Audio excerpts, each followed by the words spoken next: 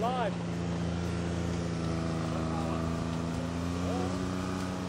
What's it? Okay, so then everyone's good. So we're just going to go from I'm live, eh? Eh? I'm live. No, you're in front of the camera lens. Any word on the start time? Not yet, eh? Not yet, eh? But that doesn't look great. And the tide is coming in. Coming in or going out? So low tide was this morning at 5:26.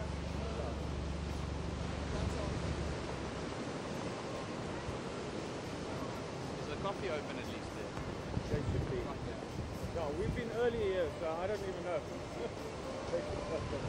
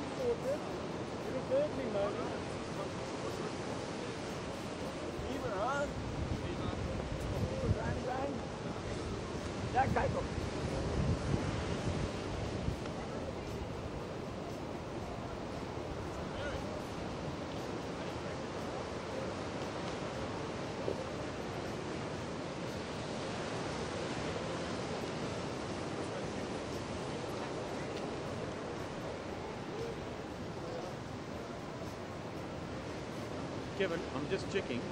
Is camera 2 on? Okay, so he's got his power, but it looks like now the power cable running to him, that is all.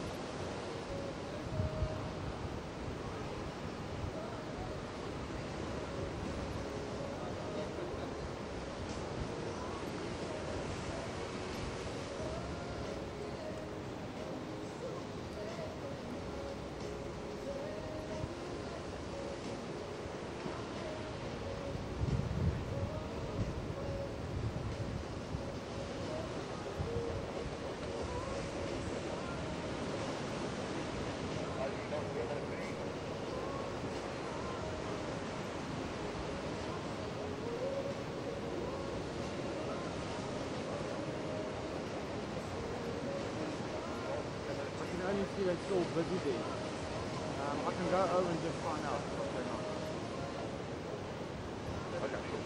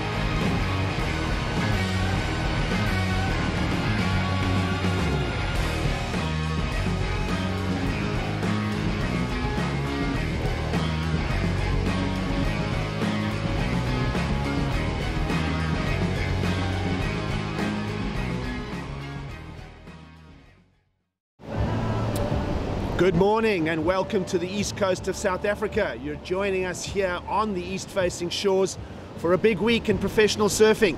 The World Surf League now brings the qualifying series to South Africa, and a big stop it is, because the QS 10,000s are where the big points are found on the qualifying series.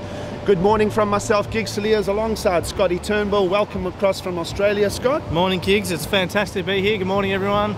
The excitement's palpable. A massive 10,000 rated point event, the first of the series, first of the year. It's going to be a massive week, Giggs. I'm excited. Absolutely. Of course, this here, the longest running professional surf event, now in its 49th year. It's an incredible number, and we'll be talking a lot about that this year. And of course, this week, as you join us for all the action here in Ballito, it's been a big week of festivities already. We've got underway with junior surfing, the Billabong Junior Series playing an important part in the lead up to this event, the qualifying series 10,000. And of course, music festivals and a lot of other beach activities also playing part and attracting thousands of beach crowds down to the beach here in Ballito. Yeah, it's a full-on event, Giggs. We've obviously got the women's QS 1000 that also ran in conjunction over the last few days. So it's already been a big event prior to the broadcast and the men's, which we're going to kick off. Hopefully we'll find out a little bit later this morning if we're going to go today. But it's a big week coming up. Well, of course, we have some coverage of that junior series that happened last week. Of course, presenting sponsor Billabong, being part of the package here again for the third year in succession. Let's take a look at the juniors from earlier this week.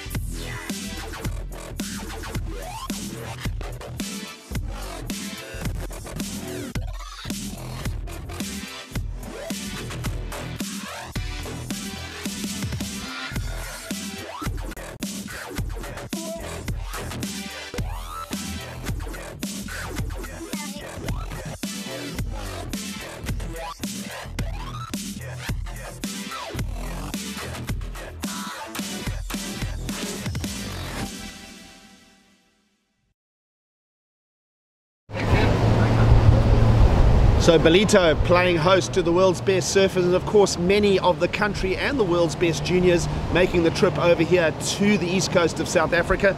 Great results there for Zoe Fulton getting the, my apologies, Sophia Fulton getting the win there, Scotty. Yeah, and I can understand why you messed up, because Zoe and Sophia have actually had a couple of finals already so far in this City Surf series, with Sophia now 2-0 up on Zoe. Zoe's actually already had 2 other wins too. So the girls were really using the QS this 1000 event as a platform to launch their potential qualification. Yeah, so Sophia Fulton jumping up to 33rd now on the qualifying series, jumping up 16 slots, care of her win here at the Billabong Junior in Ballito. So a great visit to South Africa for her. Zoe McDougall from Hawaii at that runner-up, and of course dominating in the juniors as well. Let's talk about the boys for a minute, Scotty. Sam Pupo taking the win over Ethan Fletcher. Young Ethan Fletcher doing really well and surfing out of his skin and pushing Sam Pupo all the way in that junior final. But we've seen the name Sam Pupo. Look out for him climbing up the qualifying series, and he's used this visit here to Ballito to secure himself some numbers. Yeah, everyone thought that Sam was going to take it out pretty easily and convincingly, but that wasn't the case. It was a seesawing battle. It was really exciting, but in the end Sam did take it out. Interestingly, he's already surfed in a CT this year. He made it through the trials at the Rip Curl Pro Bells on the Jeep Championship Tour, so already had some experience at top level, and we'll see how he goes this week.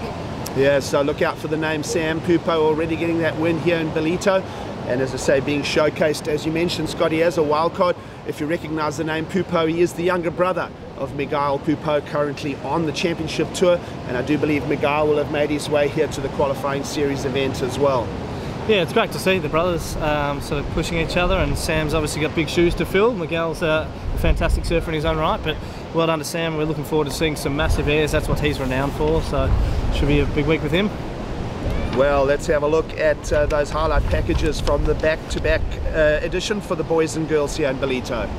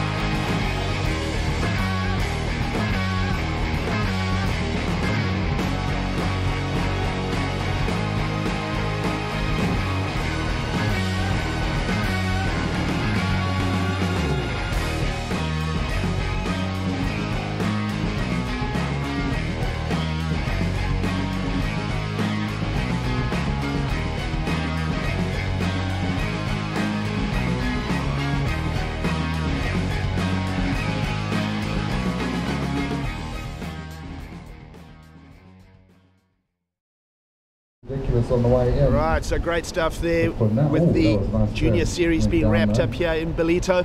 You're joining us on a relatively cold and blistery Monday morning. We went through this last year as well, Scotty, the wind going backwards and forwards on us, but a great week ahead for the qualifying series. Of course, this is the Ballito Pro presented by Billabong, the QS 10,000, in fact the first of them on the schedule for the World Surf League. 5 of them in total, Scotty. This is the first of them. Of course, from here the QS 10,000s will move to the US Open of Surfing across in Huntington Beach, Cascais in Portugal, and then the 2 big ones in Hawaii to wrap it up, and these are where the big numbers are found. Absolutely, and if we look at the results over history, the Ballito Pro really is a stepping stone. So last year Conor O'Leary took out Joan Duru, came second. That catapulted them, so they made qualification.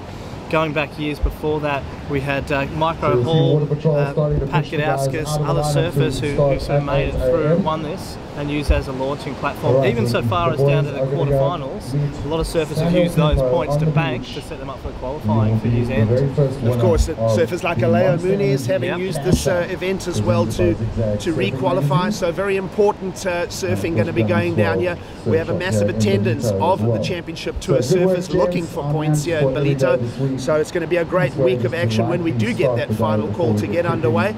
As you can see behind us here, southerly, blustery conditions, but there is some swell in the water, and we'll be waiting for a call to get going shortly, Scotty. Of course, do we have some ladies highlights as well? I think we have some ladies highlights. Let's have a look at what Sophie Fulton and Zoe McDougall could do against the rest of the field. Let's throw to those highlights package.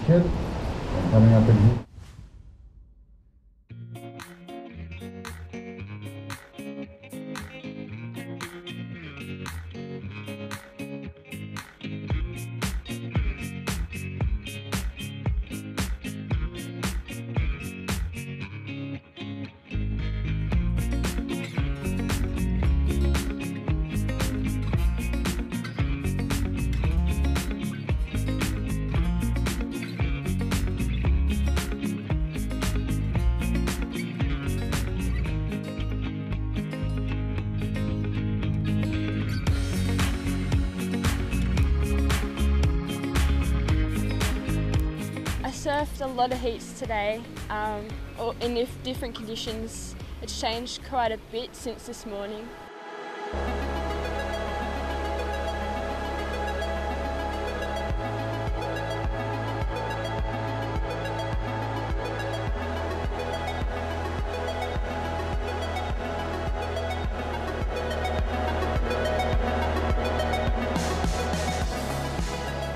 Yeah, Zoe's won quite a lot of these series of events.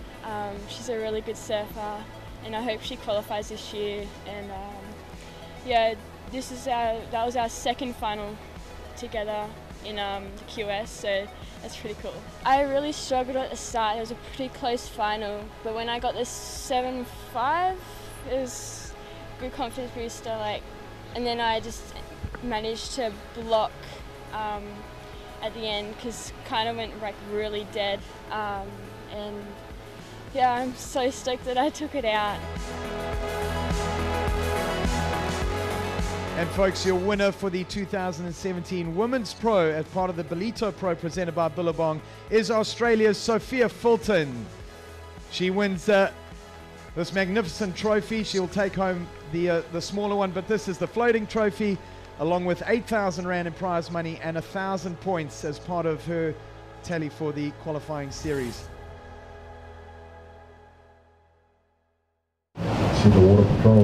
So huge congratulations to Sophia Fulton there, taking out that win over Zoe McDougall.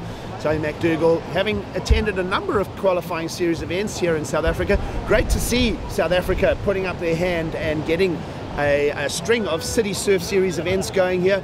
Of course, the Buffalo City one down in East London, the Nelson Mandela Bay one in Port Elizabeth, Geordie Smith getting involved, backing an event down in Cape Town, and of course even companies like Volkswagen in South Africa getting behind the QS 3000 here in Durban. So it's made a great platform for not only travelling pros to come and find points, but of course a healthy sowing into the local talent. And we saw a good result come out with Richie Kidd taking out the Surfing South Africa trials here and finding his way into the main event.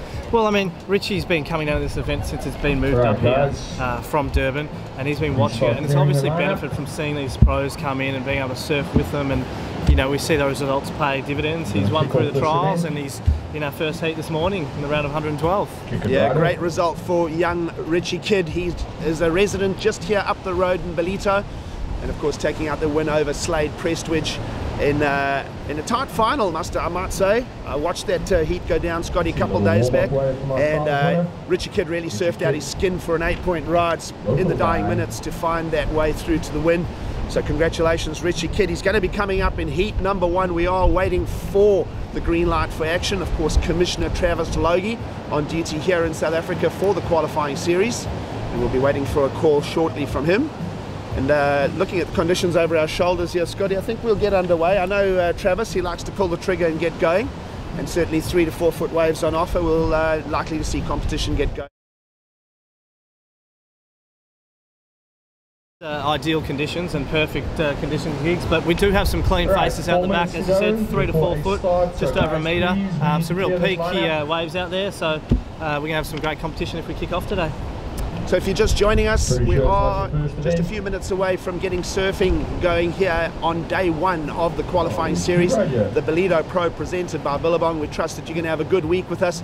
It's an important event for the World Surf League's qualifying series, as it is the big 10,000 stops, the first of 5 on the calendar in 2017, and we trust that you'll be enjoying it with us. Gig Saliers alongside Scotty Turnbull, and what else can we say as we start wrapping up this morning show here? I think we've got a massive week gigs coming up. I'm excited. I think we are going to kick off. I might have heard in my ear that we're going to kick off shortly, so I reckon we're going to get on with it. I can see a few of the surfers on the deck there getting really excited, so you know, it's going to be a great week. Make sure you stick with us. There's going to be some amazing surfing. What have we got? We got a lot of the Championship Tour surfers are here before the Corona JB Open trialling it. We've got most of the top guys from the QS, so this is going to be some incredible surfing going down. Great stuff. The focus is on South Africa and here in Ballito Bay. Stay with us. We'll take a quick break and we'll be coming back with live surfing.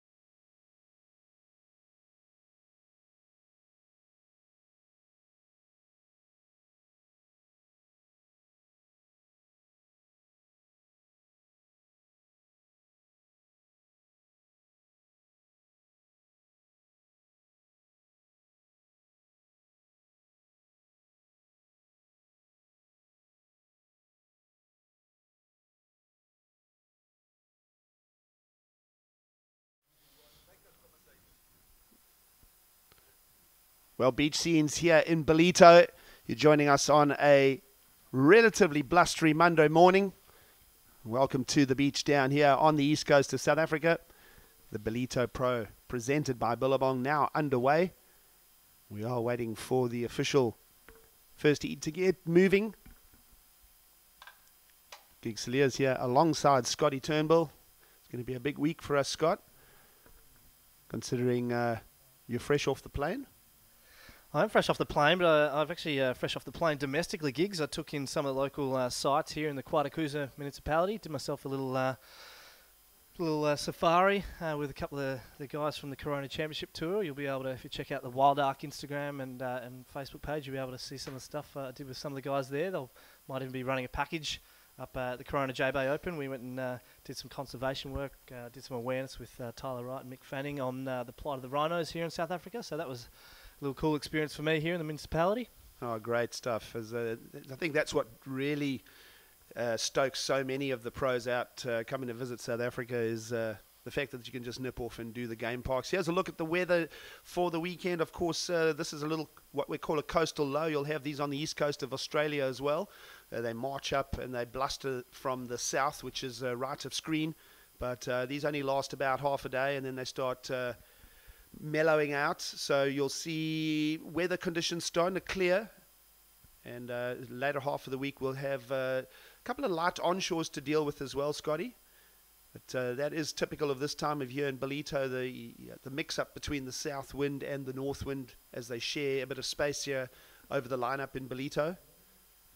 It's certainly, right now, the wind is howling south. And looking at the tides, waiting for the tides to download here. I think we got a high coming on lunchtime this morning, Gigs. We had a low at about 5 a.m. this morning. So they have elected to use the bank out the front, the main bank, where the surfers were free surfing this morning. You can see that pulled back shot there. And we'll see, it looks like the surfers are in the water and will be kicking off. So we'll see if we can't get a heat sheet up for you soon. But as we said earlier on, I think we do have Richie Kidd in that first heat. I think we've got Jorgen Cousineau, who I think is from France. Kaito Kino, I believe is a Hawaiian, and Reno Inaba, who will also be in that first heat too. So they'll be kicking us off. But yeah, just the conditions, Gigs, looks like we've got some clean faces out there. So it should be interesting to see how the guys deal with it. Looks like a quiet start so far. Well, surf fans will know that this location can produce some thundering barrels. We'll be hoping for some of those during the week. Of course, swells radiating up from the lower latitudes. Of course, we often look at the surf report down in Jeffreys Bay to wait and see if we are getting big south swells to run up the east coast of South Africa here. This is a blustery 3 to 4 foot swell, let's call it. And it'll be finding its source sort of way out over East London, these little coastal lows. That think of names like Greg Emsley and Rosie Hodge. Of course, surfers like Royden Bryson having come out of the region. And there'll be a couple of those names, of course, on discussion. Greg Emsley will be down at the J-Bay Open. He'll be calling the action in the tower. Yeah, so just looking at conditions there, Gigs, if there's one thing I've learnt about Willard's Beach up here is, we'll just taking the heat sheet there for us. Well, here we go. There's your international field to get the first heat of the day underway here. Jorgen Cousineau, of course, the highest ranked in this heat. He's currently 4th on the qualifying series. He had a great run through the start of 2017. The young Frenchman is in good form here. Kaito Kino, the young Hawaiian, actually missed his flight. He was trying to chase a swell to Namibia last week, and he missed that. But he has made his way over here to attend the QS 10,000. Of course, he has that number 73 ranking on the qualifying series, so he gets those entries into the QS 10,000s.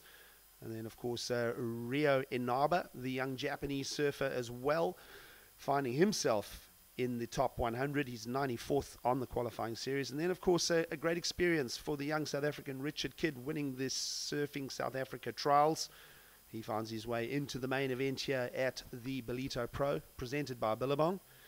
And no early rides just yet. You can see local time just after 8 o'clock in the morning here. Wait and see for the first activated ride of the heat. Of course, 4-man heats is the template in the qualifying series. And what a lot of people don't realize is there are no elimination rounds, Scotty. It's first and second advance, third and fourth are out. So here we go. This is Jorgen Cousineau up and riding. Goes for the inside out corrupt flip and he'll come unstuck. So quick risk factor being thrown in from the young Frenchman. Looks like Kaito Kino up and riding behind him. So the surfers have been really patient this morning. Kaito just locking in, trying to finish that wave off with two turns so he can bank something. And yeah, as I said, Jorgen just going absolutely crazy on that very first manoeuvre and not able to stick that one out. So surfers still just figuring out what's going on out there, Gigs. As you said, we had that wind come through last night, so you've got that crossover of swell you mentioned. So the surfers are just figuring out what's going on out there in terms of the waves.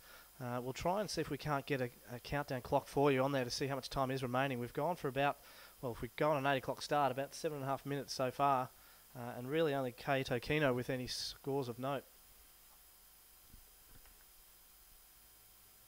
So waiting for waves for Rio Inaba and Richard Kidd to get involved in this heat. Of course, we will be trying to relay scores.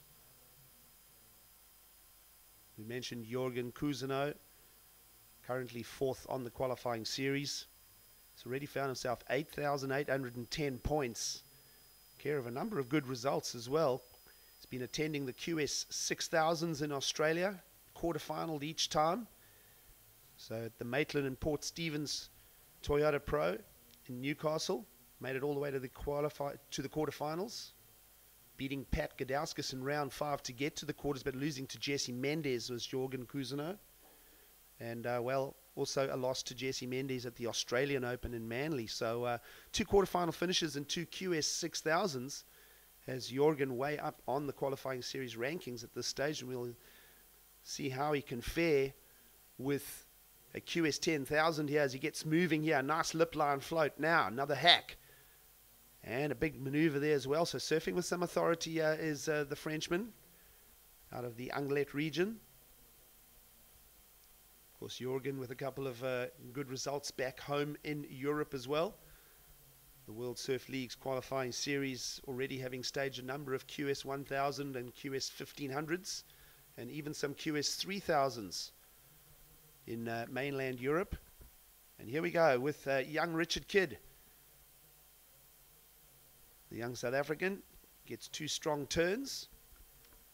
As I say, he's done a lot of time in the water here. And now, out on the face, Kaito. Nice projection down the line. Holds it together. So nice answer back here to Jorgen Cousineau's previous ride. Yeah, so the boys getting busy now. The judges will have something to look at, but yeah, good to see a couple of good exchanges where the surfers are able to finish off their manoeuvres there. Kaito Kino, that'll be his second scoring ride there, so that'll put him in a better position. And of course, I heard out the web booth there, Richard Kidd, the local boy, getting a lot of cheers. We've got a fair few people down the beach here cheering for him. He said in his interview after winning the trials, he was just going to go for broke and just surf like he was free surfing. It'll be interesting to see if he does that or if he does just play it smart. I'm sure we'll get a lot of advice from a lot of wise heads down here. So he'll be looking to try and make it as far as he can. But Kaito Kino looking really promising, and Jorgen Cousineau there looking also really good. So if you're just joining us, it is the Ballito Pro presented by Billabong, the first of the World Surf League's QS 10,000 events being staged, 5 of them in total on the calendar for 2017. And we switch now to probably your heat leader. We're waiting for confirmation of that. And this is Jorgen Cousineau. Keeps it moving. See the high tide conditions. These waves are climbing in over the granite rocks here, so he'll navigate carefully. And he picks out a wave into the wind. Little steep pocket to hit the lip on the backhand. Already wave number 3, Scotty, for Jorgen, so high work rate from the Frenchman. Yeah, electing to take a left in that one there. We've seen the rights offering some really faster waves, but heading into that deeper water as we pull up that wave of Jorgen's again. Nice little slash there. He didn't commit too much, didn't go too vertical because he knew he had to get down the line. Nice little hook here with a little whitewater rebound and just rides this through. As you said, Giggs negotiating that sort of inside section. There is a few bricks in there for him to deal with and managed to link together about 5 manoeuvres there. So that's the most complete ride we've seen so far from Jorgen. As you said, he's getting really busy, so it's a great sort of start for him. So 2 right-handers and a left-hander for the judging panel to think about for Jorgen. Of course, a slow start now for Ryo Inaba from Japan. We'll be looking for him to activate. Of course, lots of talent in the Japanese pool as well. A number of Japanese surfers having made their way here to South Africa. We're waiting for Ryo Inaba to activate a rod. He's made a couple of qualifying series appearances already. Made the trip over to Hawaii. Got a 33rd at the Volcom Park Pro, did the Japanese. And then, well, of course, he came over for the QS 3000 as well. Let's have a look at that. Richie Kidd, though. Little squared up hit. Not happy with that one. He'll exit. The young South African in green. Really mixing it up here amongst the world's best. So he finds his way here, care of the Surfing South Africa trials. Got that win over Slade Presswood. Shane Sykes, also a local talent here in Ballito. And Cape Town's Geordie Marie making that final. But the accolades went to young Richard Kidd, and a great all-round surfer, just a great human as well. He's always smiling and laughing, great asset to the Ballito region. We'll see how he fares here. Of course, Richard been working hard on the local qualifying series as well. The first year that we've seen so many qualifying series is back on the calendar. Of course, Richie, the best of his is a 7th at the Buffalo City Surf Pro, which is down in East London, a couple of weeks back. And here we go now, finally the Japanese surfer. And he won't be happy with that. That wave lured him in, Scotty, but it's one of those waves that buckle in the wind. He played the patient game, but unfortunately that wasn't a wave that was going to offer him any real scoring potential. But yeah, just back to Richie Kidd, really interesting. You said he hasn't had any great results in those QS 1000s, but if you're going to get the job done, well, you know, you may as well win the trials and get to a QS 10,000. I imagine the points he'd take away from even bowing out this first round might rival that of a QS 1000 final. As we see, this is Jorgen Kusano up and riding. Well, here we go, Jorgen. Nice heavy leverage on the turn there. Now second one. Definitely surfing with a nice fluidity. And it's easy to see why he is number 4 on the qualifying series. As he moves through to the inside section here, just keeps it moving. That wave has hardly got any energy in it, and how he has managed to keep it moving all the way through is a pretty good testament of his skill right there. And now, here we go. South African Richard Kidd, big backhand hit. He's going to look for a big turn here as well. Holds it together. A little bit awkward in that second turn, but he'll hang on for a completion. And wave number 3, I think it is, for Richie. Yeah, so I think the story of the heat so far is Jorgen Kusano just looking really sharp there and showing, you know, that experience. You can just see that board looking really good underfoot, really smooth, and not bogging any rails as we pull that one up again. Now this here is Jorgen. I like the driving turn there and really opens up those shoulders there. So a nice committed first hook. And again, nice variation, really slashing the tail there. And sticks with this one. He knows he's got the points and the job done out the back. Just trying to milk a few more points here through to the inside, which seems to be his theme at the moment. Just slashing into his backhand there, riding right into that inside section. He's not going to get a whole lot of more points for that, but really completing that ride and showing the judges he's really sticking to it. And again, local boy Richard Kidd here. Nice squared up first turn, which is great. Holds that speed, which is fantastic, but just his timing was a little bit late on that little backhand floater there, and still manages to complete it, but the judges will be a fraction critical of that. So he's got a little bit of work to do to catch up to Jorgen, but we've still got a little bit of time remaining in this heat, so we'll see how he plays out. He is currently sitting in 3rd position though, and as you said earlier, Giggs, the first 2 people advancing through to that next round. The other 2 can pack their bags. Well, it's a heck of a qualifying series, this, in the sport of surfing. you make the trip all the way down to South Africa. And it's a long flight for most of the 128 surfers that are attending here. And, well, you get to surf one heat, and if you don't find the top 2 positions, you're out. It's ruthless. Look, it really is, Gigs. The guys do put a whole lot into this, and you've got half an hour to decide your fate. And it's where a lot of dreams are made, but where a lot of dreams are shattered too. And here's Richie squaring this one up. Richie Kidd, nice forehand hit now coming around the section. That's a nice heavy rasping turn.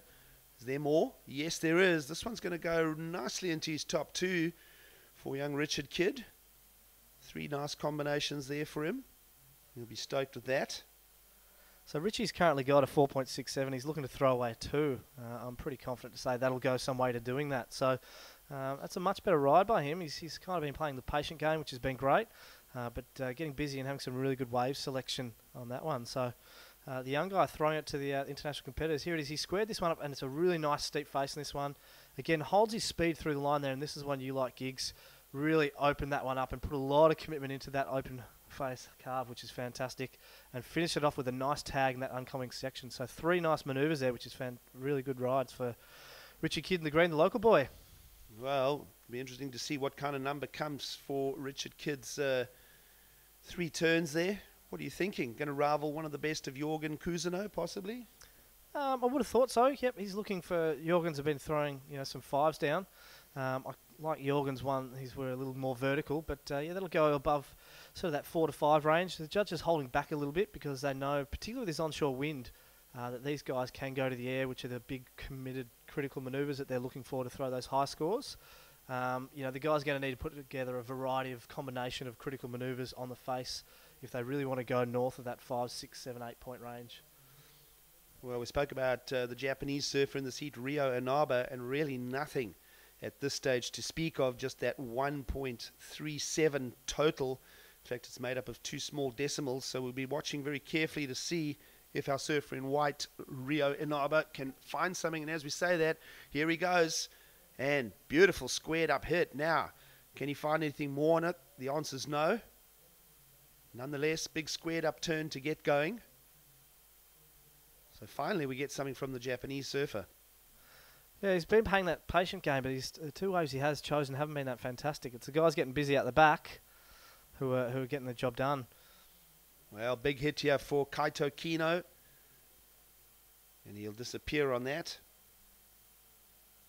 Let's have a look at the replay of Ryo Inaba, because it was a great forehand hit that he managed to square up. Bring that to you shortly. You see conditions here. Yeah, so much speed on this wave from the Japanese surfer, and really threw everything at that section and carried that speed through. The wave just went a little flat on him. You can see from his body language there, the 2 turns isn't going to be enough to get him out of that 4th place position. But a lot of speed there. A lot of the Japanese guys, traditionally they are shorter in stature, and they do have quite a wide stance on that. And we saw that from Ryo. I thought he might have actually gone to the air there, but just carried a lot of speed, all the Japanese surfers through their surfing, which the judges do like. But he wasn't able to carry that through into another major manoeuvre. So that will we'll go into his top 2. He's got a couple of throwaways at the moment, but as we said, he needs a few more to get himself back up into that qualifying top 2 positions. And we see the score from Richard Kidd coming in. Gigs, you liked it. It's a 5.23 for that last wave of his, so he is back up into 2nd position. All right, so the folks in Ballito will be pretty stoked and pumped on this right now, because the young South African is up into 2nd position. We'll keep with the surfing action here. And Ryo Inaba switches direction now, moves on to the right-hander. Another little 1-turn contribution though, Scott. He's got to start finding more than that. And here we go, Kaito Kino in and out. So 2nd wave of the set, not offering the run that he was hoping for. It's a relatively short playing field here this morning, Scotty. No real long rides. I mean, we've got sort of short, punchy sections, maybe 2 or 3 bowls linking together at best. So quick return to the lineup for Kaito Kino. Yeah, you can see him getting a lot busier in the last 5 minutes, and I imagine that'll be a really hard thing for the surfers, is do you wait for those high-scoring waves? The better waves, the bigger waves are going to offer more power, more speed. So they're going to offer, maybe a couple points extra in terms of the scoring, but they're few and far between. So if you sit too long and wait, like we saw from Ryo, in the first half of this heat, you know, the other guys are going to get busy and start building those houses and getting those 4s and 5s all around you, and then from there start getting the bigger scores. So we'll see Rio, he's changed his tactic now, he's starting to get busy, holding a lot of speed through that last wave, as we said earlier on, and really smooth, but only the one turn for him. So he's going to look for some better conditions. The guys are spread out all over the beach here. We've seen lefts and we've seen rights. You mentioned the word punchy. It really is quite punchy out there. There is some power, but they've just got to find the waves that will continue and offer a couple more high-scoring turn opportunities. So moving into the back minutes of this opening heat of the day here, you're joining us at the Ballito Pro presented by Billabong, the first of the QS 10,000s on the World Surf League's schedule for the year. And this is where the big points are now on offer. Of course, with that having been said, a number of the Championship Tour surfers are here in attendance. Of course, a huge slice of them. 17, I think. 17 or of the top 18, 34. Yeah. Yep. Of course, coming up next on the Championship Tour, the Corona Open J-Bay.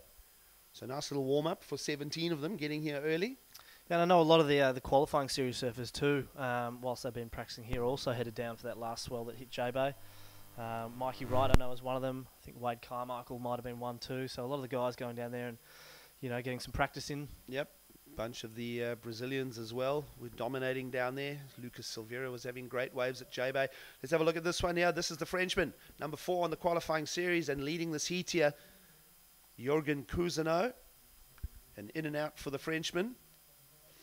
And how good is the European talent that's coming through on the qualifying series?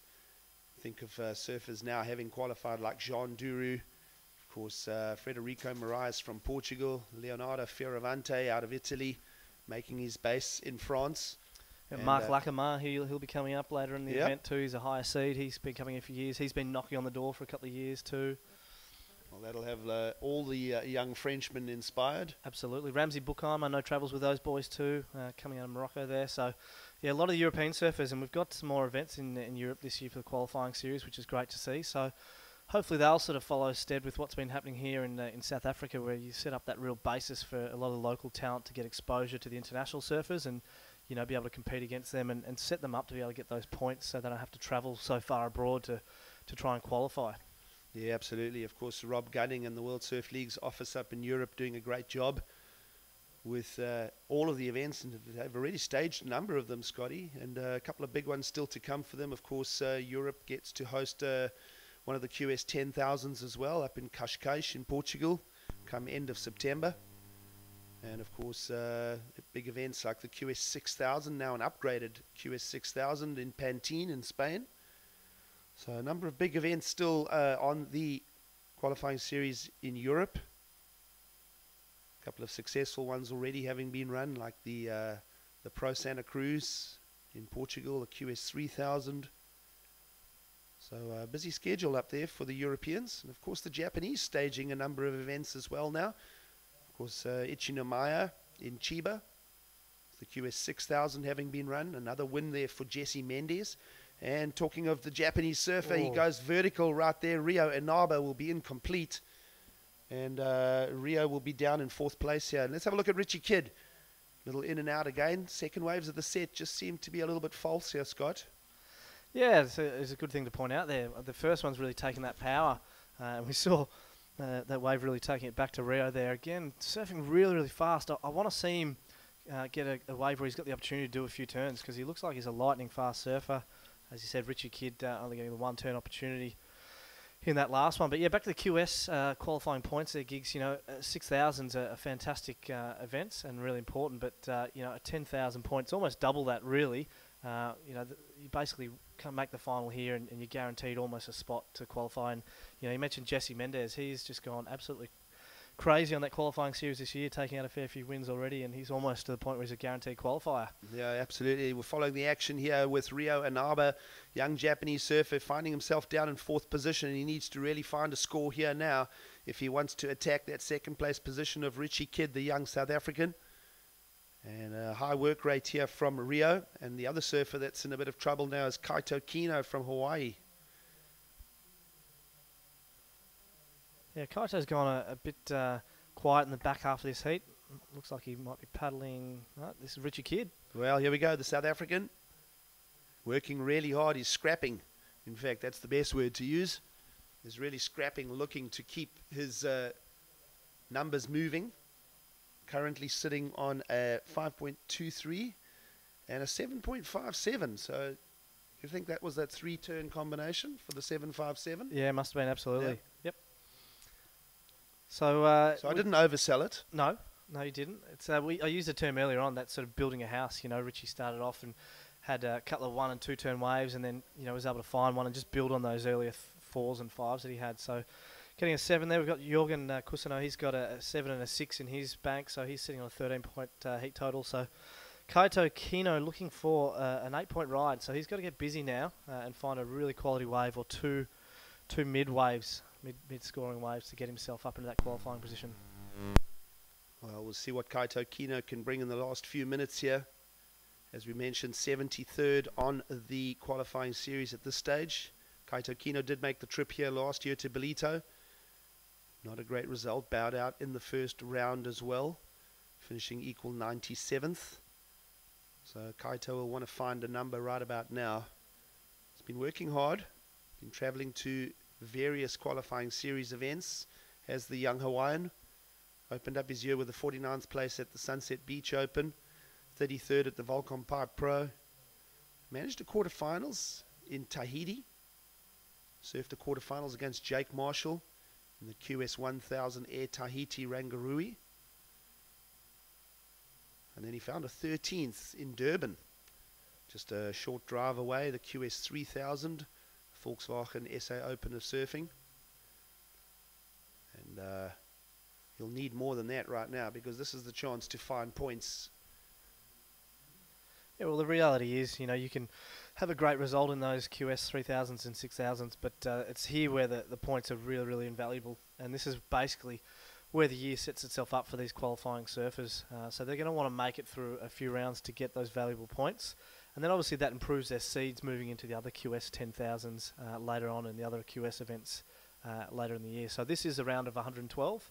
And obviously a higher rated QS surfers are going to come in the next couple of rounds. So they don't have to surf in these early rounds. They already get advanced into the round of 96 and beyond. Well, of course, it is a tough qualification series.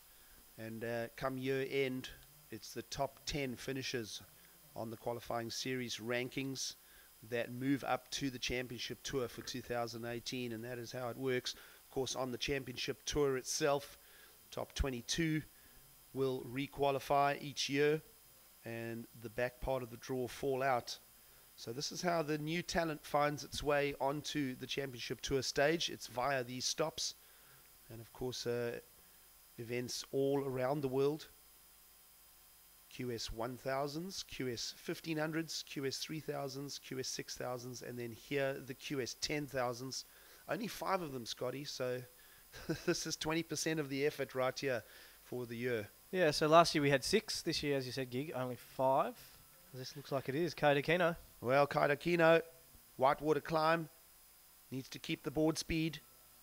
Inside section, little rotation, and it'll be an incomplete bit of body language speaking to us here about Kaito Kino. Meanwhile, Richard Kidd, the young South African, is holding on to second place, it may seem. And he'll do the grovel here. That's not going to count for much. And having a look at that, that would be pretty much wrapping up the heat here. Let's have a look at the heat recap as we package the action for the first heat of the morning here in Ballito. It is a Monday morning. And sometimes it feels like a Monday morning when the wind blows southerly like this, but it's been this man, Jorgen Kusano, who's done a great job, and he'll take out the heat win here. And he started off strong, and he didn't lose momentum as he went into the 6s and 7s.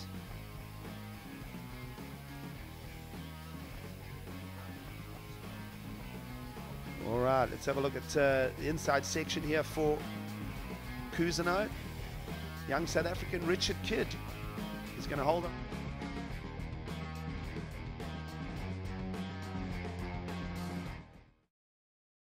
Great stuff there, the heat recap. And it's going to be Jorgen Kusano and Richard Kidd moving through to the next round here in Ballito.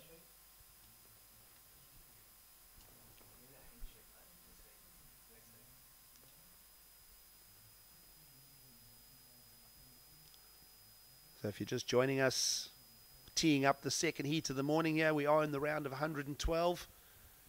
And there are your four surfers on screen. Timothy Biso from Guadalupe makes his way into the Ballito draw here. He's up against Luau Felipe, the sparking Brazilian. Leandro Usano, already with some success in 2017. And of course, Hawaiian Eli Olsen.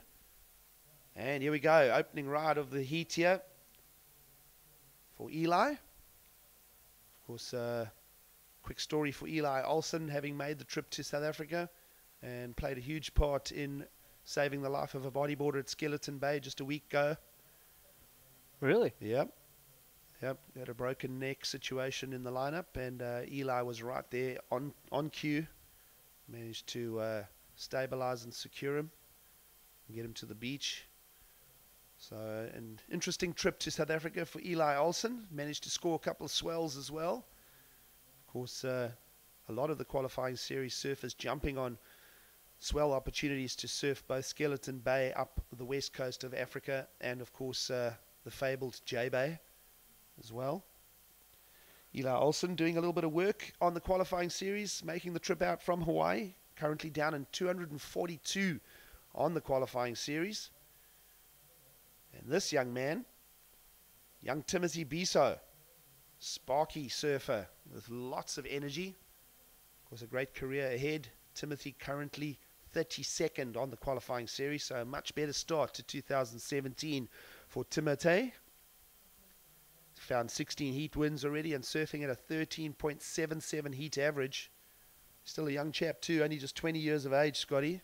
So watch out for young Timothy Biso. Runner-up in the World Junior Champs to Lucas Silveira a season or two back. Yeah, he was here last year and it didn't go so well. He always tries to light it up when he's out. He surfs really fast, really radical surfing. But I remember he got knocked out quite early last year in quite a high-scoring heat, so he'll be hoping for a change in fortune this year. Yeah, he made it through a round last year, but then bowed out in his second heat at the Ballito Pro 2016. Finished 73rd. Finished the 2016 qualifying series just outside the top 100, Scott. He's finished 102nd. So a much better run for him this year, sitting 32nd. Found a third place in Costa Rica last year on the QS as well. We saw him as a wild card as well at the Bells Beach Pro last year. He certainly did. Yep. He had that wild pink hair dye back then, and I recall we got the set of the day. It was about 8 foot set, landed right in his head and washed him all the way to the beach. So he didn't really get his opportunity as much as he would have liked then. Of course, Timothy Biso surfing on the backhand. He's up against Luau Felipe. Luau also sitting in the 30s on the qualifying series. Watch out for that Brazilian. And Leandro Usana has been charging as well. Of course, the surfer from Argentina managed to get a 5th at the Volcom Pipe Pro quarterfinal. So Leandro not scared of charging the big stuff. And here we go. Luau, Brazilian. And you mentioned Brazilians earlier. There's a fair few of them in town. With these QS 1000s, that City Surf series that has been put on by World Surf League South Africa. It's really, validated them coming over here, and a lot of them have participated in all of them. And there's always a big contingent here. But I think this year, I don't have the numbers in front of you, perhaps more so than ever. And Luau obviously heading that up. Here we go, Timothy Biso. Backhand snap to go, and he'll get stuck there. The wind really buckling the faces here. And now switch of direction. We have seen the odd left this morning here in Ballito.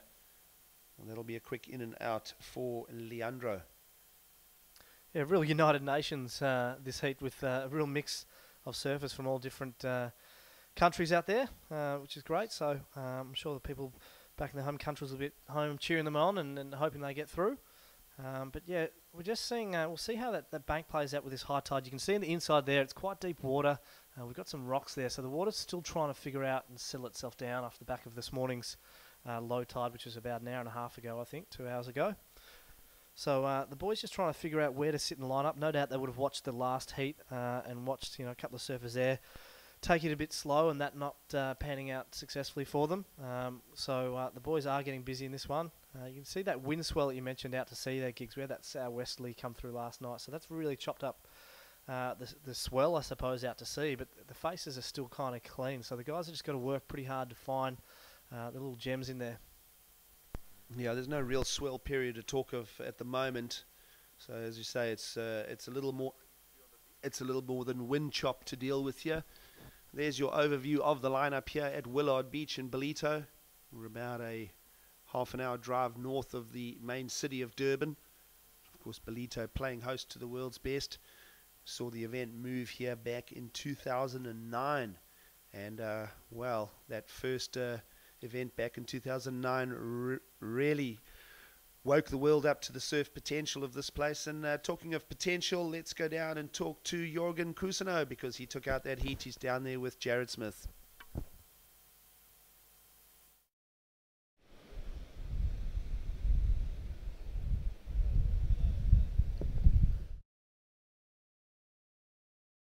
Down on the beach live with heat winner from heat number 1 this morning, Jorgen from Reunion. Take us through the first heat of the very first day of competition, and some of the nerves and the feelings you're going into this big event.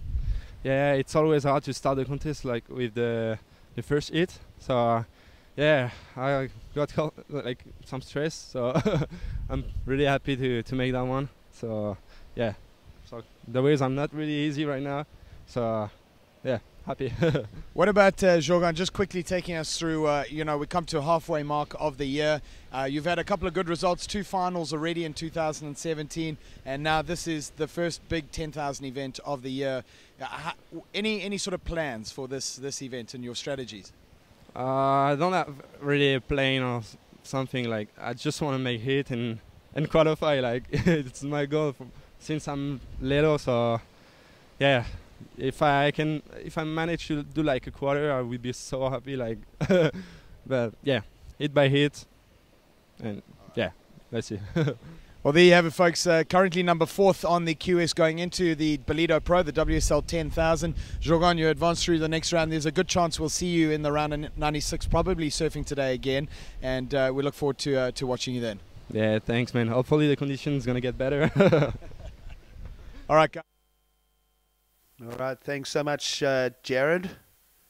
Of course, Jorgen Cousineau through to the next round here in Ballito. And that is, of course, alongside the young South African Richie Kidd, who got an advance there. So great stuff as you're joining us here in the second heat of the morning. It is round 1 of competition. We are ironing out the creases for you here on a Monday morning in South Africa. Of course, out in the water, Timothy Biso, Luel Felipe, Leandro Usana, and Eli Olsen doing battle here as we pick up a... Wow, looks like Timothy Biso, they're finding a rare little barrel just while on that last interview. So that's the first one of the day, as we see Leonardo Sundra just behind him, managing a lot of speed, just hooking through this one here, keeping through the deep section and just controlling his board nicely through that flat bit. But the story there is that Timothy Biso wave. So that's our first barrel this morning. The judges are going to have to really go and look at what are they going to throw at that one. We haven't seen many barrels even attempted or sort of look like they've been breaking out there. So for mine, that makes it seem like a more difficult wave, and he came out pretty clean on that one. So we'll see what the judges throw at that wave of Timothy Biso. Well, let's have another look at that ride of Timothy Biso as we'll start breaking that down for you. Of course, we're talking about barrels in Ballito, and we're starting to mention the history of the location here, but let's stick with the live action here. Beautiful lip line float here, good projection from the Brazilian Luel, nearly breaking his ankles on the fall there, but managing to stick with that one. So yeah, the Brazilian looking really sharp there. But as we see, it is quite low tide now. We're going to see the tides obviously move throughout the week. We're going to see that sandbar coming into effect, and a lot more of those critical ones. But this was the wave we're after. Great little barrel there by Timothy Biso. He wanted to go a little bigger there. You could see him get all excited, but recognised that was a little flat there, so we just had to tag that little lens section. So not overly deep, wasn't miles behind the section. Carried a lot of speed through, but a clean exit. Yeah, I was about to start getting all critical because the judges do want to see the surfer completely behind the curtain there. That was more just sort of over the shoulder. Let's see if we can find a score for that, Scotty. What are you thinking? Do you think that's the 2.53? No, I would have given him a bit more for that, I would have thought. But yeah, wouldn't be in the excellent range. I'd hope it'd be going to the good, though. We'll see what the judges throw it, but I've been wrong many a time before. But what I picked up on that interview with the winner of the last heat, the Frenchman, Jorgen, he sort of had a bit of a chuckle about the conditions there. He sort of gave us an indication that it is really challenging out there. And, you know, we see this here at Ballito. Even throughout the day, the conditions are going to change. The wind may well swing offshore. We might have really pumping conditions. We do have lots of barrels.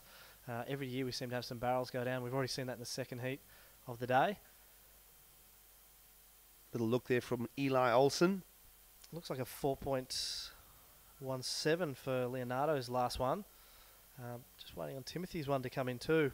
So, boys are at the halfway point of the heat now, Gigs. Just around 14 minutes remaining. So, not a whole lot of super high scores for the boys to lock in. Last heat we saw Jorgen win with a 7 and a 6. And Richie Kidd coming in second with a heat score of 12.8. So we often talk about that. You really need to go north of that 12 to 13-point ride to make it into one of those two qualifying positions. So that means you're going to need a high score into the excellent category and a good backup, or some really high scoring good waves. You see how surfers are looking for any opportunity on the sandbar here. Judges will be pulling up replays as well. Of course, number of judges doing the duty here. Panel of 5, as is always, with the World Surf League's format. Every score with 5 judges on duty. So this was that ankle-breaking floater by the Brazilian Luel Felipe there. Only the one turn, but the judges, obviously that one a little bit different to what they've seen with a lot of the on the face open carving manoeuvres. So they really want to just have a look back at that one and make sure they're locking in the right scores. Speed, power and flow. I've heard your good friend Martin Potter say on numerous occasions that's a judging criteria. A lot more complexity to it than that, but that's the basic way of summing it up. So that's what the judges are looking for out there today. The surfers, in particular, with these boggy conditions, a little bit of chop on some of the faces, the deeper water. Keeping that flow from rail to rail is what the judges are really going to be critical of and really looking for, and really marking the surfers down. Well, Timothy Biso will show interest in this one here as he gets going. A little in and out. As you mentioned, tide moving in here. There are some rock plates and some rock boils on the inside to deal with. Clean sandbar out the back. So we've seen Ballito deliver over the years. And I can tell you that the surf will improve radically through the course of the day. We'll see a strong improvement this afternoon with the tide then running out and the wind being a little less as we follow here the Argentinian surfer Leandro Usana, not scared of charging. He's no stranger to here either. I think he's been coming here for a few years. As we see the backhand Timothy Biso again. Biso, good snaps here from him as he moves through to the inside now. There's more to offer possibly. Yeah, that one's right on one of those rock boils as we spoke about. A couple of nice snaps though for Timothy Biso to keep that one moving. Looks really comfortable on his backhand. You get a few surfers. We saw the two finalists in particular last year, Conor O'Leary and Joan Duru, looking really sharp on the backhand. And I think Timothy Biso is one of those as well. He feels really comfortable and looks really sharp on his backhand. So we'll see how that score pans out as we look like we've got a bigger set of the day sort of rolling in. We'll see how this unfolds on the sandbar, see if the guys are in position. They seem to be moving away from the rocks to the right of screen there. Well, figuring the line out now. Eli Olsen, big hit over the section. He'll hold it together. Yes, he does. Just the one big defined maneuver though for the Hawaiian. We'll see what kind of number comes to the scorecard. You're talking about the backhand surfing of Biso, and then you segued on to Jean Dury in the final last year. You think about Jean Dury when the qualifying series had a stop at J-Bay back in 2012. Jean Dury made that final and was runner-up to Adriana de Souza, as we see now a great wave on the inside for Luel Felipe. So Luel looking like he's becoming part of this heat really quickly. Now another exchange. The Argentinian back in motion here. Nice squared up hit. So the surfing's improving by the sets here. And Leandro through to the inside section. Connects it. A little bit awkwardly, dare I say. And it'll be a spill at the end, but certainly all the surfers getting involved in this heat now, Scotty. Well, I think we've got about just under 10 minutes to go. So for mine, the heat has only just started just now. Everything prior to this, we had a lot of throwaway waves, and that set really looked really good on the sandbank. This was Luel Philippe, who's our current heat leader. Nice little tag to free fall on that one and squares this one up. So that's better, and he kept that flow between those two turns, and that second one, we haven't seen a whole lot of lip line opportunities on the second turn. They've been traditionally a lot flatter in the last two heats thus far, but that one was nice and vertical. So the judges are going to like that. They're going to like the flow between the two of those as well. But as I was alluding to, Gigs, not a whole lot of high-scoring waves have gone down so far. So everyone's still in this heat as we come to the back half of it. So what are you picking up with who's in charge of this heat? Well, I think, we've seen Timothy, I think you said is how it's pronounced, Timotei Bissau getting really busy, but he just hasn't had the quality waves thus far. Luel Philippe and Leonardo seem to have the two waves that have, really scored for mine. I think the judges will be going back and looking at that last exchange. I think it was Luel on the big one. As you said, it was only the one turn, but it was a big one, and he completed it quite smoothly. So the judges will throw, some points at that one because it was a big manoeuvre, but only the one score. So that's what always gets for me, Gigs, is, you've got one big scoring manoeuvre and a bigger wave with more power versus, a couple of scoring manoeuvres. And that's a real challenge. And I think that's, the beauty of our sport. We've got a 5 panel of judges there, and they'll be having discussions before the start of the day as to what they're looking for. But it's a great thing about our sport is it creates a discussion amongst all the fans and us to see what we think of the scores. Well, there are your updated scores, bottom of screen to the right. 5.17 appearing now for Luel Felipe. Of course, the Brazilian in blue. Already having achieved a 9th place in a QS 6000 at the Australian Open in Manly earlier this year. QS 6000 in Japan, he surfed as well for a 17th place finish. So Luel sitting at 34th on the qualifying series and looking for a heat win here in his opening round this morning. Of course, Timotei Bissau will be taking it to him and looking for more from Leandro Usana and Eli Olsen here in the back minutes of this heat. Well, I think it's a story of the backups here. We've got most surfers with a sort of good scoring wave, but it's just about that backup. So if someone else can get a 4 or 5 here, looks like they might get themselves into that qualifying second position. Remember, of course, only the top 2 positions advance here. 4-man heats is the template for the opening rounds of the qualifying series. So a long way to travel to end up 3rd or 4th and pack your bags. That is the case here in South Africa, of course, at all the qualifying series events. There are no second chances. It's an absolutely ruthless system, but it does filter the best and lets the cream rise to the top. Yeah, and if we look at the comparison here of this qualifying series event and the quality of waves we've got, it's easy to say that they're not looking fantastic, but I think you need to look at that. We've got a 7-day window to get through all 112 surfers here, so we're going to go through a real variety of conditions here. Obviously not ideal and picture perfect, but as you said, it's going to get better throughout the day, and later in the week we're going to see some good conditions as well. And that's the nature of this. You've got to be able to surf all those conditions. I've heard a lot of discussion amongst, Brazil hasn't always traditionally had fantastic conditions, but you want a surfer who can surf all the good waves. As we see Eli Olsen here, the Hawaiian. Yeah, so just finishing that off, Gigs, just back to that, you want a world champion who can surf. Yeah, they've got to be able to surf, the barreling Chopu and pipeline and those waves, and they've got to be able to surf the point breaks, but they've also got to be able to, mix it up in these everyday conditions that most of us get to surf in.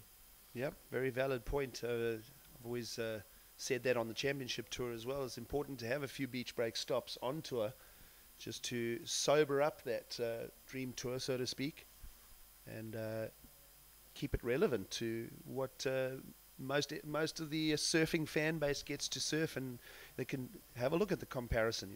How are these surfers performing as they would at your local beach, so to speak. Yep, absolutely. See a nice little peak coming through here. Looks like Timotei Bissau taking off behind the whitewater. Just going to put him out of position. The other thing I noticed, it's you know, I guess if there's any young groms watching at home or people who want to sort of improve their surfing, one thing that puts these surfers ahead of everyone else, obviously they're amazing on their equipment, but their paddling skills. You know, they seem to get into these waves here so easily. I was watching Timothy Bissell early, just scrapping and kicking and getting into these waves. Well, talking about that, Scotty, here he goes. Tim Bissell again. That wave's hardly got any power, but he'll find a section and he'll hit that junction point. Just not pushing him through that. But yeah, a very valid point you say is the amount of momentum forward they get to reach into waves is incredible. Which is, I think, even a bigger deal given, you know, their boards have got far less volume than the average surfer. You know, a lot of these guys are riding boards that are in the 25 to 26.5 litre volume range. Leandro Usana in and out.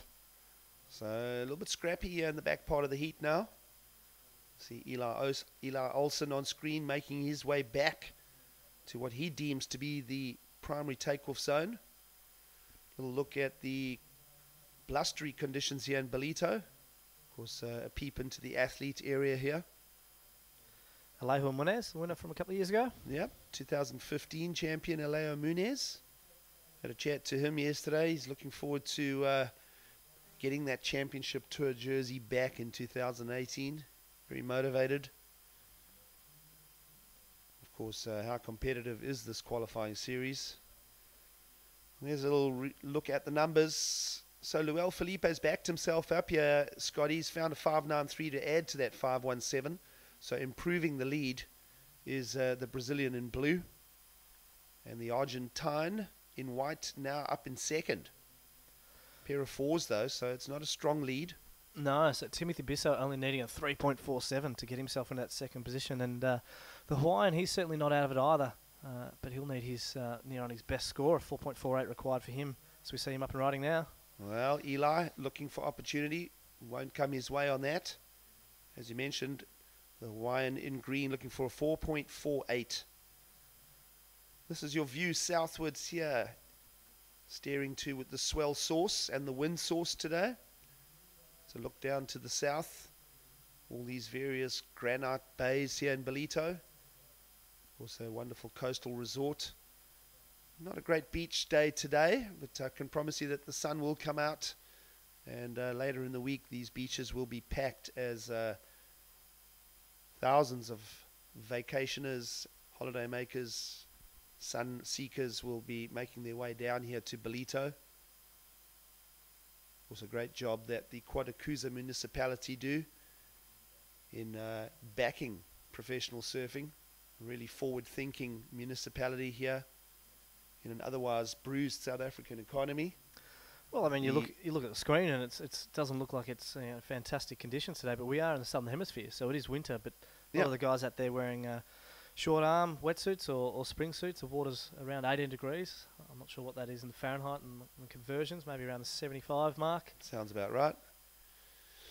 Well, there's a look at the numbers in the heat. Down to 90 seconds to go here. Luel Felipe, the Brazilian in blue, leads over Leandro Usana, and it's trouble times for the Guadalupan surfer in red, Timothy Bissell, and also Hawaiian Eli Olsen. Down in fourth. Not big numbers required for your third and fourth place surfers. A 3.47 for Timothy Bissell and a 4.48. So all opportunities here. Of course, remember that we do have the four-man priority.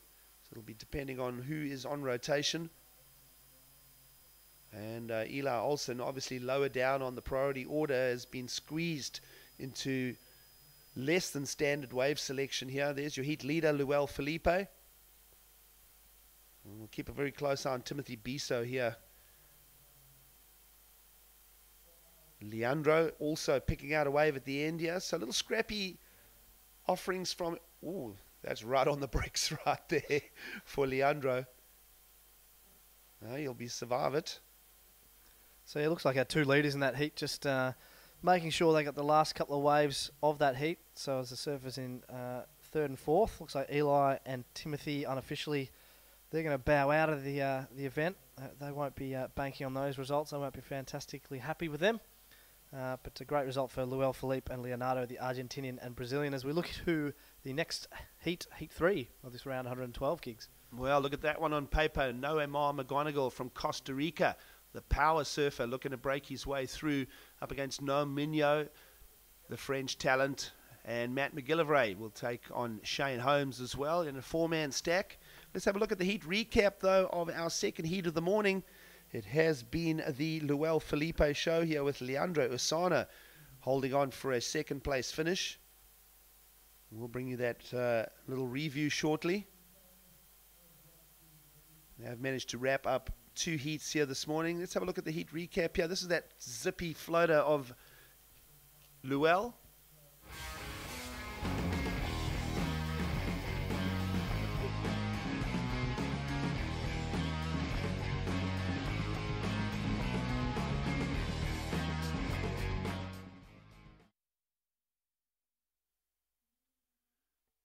All right, so Scotty Turnbull is going to take a little break. I'm going to bring in another Scott. No, it's not. It's a Steve. Morning, Steve Turner. Welcome to the booth. Morning, Gigs. Good to be here. Enjoying your first morning of the Ballito Pro presented by Billabong? Yeah, great morning so far. Some really good surfing, so just starting to get the entertainment rolling. Well, you're joining us in heat number 3 here this morning. A couple of highlights to take away from those first 2 heats. What did you take of those? Yeah, interesting to see, just with the tide a little bit lower, the boys sitting towards the middle of the beach rather than where we saw in the free surfing, sitting a little bit further south on that rocky groin. Well, yeah, we're watching the conditions here closely. And while we do that, let's throw it down to Jared Smith. He's there with the winner of that last heat, Luel Felipe. Coming in. Right, thanks guys. We're down on the beach live with winner from the last heat here, Luel Felipe. And Luel, just take us through a little bit of your first heat this morning, because you've been out in South Africa for about 3 weeks now. Pretty tough conditions compared to what you've been used to in the last 3 weeks in Ballito. Yeah, I'm been here like for almost 2 weeks, and the way it's been really good, but the last day is a bit windy, but today was like a thick condition, was really hard to find a good wave, but I had luck and I got a 5.93 and a 5.1, and like I was worrying about the other guys, but it's okay.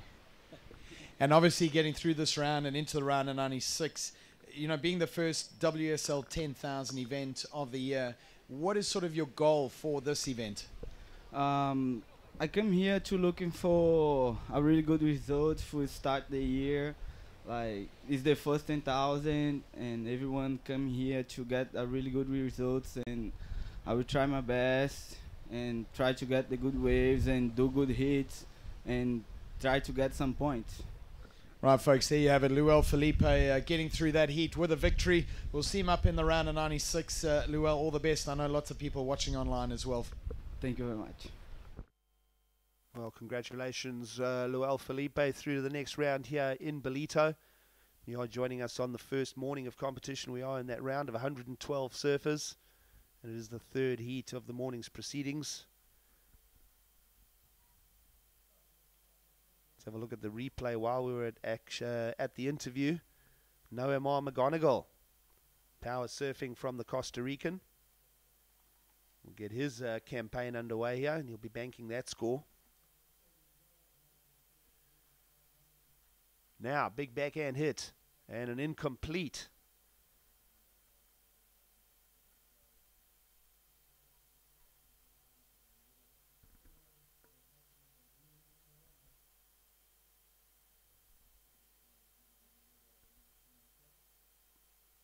So Noemar, of course, the powerhouse. Haven't seen him get near qualification yet. He's done a few years now on the qualifying series.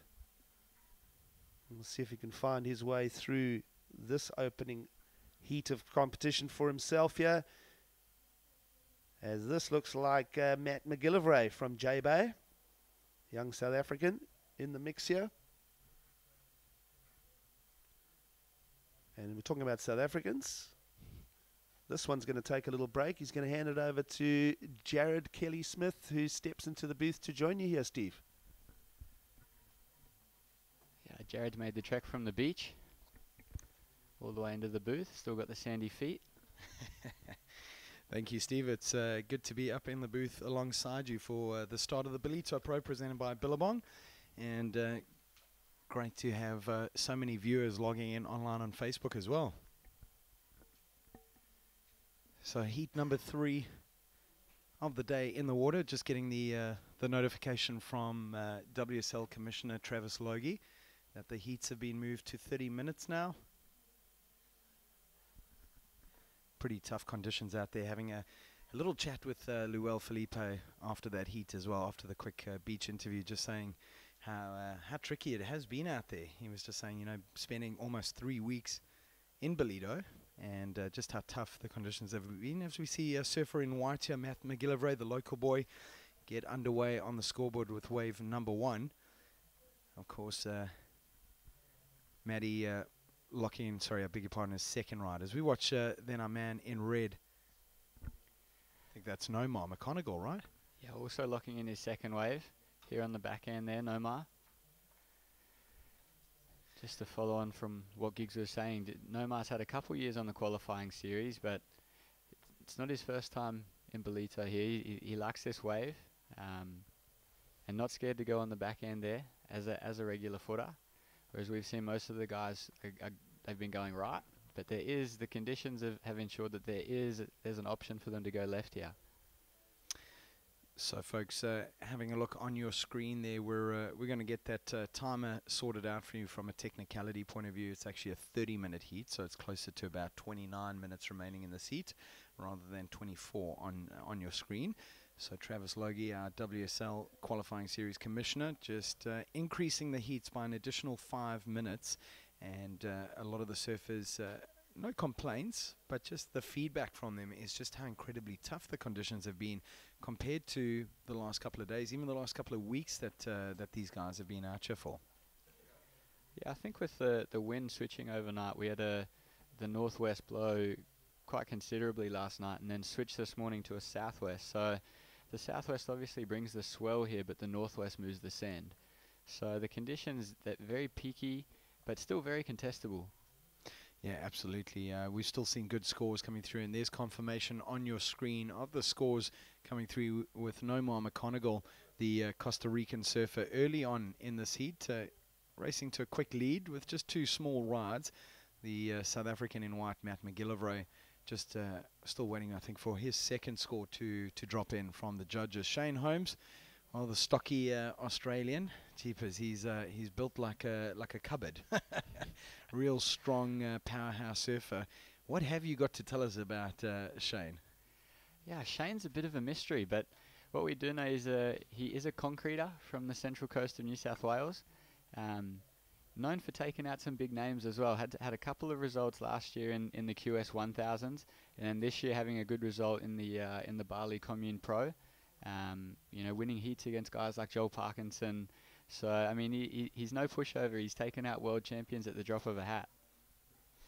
All right, so big things to look forward to for the Australian in the green singlet, as we see our man in blue from France, Nommé Mignon, just a good-looking right-hander. The young goofy footers out here have really thrived in a lot of these tough conditions. We see him coming through the inside, a nice snap on that inside pocket, and again throwing his board up super vertical on that little closeout section, right in over the bricks as well. So good-looking wave there from the Frenchman in the blue. And you can see just how close he gets right into that little rocky outcrop, and pretty much lying flat on that bed of rocks as well as he duck dives. So all 4 surfers locking in their first rides out here, and yep, still plenty of surf coming through here, Stevie, as we watch red, Nomar McConaughey, the Costa Rican. Big power turn off that first section, and you can see how that wave fades out. We've been talking about those 2 banks out there pretty much over the last week as we've been watching the juniors and the women's contest as well, Stevie, is that those 2 banks almost just aren't quite aligned, and they don't quite connect through unless you're on that super low tide. Yeah, that little shift in the banks there, especially with that northwest wind blowing last night, we've just seen, as we see the surfer in white, local boy Matty McGillivray, just float that one off the top and then ducks in under the whitewash, as we now see surfer in green, the Australian Shane Holmes, super steezy style, just comes across that section, whacks one right up into the lip, wraps it back, but that wave just fading out underneath him as well. Yeah, it's interesting to watch Shane Holmes. Almost looks like he's got one of those flotation vests on him. He's so strong and so stocky, and exactly like you're saying, real sort of steezy kind of style. You know, he's not too aggressive in his body language. He just lets the surfing do the talking. So I'm excited to see what he can do in this heat, and if we can get him through to the round of 96. Yeah, he looks to just be a super powerful human. He's very compressed and very compact. So yeah, as we saw in that last maneuver on that wave, as he threw it right up into the top of the lip, he came down, and there was a lot of aggression in his movement, but not so much in his surfing style. All right, so the view on your screen now, and confirmation of the scores as well, with South African in white, Maddie McGillivray locking in a 5.17. So first sort of score of consequence coming into the South Africans tally and putting him up into first in the early parts of this heat. And well, Nomar McConaughey and Shane Holmes as well. We're waiting for a few scores to drop in for those two guys. Nome Mignon as well, the Frenchman in the blue. He's already locked in one decent looking ride as well on his backhand all the way into the rocks. As we see surfer in white, Maddie McGillivray, drop into this lovely deep bottom turn as you see him climb vertically to the top and waft the tail out. Now into a big beautiful wraparound cutback, putting that board on the rail. Real tricky conditions here. You can see him working that board rail to rail, gets the rebound off the section, and Maddie really upping his game in this heat compared to what we've seen him in the juniors. That was a great looking wave. Then we see Shane Holmes, the stocky Australian, one big off the top and then hitting that eject button and kicking out of that wave. So typically, Stevie, you know, we see a flurry of about 3 rides, and here we go with Nomar McConaughey, the Costa Rican. Nice big fin waft out the back to get things started, and a more drawn out carve back into the whitewater. A little whitewater climb there. Now looking for this inside section, so just a series of cutbacks on the end section. But that first turn from Nomar McConaughey was certainly the money turn. Just with the way that the split peaks are setting up, that first turn is going to have to be super critical, because for the next sort of hour or two, we're going to see the waves fade beneath the surfers. So they're going to have to really ensure that their first turn or their first maneuver really is the money maker.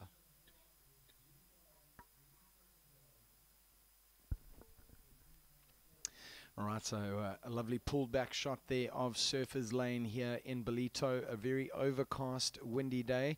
It is winter on the east coast of KwaZulu-Natal in South Africa here, but very balmy conditions on the north coast. Most people coming out here don't really actually experience winter unless you're coming from super tropical climates.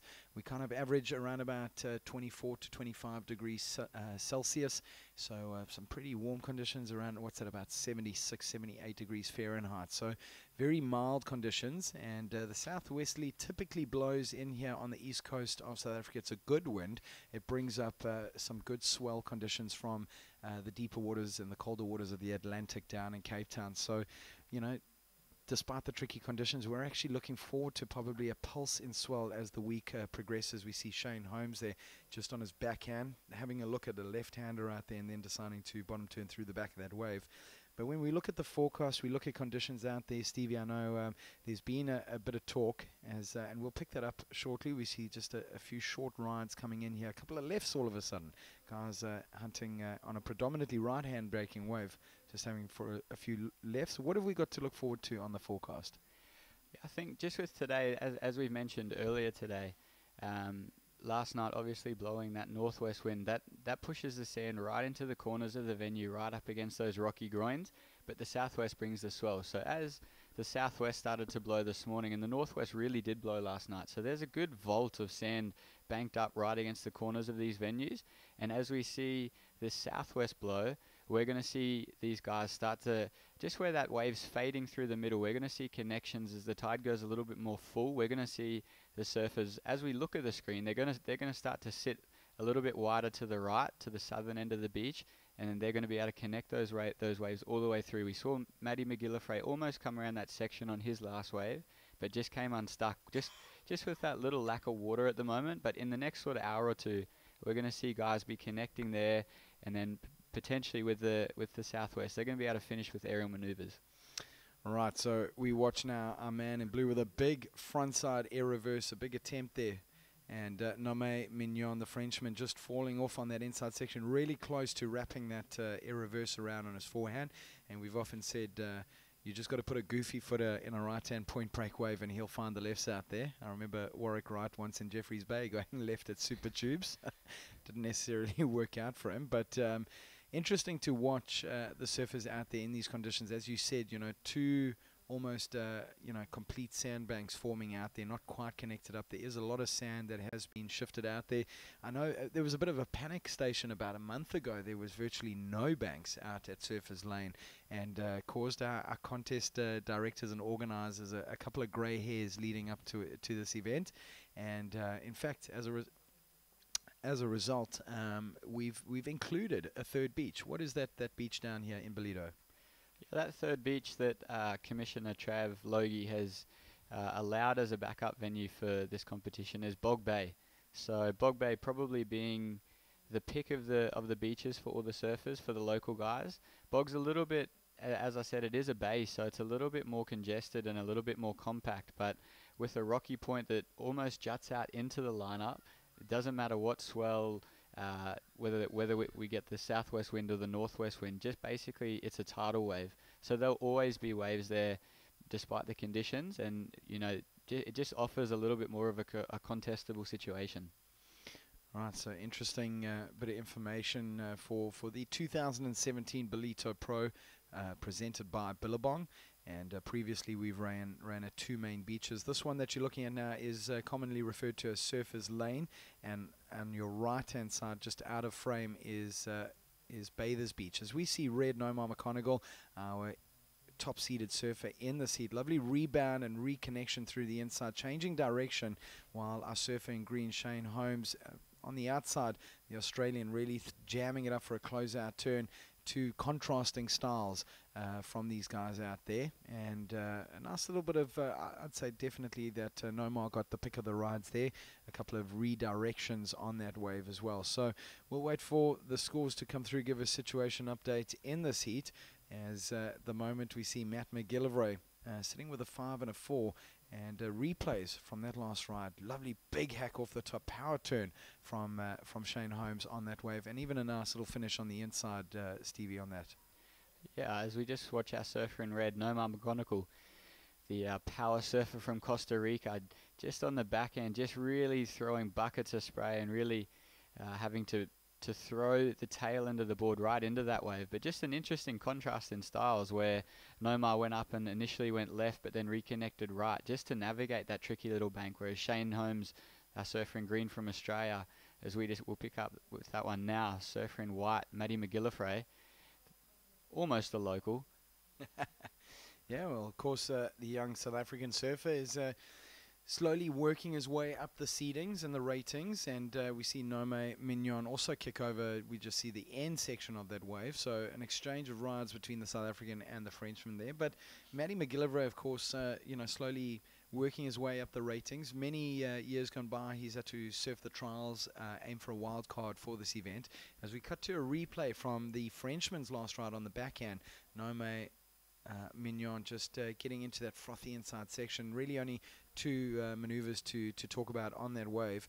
But yeah, we're looking for Matty McGillivray to really start working his way into that top 100 in a solid way, as we watch an unbelievable first turn from Nomar McConaughey.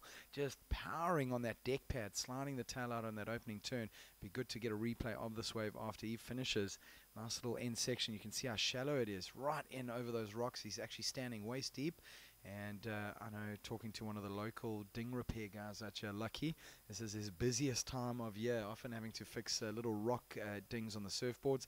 Check out the replay here, Steve. We see Nomar drive off the bottom, power turn there. Look how he pushes that deck pad and the tail around. Great bit of control as he goes straight into the next section and staying busy, keeping that water flowing underneath the fins and through the rails, and then gets a little bit of a bobble there, but decent little finish off on the inside section.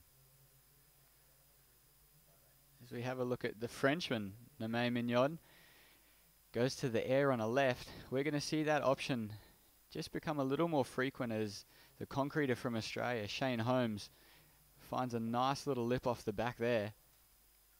I just love the way he bullies his way on these waves out there. You know, it's not a bad thing, but he, maybe less finesse compared to someone like Nome's style on his backhand. Really, kind of the smooth flowing style. Whereas Shane's just got this real sort of power approach, almost not unlike someone like Luke Egan. Almost, you just know he's going to demolish a lip when he's out there. Check out the replay. A little bit of a technical glitch there, but we'll come back to that and we'll see the replay from Shane Holmes. And it's the reason why he's taken out some big names before in some other contests. Let's have a look here. This is Nome. Watch how much speed he has there. He goes to the air, grabs the rail, and you see him just landing in the flats. And, well, that's a real board buckler of a landing there on that inside flat section. Then we had Shane Holmes. Nice whitewater climb, shimmies up the foam there. Now building up some speed. Doesn't have a lot of speed yet, but look how hard he hits that oncoming section and blasts the tail out the back. Wouldn't be surprised if he's got 2 4-ounce cloths on that deck, because he's got so much power into that back tail pad. Yeah, there's just a lot of raw power going through that. We watched Shane warming up, and he's just a very compact individual, and just looks like he's got the capacity to be extremely explosive. I wouldn't be surprised if Shane potentially looks to go left here on one of these waves and just looks to put some hurt on one of those inside sections. Yeah, it'll be interesting to see how the situation changes. And a great call there, Stevie. Look, him going left straight away as you said that, and really threw it up under the lip. And maybe that wave just didn't have enough juice to get the momentum down the wave face again. So catching a bit of rail and falling. But I like the insight there, Stevie. Definitely looking for something of consequence on the left-hand side, and just not quite working on that approach. So still lots of time remaining in this heat, and getting into the second half now with just under 10 minutes on the clock. We'll try and get a situation update for you. Those of you that have just joined us, a very warm welcome to you if you're watching on the Facebook page live, or via your WSL app, or at your place of work on this wonderful Monday morning. It is pretty cool conditions out there with the southwesterly blowing through you, and some pretty tricky conditions. We've only really had 1 or 2 big scores. I know that opening heat we had a 7.17 dropping in, and other than that it's really been average rides, 5s and 6s that are doing the trick out there. Yeah, Jorgen sort of set a precedent there early, the Frenchman who, like you said in your heat interview, he's been coming here for a number of years, so he's not a stranger to this wave. And these guys, obviously on the QS, they don't have the pick of the waves like our CT guys do. So they've just learnt to make the most of every situation, and Jorgen just really capitalised on a good set. We saw Luel Felipe in the last heat. I think he surfed 2 5s, and that seemed to be enough. With the South African surfer here, Matty McGillifray on the forehand, just wraps that one off the top, and then just can't make it around the section in time. Matty looking to stick with that style, just continuing to go on those rights on the forehand, whereas we've seen the other guys, they've looked to go left. Just with that break up in the bank, it's offering a little more critical surfing at this point. Yeah, definitely. When I was chatting to Jorgen before we went into his post-heat interview, he was just saying, we spent a bit of time on the beaches, we're trying to get the cameras sorted out, and he was saying how incredibly tough the start of this morning was compared to the last 2 weeks. He spent a decent amount of time out here. Said, even yesterday it was a lay day of competition where we had actually wrapped up the women's final on a Saturday, a day earlier. So a lot of the surfers were out here competing, or free surfing rather, in the onshore conditions. And he said even in the howling northeasterly and the onshore surf, it was really good. There was heaps of fun waves out there, and he said he was feeling so psyched up for the very first heat of the very first day of competition. And then he said he paddled out, and he said it was just so tough. The waves breaking so fast as well. And while he was saying that, we were watching the second heat in the water, and guys taking off deep behind the section, unable to get around. And then eventually, if they do get around the section, the wave would fade, and there wouldn't be anything there. So very much today, I think, typically throughout the morning, until that tide really changes, we're going to see a lot of one maneuver waves coming through from these surfers. One big radical maneuver, possibly aerials, things like that are going to get 7s and 8s. Other than that, I think we're going to see a predominant day of scores in the 5 to 6 point category. It's going to take something special to lock in 9-point rides out there. As we see Nome Mignon, the Frenchman, lovely pocket re-entry there. Just make sure that he's cautious not to over-rotate on those first turns and get enough section and drive for that second turn. And that's going to be critical out there in how you read those waves. He could have, I'm sure, the temptation out there as a goofy footer to really punch through that turn and over-rotate and really, set your mark for one big turn. But then you lose the rest of the wave out there. So it'll be interesting to watch the replay out there, because he had his eye down the line and he locked in a second good turn. Wouldn't be surprised if we see a score in the range of about 6.5 to 7 points on that wave. Check it out here, Steve. Yeah, so as we just see, just goes right up into the lip, but sets himself really well, floats it a little bit further out onto the flats, and just gives him that option, like you said, to have that second turn. Especially with what we've seen from the goofy footers here in the past, guys like Matty Wilkinson in 2014, Connor O'Leary last year. These guys, they were putting so much hurt on the wave, but they were able to get 3, 4 and 5 turns in on that back end and just display so much water that the judges were just, they really almost got caught up in it all, and they were seeing massive 8s, high 9s. So yeah, it's actually just, we're getting to see the mind of the surfers here, and that they've got to think on their feet, and they've got to make crucial decisions in the moment based on what the wave's presenting. And of course, we talk about those goofy footers that have done so well in the past, one of which, and we'll pick that up shortly as we watch Matty McGillivray take off deep on this one. And you can see him just double and triple pump to try and get around the section.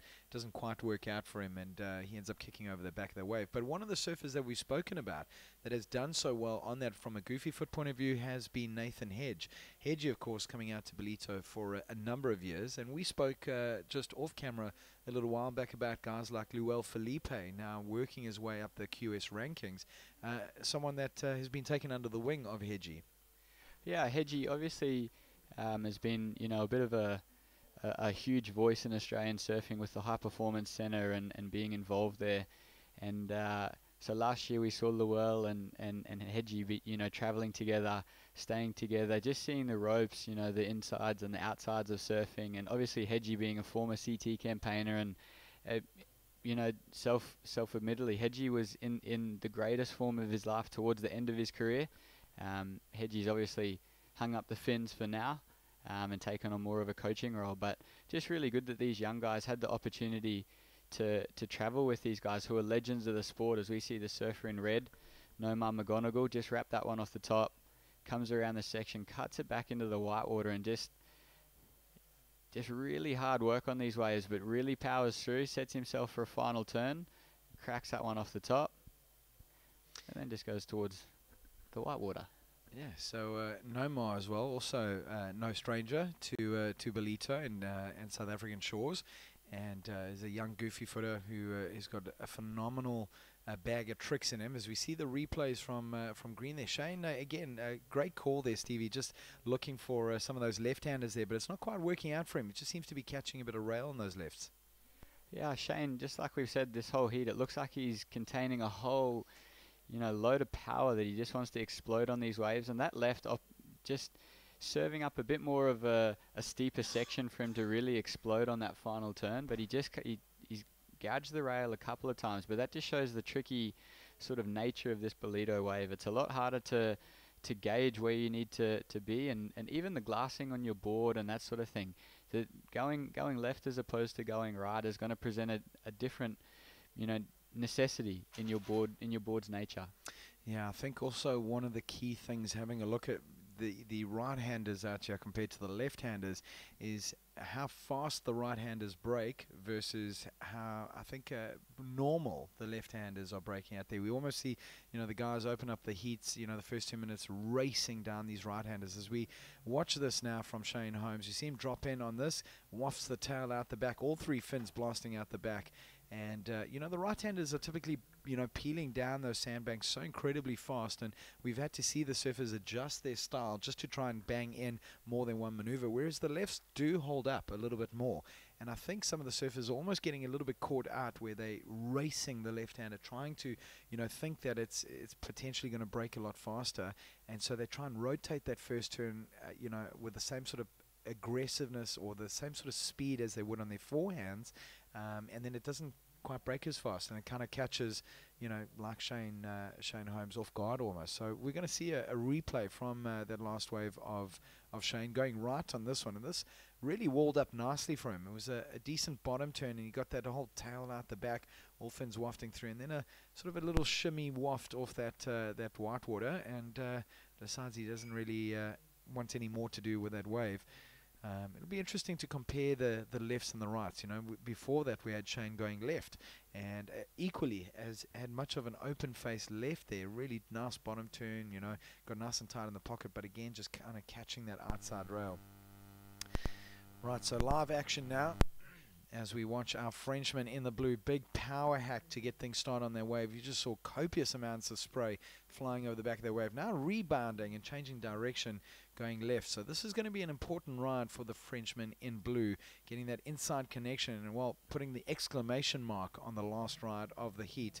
That's going to be a very important wave for the Frenchman. He was leading that heat going into that last ride, and so he could quite possibly improve his lead. Nomar McConigal was holding down second place. The young South African Matt McGillivray just a fraction of a point behind Nomar. So we'll get confirmation on those results. I'm going to bow out of the booth shortly as we see the replay. Stevie, you take us through this, and I'm going to catch up with you heat winner down on the beach after it. Yeah, the surfer in red there, the Costa Rican, just came unstuck on the lip. Like you said earlier, Jared, that left-hand face, it just tends to get a little bit steeper. It's got a real tendency to bowl up and almost barrel. In the free surf this morning, we were seeing guys tucking in and going missing behind the curtain. So that's definitely an option for these guys today.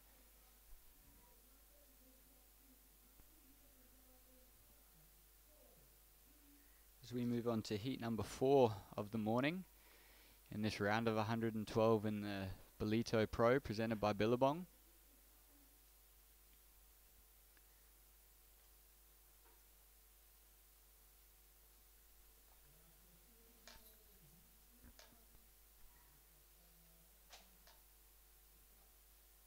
So a young French surfer in green opening up the heat there.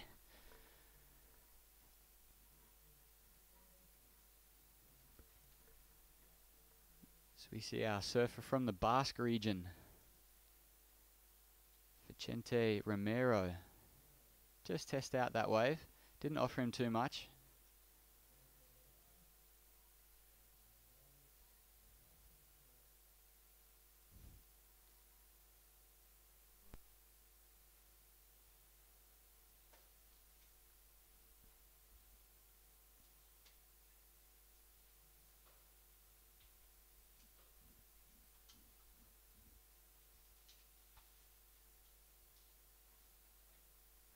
So conditions just being a little bit tricky this morning.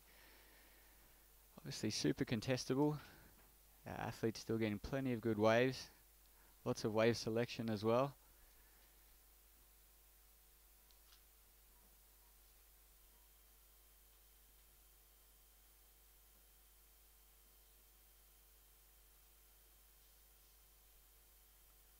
So we welcome Gigs back into the booth with the smell of fresh coffee.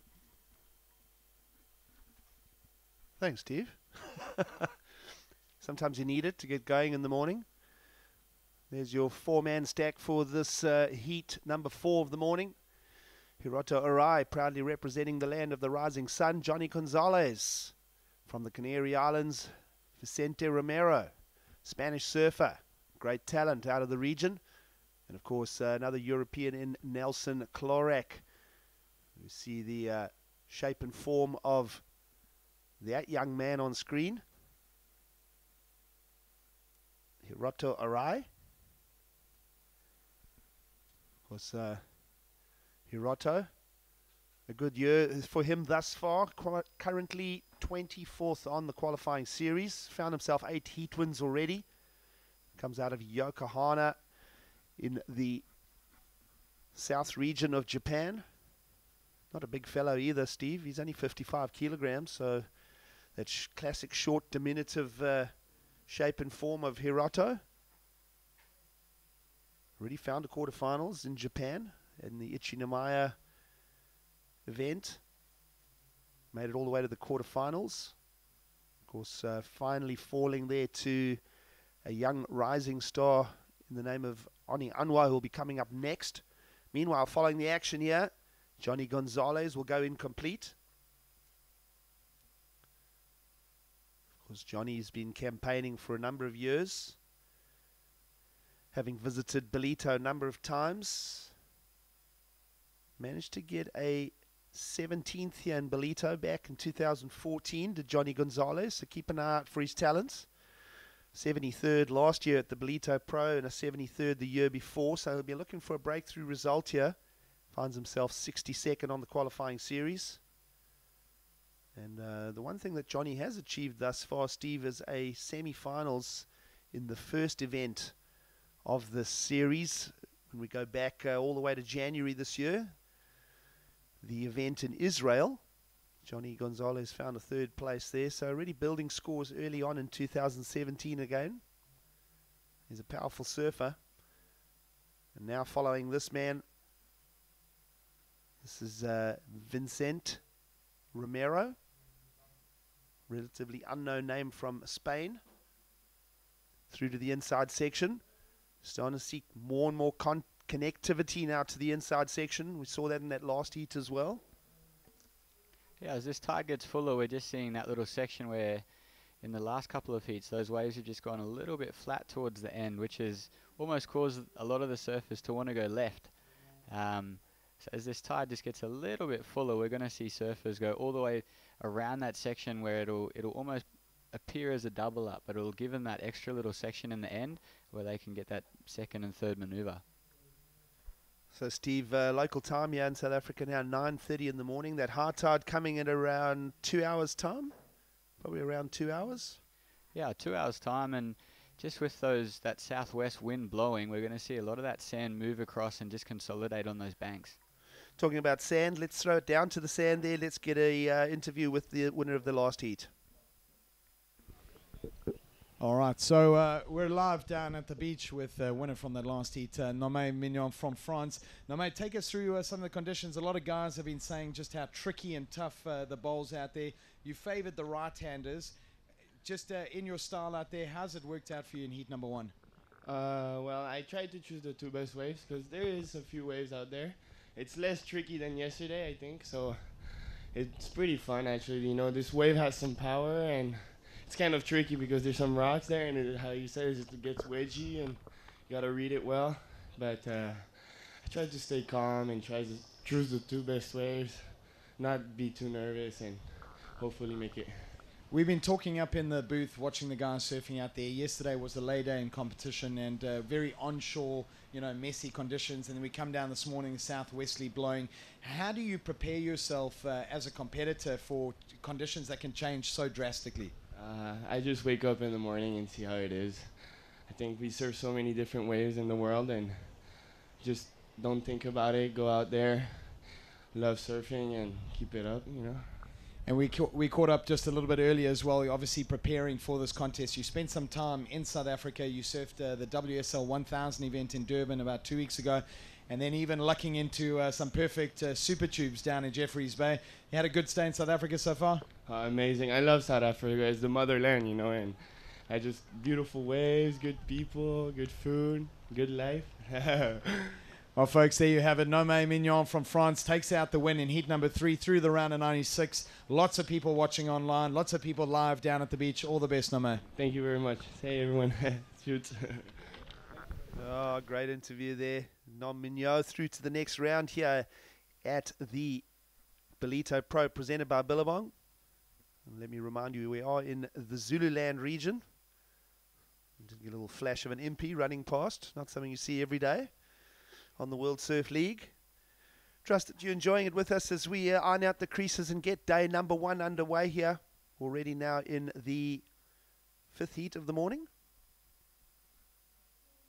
Eroto Arai, Johnny Gonzalez, Vicente Romero, and Nelson Klorak. Yeah, I told you we had some impies.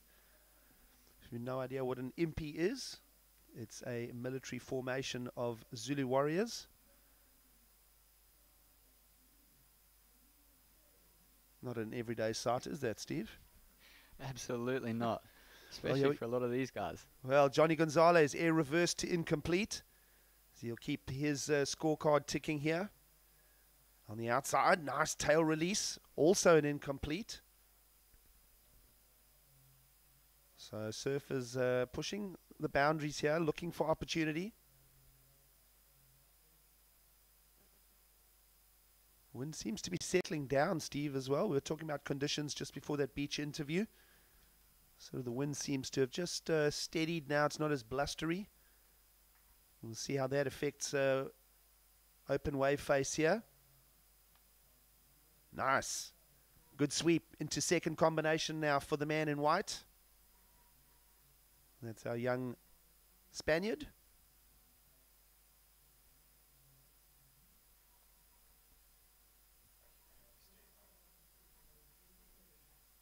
Yeah, that southwest wind that you mentioned, Giggs, has just, as we see it, just feather a little bit, where it switched last night from the northwest to the southwest. So we're just going to have a little look at the replay of Last of White for Vicente Romero. Just sweeps that one around the top, draws a little line, bottom turns into a massive hack off the top and gets his fins super free there. It's a lovely way to open his account, the surfer in white from the Basque region.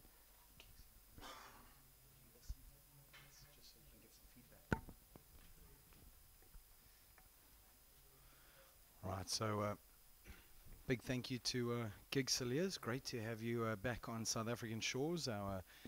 Another SAFA working behind the scenes on the World Surf League, commentating a couple of big CT events, Fiji, Brazil, all over the place. And of course, we're very proud of all our SAFAs on tour, not just Geordie Smith, the big man on the championship tour, but all the SAFAs behind the scenes. Rosie Hodge, of course, also doing a great job being our beach interviewer and getting behind the mic on the commentary team as well. So a warm welcome to those of you that have tuned in, whether you're watching on the Facebook Live or via WSL app as well. We're just pleased to have you joining us for day one as we see live action out in the water. And a big off the top now, just powering through the section is Nelson Clorac from France. The French surfers, a lot of guys traveling together as a community and spending some decent time in South African shores compared to previous years, Stevie. A lot of guys, coming out a good sort of, maybe 3, 4, 5 days before the event. Now the guys are spending up to 3 weeks on South African shores thanks to all those WSL 1000 events, part of the City Surf Series. Yeah, 6 events in total, 5 of them being 1000s, and then of course we had the South African Open of Surfing that took place in Durban 3 weeks ago now, and a lot of the guys pulled through. I think we had upwards of 10 Brazilian guys in the quarterfinals for that event. Yeah, it's been a full-on Brazilian storm on South African shores. Some of the breakthrough stars that have been coming through there, of course, Matthias Hurdy and Pedro Dib, junior guys that have come out for the pro junior side of things and, thrown their name into the hat for the QS events. As we watch live action, Jonathan Gonzalez now sweeping cutback right onto the rail. Just beautiful amount of speed and power in that turn. And I'd like to know what fins he's riding there, because that was incredible, man. Did you see how much drive he had in that carve? Yeah, super powerful surfer out of the Canary Islands there. Yeah, we're going to cut to a replay now for that last exchange. Keep your eyes on the screen here. Production crew really doing well behind the scenes as we see Jonathan Gonzalez just check up on that first section, but then that beautiful wrap into the pocket there. Just keeps the drive on the fins. Lovely bit of weight displacement and just, transitioning from back foot to front foot on there. So nice little display there from our surfer in the blue, Jonathan Gonzalez. And as you can see, live action on your screen, some pretty tricky conditions out there, but what a great interview with Nome Mignon in that last heat. He just looked like he was having so much fun out there. And now we watch live action with Hirota Arai, the Japanese surfer. Look how tight and pivotal he stays. A lot of these Japanese guys, what I love about their surfing is just how they're able to turn on a tiki, for those of our international viewers, we've been turning on a dime, really, keeping the turn so tight and sharp as we see their surfer in white, Vicente Romero from the Basque region. Just dropping into the section, looking for that little inside. A lot of these guys now starting to hunt that inside connection as that tide begins to drain more and more throughout the morning. We're going to see that inside bank start to stand up, Stevie. Yeah, that inside bank's just starting to present itself as a bit of an option. Whereas, you know, on that last wave, we just saw Vicente just stand up and almost show a bit of a sign of frustration at the lack of connectivity there. But just to pick up on that conversation with the Japanese surfers, Giggs mentioned earlier he's only 55 kilos, but still just harnesses a whole lot of power as the surfer in green, our Frenchman Nelson Clarec, just has to work that one all the way through. Just working really hard on those waves to get their second and third turns and maneuvers in. Yeah, I think it's a sign of you know, these top WSL QS surfers out there, is their ability to stay so active and so energetic in a heat. And it's often something that we've discussed on a local tour, especially with the younger South Africans now getting a shot at some of these entry level WSL 1000 and 1500 events. Is that so often they kind of sit outside at the backline point and they don't move around. You know, they kind of play the patience game and sit around. Whereas we see these, you know, sort of top 50, top 60 WSL surfers just stay incredibly busy, incredibly active in the water, paddling up and down, lefts, rights. You see, not uncommon for the guys to rack up to 15 rides in a heat.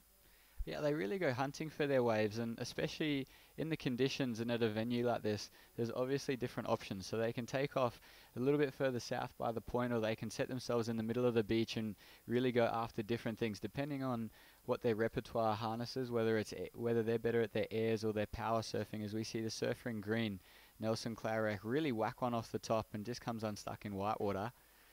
But these guys, they've got to know their arsenal, and if they're going to suit airs, then they've got to set themselves accordingly. Yeah, we'll pick up on that conversation shortly as we see a lovely fin waft out the back there. Great bit of recovery work done by Japan's Hiroto Arai on that wide, and you can almost just see the light-footedness from the Japanese surfer. Just keeps that board beautifully rail to rail. You notice just how much water is flowing in under that board, and you know, a lot of the more sort of heavier set surfers kind of do that, affectionately known as that Huntington hop. You know, they just kind of get through that next section and try and get a reform. And we're going to watch this replay now from Hiroto. It just starts off with that cutback, and you see him now drive through the pocket, check turn off the second maneuver, and then setting himself up for that. That was the money turn. Just really wafted out, and you can see him almost catch a bit of a wobble because there was a sort of a point of rocks just sticking its head up. As we see live action on his backhand is our man in blue, which is Jonathan Gonzalez, kicking over the back of that. Now starting to hunt a couple of lefts out there. We've seen that with a few guys, Steve, where they've kind of opened up their account with a few right-handers and then start looking for lefts. Yeah, as the rights just haven't worked entirely for them with the tricky conditions this morning. As the surfer in white, just the one turn there and kicks off out the back. But we saw in the last heat the Australian surfer Shane Holmes went hunting on the right and then decided that he was going to have a look on the left, and coincidentally the left didn't work out for him either. But just the option being there for these surfers, it's a really cool situation for them to be in because they do have a decision to make. Yeah, we see, you know, we were talking in the last heat about those conditions on the left-hander there, watching that replay from Jonathan Gonzalez, where it very much is a one maneuver kind of wave, that left-hander. It really stands up from the takeoff. You get a nice steep face, and once you've kind of banged in or locked in that first maneuver, it fades exceptionally quickly. You know, obviously with a southwest swell, if you're looking on your screens now, it's coming from right to left predominantly. So those left-handers fade pretty quickly. We're going to watch this live action now, and we can see Jonathan have a quick look at the left, but decide to go right on this. That first turn was good, giving him a lot of down-the-line speed, and look how high he gets his board up and over that section. And, well, the fist pump showing just how stoked he is with that wave. And, well, the scores, it's all close between all four surfers. Really only one score, 5.5 from Vicente Romero, that's really set the mark in this heat. And he's backed it up with a 5.27. So a surfer from the Basque region in Spain leading this heat over Hiroto Arai and Jonathan Gonzalez. And we're going to see a replay from that last ride of blue, just exactly why Jonathan Gonzalez was stoked with this one. Take us through it, Steve. So he just sets himself on the forehand, races around the section, managed to really throw this board right up into the top of the lip. Had to work really hard to get around the section again, and then just threw the board so vertical there to come out and land in the flats. No wonder we see a bit of a claim there early on. All right, Right, so Jonathan Gonzalez now puts his ring into the hat as he looks to knock on the door of a good score. We'll wait to see what the judges think of that last ride. And not much in it at this point in time. Vicente Romero leading with a pair of fives, and Hirota Arai, a Japanese surfer, holding down second with a 4.2 and a 3.5. So just a heat total of 7.7 for the Japanese surfer, and Jonathan Gonzalez half a point behind him. And so we'll see. We can already hear the beach commentators belting out a score there for Jonathan Gonzalez. As we watch now, White live action with your heat leader. Vicente actually grabs a rail, tucks in under that lip. For a while there was certainly a barrel on the cards, but that chandelier just knocking him off his board. Yeah, that bank, it will offer a barrel for these surfers, depending on where they set themselves and where they take off from. You do have to take off quite deep to be able to go left and make it through that section. But obviously having the rocky groin through the middle of the beach, that left is going to be a lot steeper than the right. So where we're seeing the surfers set themselves for that right-hand wave, it presents a little bit more of a face but crumbles a bit more. Like we said, that northwest wind overnight pushes the sand into the corners and really creates sort of a wedgy section, but with the southwest blowing now, it's pushing the swell the other way. So where it's getting really steep initially, it'll feather out towards the end of today, and we'll see some nice long water wall surfing. Yeah, so folks, if you have just joined us, it's 9:45 in the morning local time, South African time, here on the east coast of Durban, and here for day number 1 of the main event, the Ballito Pro presented by Billabong. It's been a fantastic lead up to the main stage with the Pro Juniors on Tuesday, Wednesday, and wrapping it up on Thursday. And of course we had our trials on Friday. As we cut to live action, the young Japanese surfer with a big aggressive closeout turn there, Hirota Arai. Look how low he compresses his body again, just showing that immense sort of suppleness and flexibility, and staying nice and light on his feet, even in a chunky oncoming section, just displaying a great show of power in that forehand approach.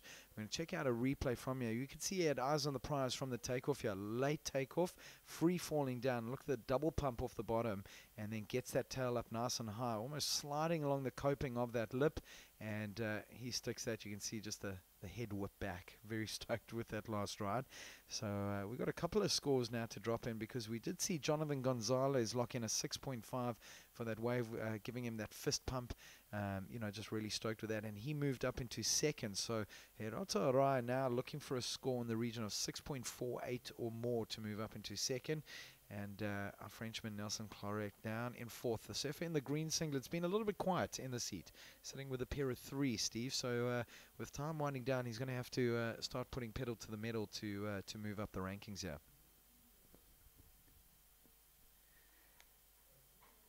Yeah, the young Frenchman, he started this heat off, he was super busy, but he's just gone a bit quiet this last sort of 15 minutes. We've seen our surfer in red, Hirota Arai. He is just such a fast and elegant surfer, so just not struggling to get around the sections and not struggling to find that extra turn. It's just really good to see, a bit more of a Japanese presence on the tour. 2 years ago we saw another Japanese surfer, Hiroto Ohara, take out the US Open, and there's been a couple of QS events in and throughout Japan as well, so it's just been really exciting to see what's happening in that nation from a surfing point of view. Absolutely, I think it's a great discussion that we'll pick up shortly as we watch live action now from Hirota Arai, favouring a backhand wave here for him going left. And this is actually a great looking wave as it hits that inside bowl section. Watch the speed he builds up, and a beautiful backhand Rio to finish off this ride. And right behind him, Nelson Clarek, the Frenchman in green. He looks to answer back. Also doesn't quite get the same connection. Hirota Arai, he'll be thanking his lucky stars on that one, because we haven't seen too many lefts that have peeled all the way into that shore break. And, well, I suppose when you're 55 kgs and you surf so light on your feet, you get that inside connection. Check out the replay. We might have missed just the start of this ride. Nelson Clarek, beautiful backhand Rio, getting that 12 o'clock mark. Board nice and high up out of the water, but that wave fading really quickly. Then before that was this ride. Hirota Arai, the Japanese surfer, setting himself up beautifully. Look how he punches through that pitching lip, and then fades deep and starts to pump his board through the inside section, and a beautiful angle of watching that wave reform through the inside. the young Japanese surfer. That's definitely going to be a counting ride for sure. We'll see what the judges think of their last run, because Hirota Rai now sitting with a pair of 4s. He's just over a point separates him and Jonathan Gonzalez. Jonathan, of course, in second place. Nelson Clarek with a score to drop in as well. That last ride, one big punchy maneuver before that wave faded out. So 2 important rides to drop in for surfers in 3rd and 4th. Yeah, exciting heat this. It's been very contestable all morning, as the surfer in green has another look there. Just favouring to go left the last 5 minutes of this heat. You know, and a really exciting heat coming up. Giggs mentioned the young Indonesian Oni Anwar, who'll be the surfer in red, as we see our surfer in blue now, the Costa Rican, wraps one off the lip and it just fades underneath him. Well, that's going to be also an important situation out there. Remember, folks, surfing a 4-man priority out there, and Jonathan Gonzalez would have used up his priority in the situation in the sea to catch that wave. And he's holding a narrow margin ahead of 3rd place surfer Hirota Rai in the red, and Nelson Clarek in the green down in 4th. Check out the replay. As we see, before that was Vicente Romero, your heat leader, and a beautiful looking right-hander. Look how critical that closeout turn was, just timing it beautifully off the lip, and loads of spray flying off into that offshore breeze. And I like the control that Vicente was executing on that wave, Steve. Yeah, super calm the whole way throughout that wave, and I think it was almost a bit of a no-claim claim at the end there, just to let the judges know he's still around. Well, of course, Tom Curran coined the phrase the economy of movement, and Vicente just keeping his arms steady, nice approach on his forehand, and beautiful off the bottom, off the top surfing. And it was, you know, maybe only 2 maneuvers, but great bit of speed, power, and flow. And we always talk about those 3 criteria that the judges really focus on. And, you know, Vicente makes it look effortless for difficult surfing out there. And it's the reason why he's leading this heat. And at this stage, you know, like we mentioned earlier on, you know, these scores in the range of 5 to about 6.5 points are pretty much doing it for the guys in 1st and 2nd. We've still only had one heat early on, the very first heat of the day, where there was that 7.17, and that was from heat number 1. Other than that, 5s and 6s seem to be doing the job. As we cut to live action, Vicente Romero we see relegated to 2nd place. So 2 quick backhand turns there, nice, powerful, fast surfing. As he decides to go left, Hirota Rai, the Japanese surfer, banks in a 6.17 to move him up into 1st. Vicente down to 2nd. This live action now, Nelson Clarek, the Frenchman in the green, gets a nice reform to the inside.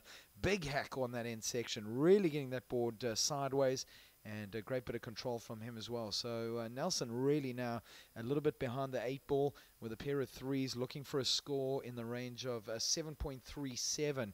That's what's needed by the Frenchman to move out of 4th into 2nd place.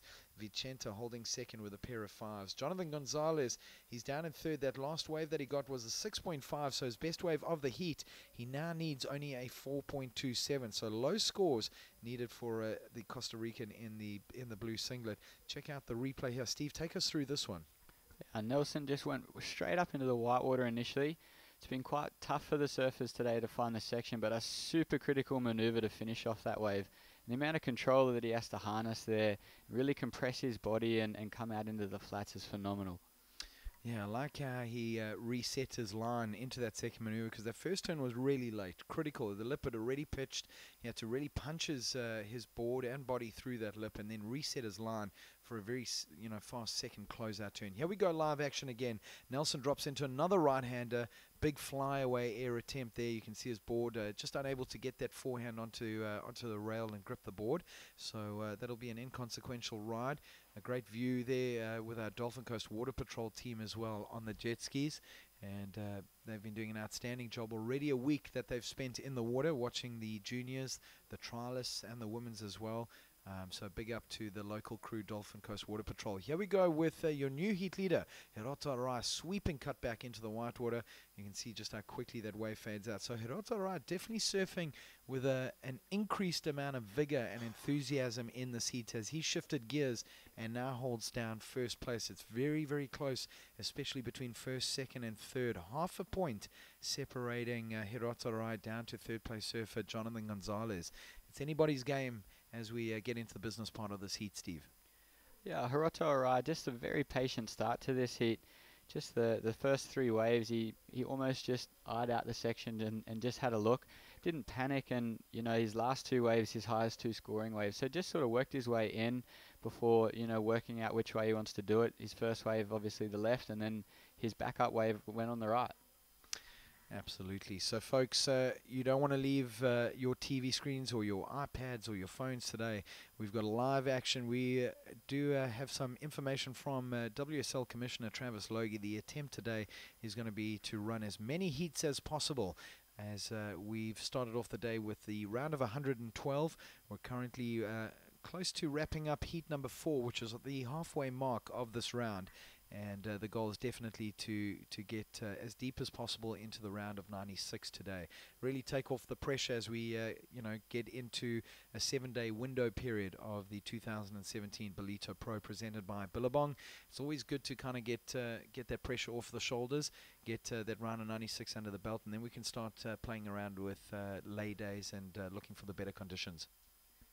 Yeah, the conditions at the moment definitely super contestable for these guys. It's there's no shortage of waves, and like we mentioned earlier, there is a backup venue, so there's options for this contest. And I think we'll definitely find ourselves in some favourable situations, and I think the call by Commissioner Travis Logie to run as many heats today is a really, it's a great thing for the event. Get as many heats out as we can. Obviously, the 8 heats in round 1. And although not the easiest of conditions, we've seen a high quality of surfing here this morning. Absolutely. I think the key thing is having a look at how many rides these surfers are averaging in the first couple of heats. We started off the day with 25-minute heats, and the surfers were typically averaging around about 5 or 6 waves per surfer in their heats.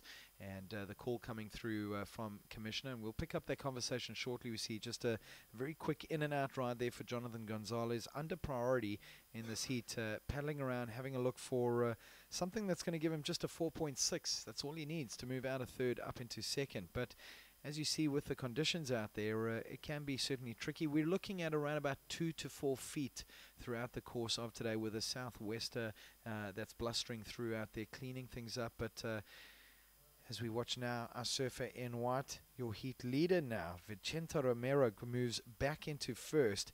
As we see the scores dropping from that previous exchange, Vicente doesn't get much out of there, but as the time winds down in this heat, he locked in an 8.0, so definitely the highest wave of the day so far, and confirmation that heat has come to an end, and Vicente Romero from the Basque region in Spain takes out the win ahead of Hirota Arai, the Japanese surfer, in second.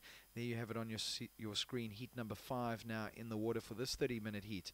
And I'm going to leave it up to you and the fellow commentators, Giggs Saliers and Scotty Turnbull, to come through onto the mic in the next heat.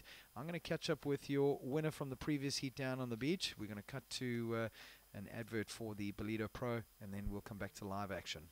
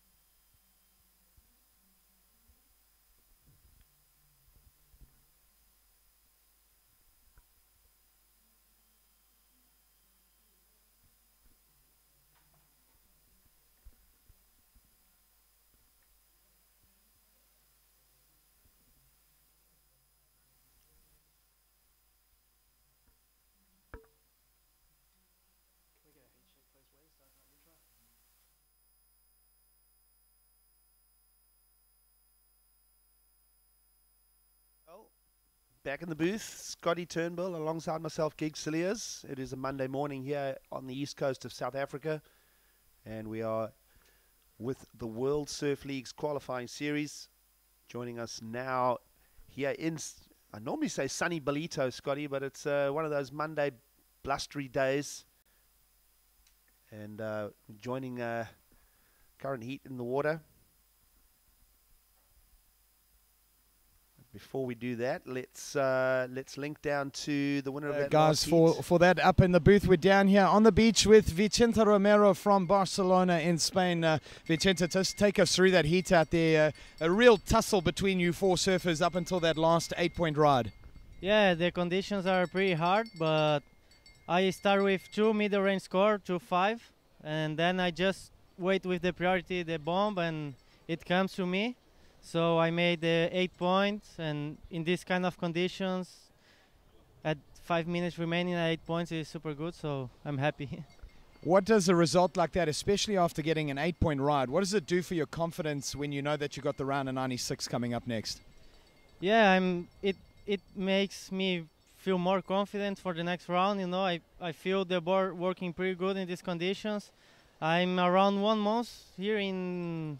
I was in Durban, then I went to Cape Town, and now here. So I'm feeling super good with the boards. I'm surfing with this one all the week. So yeah, I'm feeling good now. Waiting for the next round and just keep going. All right, folks, so there you have it. Vicente Romero, we're not going to keep you much longer. Great job in that first heat. We'll see you in the next round. Okay, thank you very much. You. All right, so Vicente Romero through to the next round here in Ballito. He moves into the round of 96 surfers remaining. As you're joining us here on day one of competition, the World Surf League's QS 10,000, the Ballito Pro presented by Billabong. And you're joining us now with live action coming your way. Chunky section here for that man on screen. Finn McGill out of Hawaii. Yep. Young Finn McGill. Currently 135th on the qualifying series. We're getting our replays sorted out here, folks. We'll up the entertainment value for you shortly. As we see Mikey Wright from Australia making his trip to South Africa. Flares it out. Second wave for him already. Just before the beach interview, he managed to nab a little left-hander. So the familiar name of Mikey Wright getting to work here in this round of 112, of course taking on Oni Anwar from Indonesia and Jacob Wilcox as we join the action here. Let's have a look at the replays. So this was Finn McGill while we were at that interview with Jared earlier on. Nice little tag on the first section, little hook, sticking with this. Really full there, you can see from his body language he's not wrapped on it. And this one here was Jacob Wilcox, just on his backhand. Nice tag. There, a lovely little carving hook. That one's a better one, and he held his speed through that, but the wave just not offering any more opportunity for him. So only the 2 turns for Jacob Wilcox. Pretty star-studded heat for it really is. So early in the draw here, Scotty. You look at Oni Anwar dominating on the qualifying series this year, Indonesia's rising star.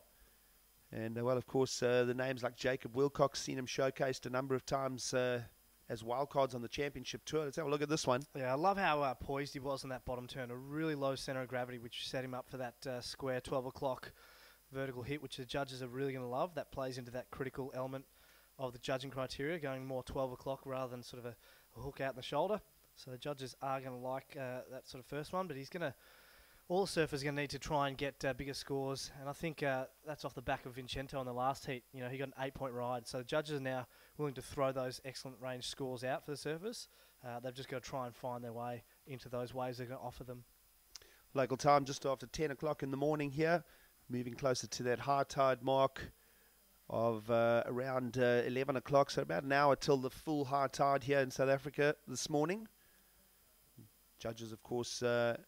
also able to pull up replays, and we'll give them this one of Jacob Wilcox. Yeah, so this was his first wave, not his second one we just saw. So a little foam climb in that last one into a sort of a hook before he just sort of pulled out there. So judges just trying to set the scale on this one early on and just figure out what the scoring is. I think while we had those initial interviews, we saw Mikey Wright get a 4.5, but they just wanted to set up and see what the sort of the scale is off the back of that one of Jacob Wilcox there. Still 23 minutes remaining here. all-important heat for all four surfers looking to gain momentum on the qualifying series in 2017. Of course, Finn McGill ranked lowest out of these four surfers, and Oni Anwar ranked highest. Oni sitting at 15th on the qualifying series, care of a QS 1000 win on the Goldie, the Flight Center Burley Pro. Of course, winning the Taiwan event as well. That man in red, Oni Anwar, out of Lakey Peak, in Sumbawa in Indonesia. Yeah, relocating to Palm Beach on the Gold Coast. So smart move from his family and sponsors. And we're hoping to see Oni Anwar make it to the championship tour and proudly represent the Indonesian nation. Oh, and he embodies everything that is Indonesian. He just smiles all the time. He's very easygoing. I caught up with him down at the Rip Curl Pro Bells this year. He was in the trials up against actually Sammy Pupo, who beat him in the final for the trials for that spot in the Corona Championship Tour event down there at Bells. And so he is actually having his first real crack at qualifying this year. I don't know his age off the top of my head. I'd say he's around the 25 mark, so he's been around a while. But this year's his first real tilt at it. And I imagine Mikey Wright, that's his first time we've seen him here as well, Ballito. So he may be too having a real crack at this qualifying series. Yeah, absolutely. All four of these surfers coming to this heat with great exposure. Jacob Wilcox, of course, a wild card at the Drug-Aware Margaret River Pro, taking out Gabriel Medina in round 2 of competition, finally falling to John in round 3. So Jacob Wilcox, of course, we've seen him a number of times showcased as a wild card, even going all the way back to 2014. Jacob Wilcox wild card invitations on the championship tour at both Bells Beach and Peniche. But he's up against this man, Oni Anwar. Oni, of course, a third in Japan in the QS 6000 as well. Finds himself, as we mentioned, 15th on the qualifying series. But this is the big opportunities now. The QS 10,000s is where the landscape of the rankings change. And we'll see how he holds on to this heat up against Finn McGill and Mikey Wright, as well as Jacob Wilcox. Yeah, as we just see the surfers trying to find their position in the lineup, the boys all scrapping around. Here's Jacob having a look at this one. Jacob, nice tight snap, now second maneuver. Lovely definition for the turn, and a little whitewater chip as well. So Jacob Wilcox continues momentum here, already earned a pair of 4s. And you see a little bit of frustration here from him. He's wanting to break through here this year, currently 38th on the qualifying series. He'll want a result here in Ballito. Yeah, we might see if we can't pull up a replay of that one, but really similar to that second ride of his. I love how he just squares off the bottom, and you know with Jacob, he's always going to go 12 o'clock. He's always going to go vertical. On that particular ride, he was able to do that twice. So linking those two manoeuvres is what the judges are going to like. So that's really going to build on those 4-point rides of his, and I think that's what's got him touted so highly, and this is that ride here. So look how compressed he is here. Trails that bottom arm just to set him up, and again links that straight into that one. That second turn a lot better, just grabbing the rail there just to let those fins release a bit. So a really good ride, and really fitting in those two turns in a really short space of time. So Jacob Wilcox looking really good there. So we'll wait for those numbers to actuate. Jacob Wilcox, of course, a 9th in Newcastle at the QS 6000. Also appeared in the QS 6000 at the Australian Open. Not a great result there. 73rd place finish for Jacob Wilcox. 37th place in Japan. So opportunity now for Jacob to cement his momentum in 2017 and find a berth in the top 10 at the end of the year. And numbers coming in from Jacob Wilcox are 6.67, so they love that backhand tight action, especially that second turn, Scotty. Yep, we knew that would be the highest score of the heat so far, so that's set the scale for the rest of the boys. The thing with Jacob is he's a really talented surfer, and you sort of mentioned some of his results there. He's still learning to ply his trade, I guess, and we've got so many talented surfers, but putting it together in different conditions and varying conditions. Obviously, we'll have a look at that 667 again here. Just look how compressed he is, and just gets that board so 12 o'clock and straight through, doesn't lose any speed, linking straight into that next turn. It's just a small wave. There wasn't much power in it, but he was still able to find two vertical faces to do really solid turns. Well, in the polishing of the criteria from the judges, we've seen more and more in the last few years the emphasis on combinations of turns, and then of course the links in between is playing as much of a part. So the downtime in between maneuvers, Scotty, has an impact on the numbers as well. Yeah, and you'll see a lot of the guys riding and sticking with the waves and milking it. We use that term, trying to get through the flatter sections to try and find an extra manoeuvre. But it really doesn't score a whole lot compared to what you're talking about now, Gigs, which is that flowing. And that's where the real, the good surfing lies, is that linking and being able to, when you're performing one turn, already be setting your rail as you come out of that top turn like Jacob did there, already setting that inside rail to generate that speed to go straight into that next one. You know, Wilco, I think if we look at the backhand comparison, is a massive proponent of that, just throwing buckets, and in the last couple of years since he's been going so well, he's been able to link his turns rather than sort of overcook them too much, as we see a really vicious paddle battle here. Well, nice little attrition on the main peak, but Mikey Wright has ownership, care of that priority ladder, and not much in it after all of that scrapping for that windy wall. See a little bit of tension in the lineup here. Yeah, so it looks like, I don't know if it was Jacob he was in the paddle battle with there. No love lost by the two Australian boys there. Obviously showing how desperate both of them are to try and get through. Interestingly, they're both currently sitting pretty in the lead here in this heat, so hoping that neither of them get a paddle interference in here. We'll see. This is the judges pulling this up. Looks like, no, that was Finn McGill and Mikey Wright there. Finn going over the falls on that one with Mikey Wright tucking up. So we'll see what the judges make of that. What are your thoughts, Gigs? Well, it all depends on, we don't have access to the priority ladder, but we have access to Oni Anwar, who's now just clipped a nice forehand turn. He keeps it flowing through the inside. And the action will continue now with Jacob Wilcox. Backhand turn again. Lovely first cert. Now, second one. Yes, there it is. Starting to link the momentum. Third one as well. A little upside down. Little head bobble there. And you can see it is in the critical section right on the inside of the teeth of the rock bay here. But a nice little succession of manoeuvres for Jacob Wilcox. So we'll pick up on that last of Oni Anwar here. This is just while looking at the last one. Just gets a bit of a late drop on this one. Squares up, a nice hit on that one. Doesn't quite project his board up and over the lip. So just the one turn here. And then Jacob Wilcox up behind him again. Nice and smooth style. Nice speed hook there. Squares this one up. And just sticking with this one. As you said, really critical on that last one. Wasn't fully 100% smooth. There was almost a two-part turn, so the judges will be certainly taking note of that. But still 3 manoeuvres, and again, that flow between all 3 of those will be impressing them. So he's looking to throw away a 4.43 as his lowest one. So the two Aussie boys, Jacob Wilcox and Mikey Wright, sitting equally 38th on the qualifying series. So they'll be splitting hairs in this heat, looking for that top 2 advance. Of course, we are in the opening round of competition here, the Ballito Pro presented by Billabong. And this is the first of the qualifying series, 10,000 events, 5 of them in total on the calendar.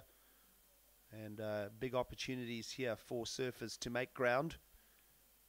And young Finn McGill, little in and out there for him. Of course, just 17 years of age, youngest of our 4 competitors out in the lineup. Of course, Finn working on the qualifying series as well. Seen him get a second at Sunset and a 33rd at Pipeline, so he's used to the big stuff. We'll see how he can apply it here to Ballito. So let's check out Jacob Wilcox's last one here. Lovely hook, massive speed as he carries that one through. This one here, he squares it up, but really cooks it, so he really flows through it, and it's all about this oncoming section here.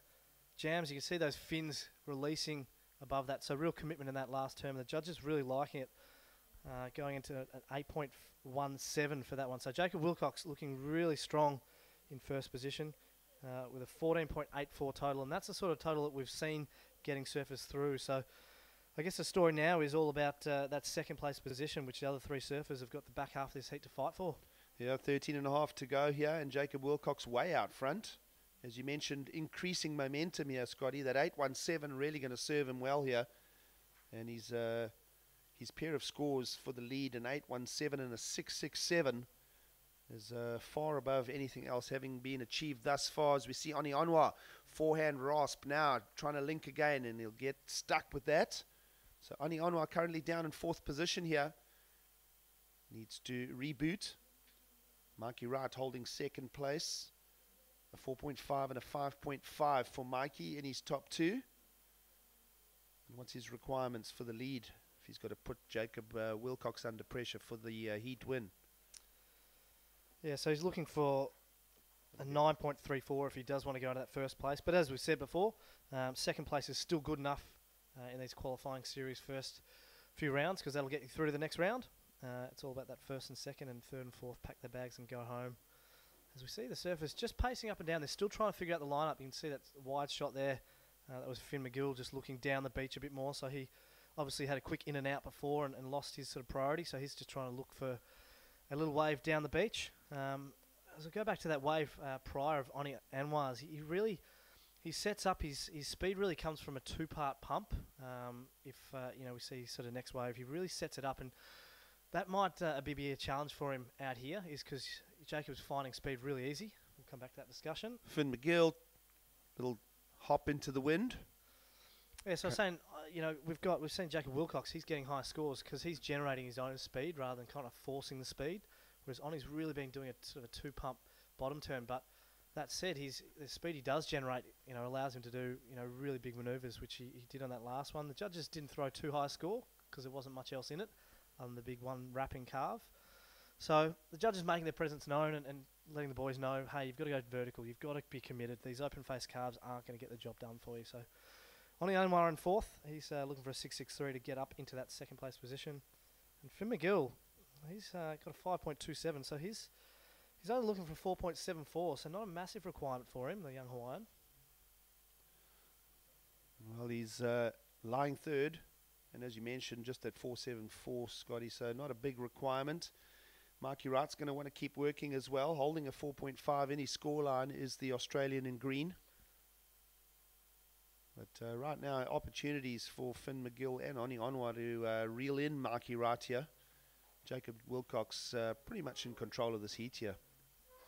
One thing that surprised me, we saw Finn McGill go to the air just then. That almost showed his cards to say, hey, I haven't been able to find an open face, so I'm going to force something. And the judges won't buy into that. If you're going to go to the air, you've got to really do something big and critical. So we see down the beach. Looks like Finn now. Well, here we go. Finn McGill, third place, looking to unlock a score. Inside section, wraps it around on that Slater Designs.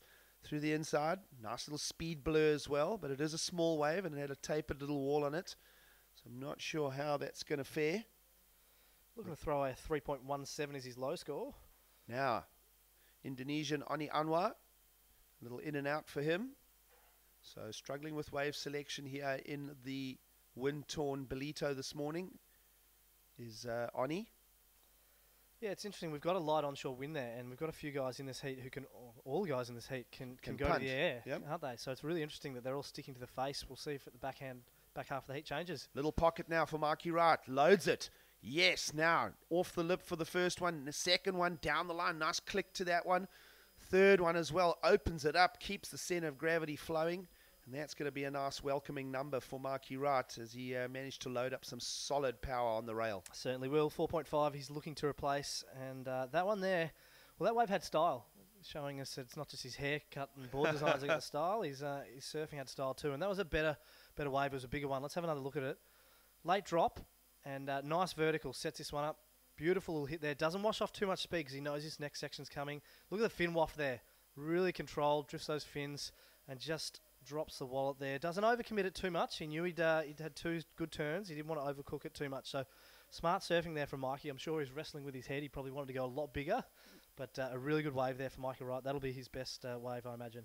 Well, I mean, if we look at the 817 already achieved by Jacob Wilcox, what are you thinking? That's going to visit that neighbourhood? I think so. I absolutely and think some. so. Yep. I reckon it's up in that range. So this is Oni Anwar. He's trying to make himself known here as well, but just struggling on the backhand there with those left-handers, not getting the job done for him. So interesting that we're seeing the bigger points come on the right-handers here. We have seen little lefts being selected in the lineup, but generally there are one manoeuvre waves on the left. So certainly Jacob Wilcox and Mikey Wright starting to find the answers here with down-the-line walls. You can see the it's a relatively small cove that we're surfing in here in Ballito. There's not a massive playing field. Couple of wedges moving in here. Wilcox looking for more. That one has not found the sandbar for the right shape, so it'll be an in and out. Wave number 5, a throwaway for Jacob Wilcox, already holding the 817 and the 667. And waiting for that number for Marky Wright. We'll let the panel simmer on that. Let's have another look at it here. I love how he just takes his time, sets this up. Nice little crack there, and he's already looking down the line. You can see his eyes eyeing that off. Great control over that little foamy section. That would have been able easy with his fins there, and just jamming it in that last one. Maybe a fraction missed time, but you know, this is going to be an excellent score for Mikey Wright, and this is going to make it all that much harder for the young Hawaiian and Indonesian, because the story's been all about two Australians, Jacob Wilcox and Mikey Wright, in this heat, with real, you know, exercising what is that criteria. They're using flow between all the turns. They're maintaining that speed, and they're you know, doing some critical turns, which is great. Well, here we go. Finn McGill, the young Hawaiian, finds the tail release now. Beautiful load to snap. And a little bit of frustration there from the young 17-year-old. But he must hold course, and he must stay focused with it around 6:45 remaining, because he is in the mix here. Well, I like that wave by Finn there. That was, you know, some really good vertical hits. He just needed another sort of section to really make that one count and put himself, you know, in contention with our top two guys. See what the panel say. They are still working on the score for Marky Wright. And, well, of course, Finn McGill owed a score as well. And that number now settling in, and it is a big one for Marky Wright. Finds its way onto the scorecard, a 9.23, Scott. So we said it was going to go maybe north of Jacob Wilcox's score, and it certainly has. And then some, and then some. Yep. So, look, had you have looked at this heat on paper beforehand, you would have almost said Mikey Wright would have thrown some fireworks, and he's gone and done just that. So, yeah, the highest score of the heat of the day so far. Oni Anwar now down in 4th position. One single maneuver again. He's getting stuck in that formula. He's got to find himself a slightly bigger open wall, and well, he needs to find exactly what Mikey Wright found a couple minutes ago, and go into the excellent categories. He's going to do that with wave selection first. So Mikey Wright's nailed it. A 9.23. My apologies. Add that to the 5.5. He doesn't need a whole lot now to take the lead from Jacob Wilcox. A 5.61 for Mikey Wright is the answer. So first is Jacob Wilcox, second Mikey Wright, and then the Hawaiian Finn McGill down in 3rd. And it is a big set of numbers now required for 3rd and 4th place surfers. Finn McGill needs a 9.46. Oni Anwar in combination here. Yeah, and you're spot on with what you just said there, Giggs. It's all about wave selection. You know, both Finn and Oni, you know, given the wave that Jacob and Mikey had, could have also got those high scores. It's just been about selecting those right waves. So the two boys out in front really, you know, making the score look a different story from what's really been happening. You know, Finn and Oni have both been surfing really well, but just haven't been able to find the waves that have offered them enough opportunity to link all those turns together like the surfer in blue and green. So we'll see what Finn McGill can come up with 4.5 minutes remaining. Of course, he'll take the experience of this visit to Ballito with him, possibly looking for more invites to QS 10,000s. Right now, he's staring down the barrel of an early exit here in South Africa. Just 17 years of age, 60 kilograms, 1.68 is Finn McGill. Saw him in the Pipe Masters last year. He's also, as we mentioned, been faring okay on the qualifying series. Got a 2nd at Sunset, the QS 1000. That one being won by Jack Robinson. Also 33rd at the QS 3000 at Pipeline. Also competed the HRC Pro in Sunset Beach last year, did Finn McGill. I say we did see him feature in the Pipe Masters, so gaining valuable experience. Meanwhile, this surfer has been on a roll in 2016, and he's got that forehand turn on. It's almost like a Jadson Andre on the mirror, right? That chuck off the lip. So we said that might happen back after this heat. The guys might start going to the air. We'll see what the judges do with that one. They'll probably have to call up a replay so they can really gauge what it was. Only the one turn, so it's not going to get him an excellent score. As we see Mikey Wright, just a quick in and out there. So yeah, Oni Anwar, you know, going to the air. and you hope it's not a little too late for the Indonesian. We'll see what the judges make of it. Let's have another look at it here. You see, he just checks his speed there. He goes quite vertical, which is great. Does a grab, the upside down, so he got quite good elevation, had good control. Recovery's good as well. Recovery's good. So, but I just wonder if it's, you know, you're almost a forced. Yeah, that's exactly it. Yep. It's at the end of the heat. Hey, judges, I haven't been able to get it done. Please throw something my way. The judges aren't silly. You know, it's still a critical manoeuvre, but it's not going to compare to the guys who are linking 3 big turns on the face with speed, power, and flow.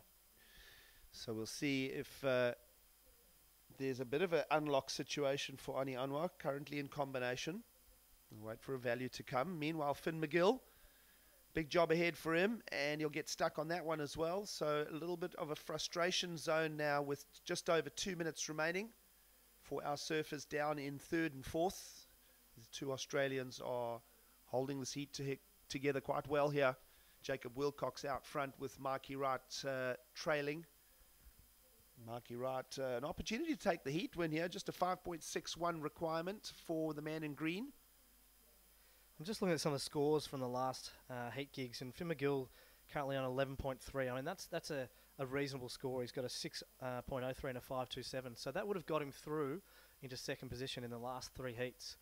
The bar's just been set a little bit higher in this heat, so he 6 is just not quite enough. We talked about that was a really good wave. He just needed that 3rd turn, and that might have gone into the excellent sort of range.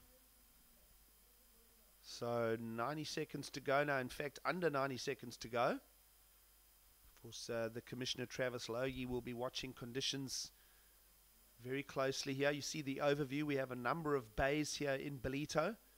There is a possibility that we may just shift the competitive peak over 1 bay.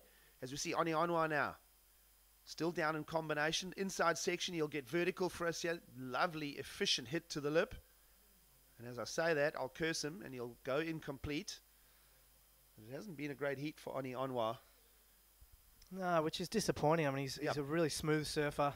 He's already shown us he can go to the air. He's got beautiful calves. He just hasn't been able to link them together. That's probably his sort of best wave thus far. So we see heat leader now. Jacob Wilcox. Little victory lap. Yeah, little victory lap is exactly what this is. 2 square hits there. He'll just hold that together as we move down inside of 30 seconds to go here. And Jacob Wilcox, it seems, will have no trouble moving to the next round here in Ballito. And it's a matter of can this man on screen here, down in 3rd position, possibly challenge Marky Wright for the advancing slot as we go here with Finn McGill. Nice snap as well. Smaller wave. End section to deal with. Again, a little bit of a forced effort, and it's going to go incomplete as well. So Finn McGill not going to find the number required. Yeah, so the story of that heat, Jacob Wilcox and Mikey Wright really showing some committed surfing with scores into the excellent range. So let's just see if we can't recap that great 5th heat of this round 112. We knew it would be a lightning one. We knew there'd be sparks flying, and it certainly was. Well, of course, Jacob Wilcox setting the pace early in this heat. Did a couple of backhand combinations and really went straight into the 6s with these.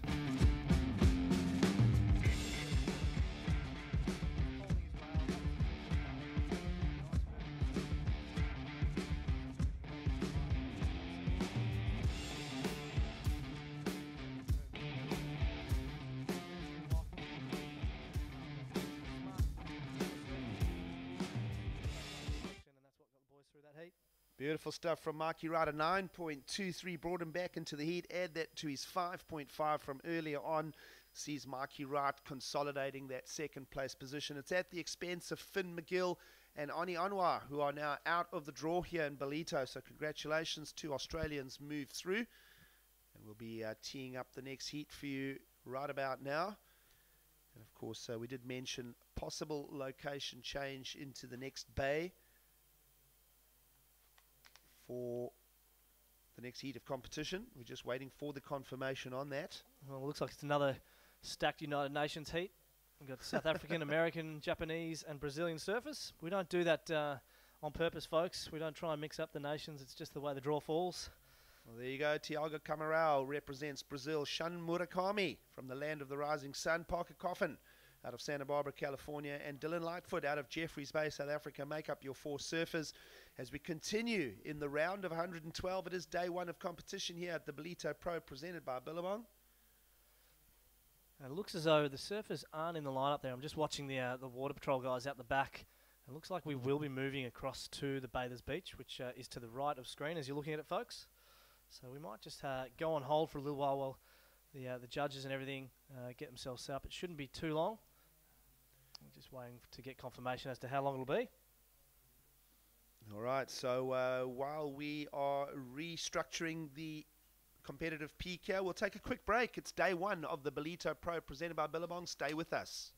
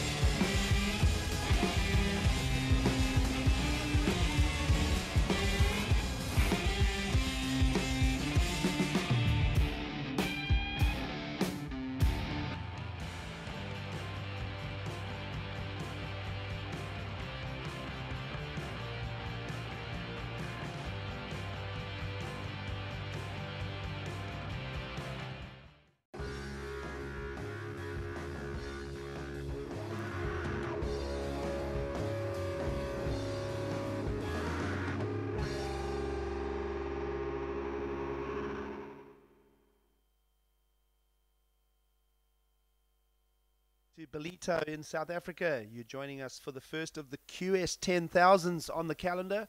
The World Surf League's qualifying series offers the biggest points for the QS 10s, and we'll welcome you to the beach here for day 1. It is Gig Cilliers alongside Scotty Turnbull here in South Africa, and it's critical stuff going down, as is it at every qualifying series event, Scotty. This is the opportunity to take the big numbers.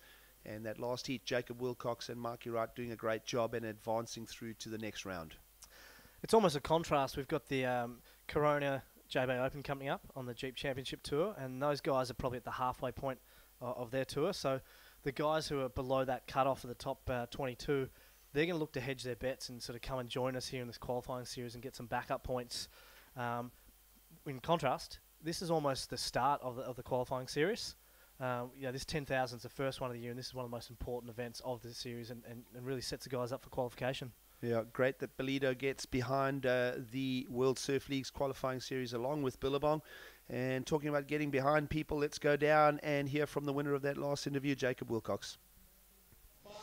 All right, so we're down here on the beach with winner from that last heat from Australia, 20-year-old Jacob Wilcox.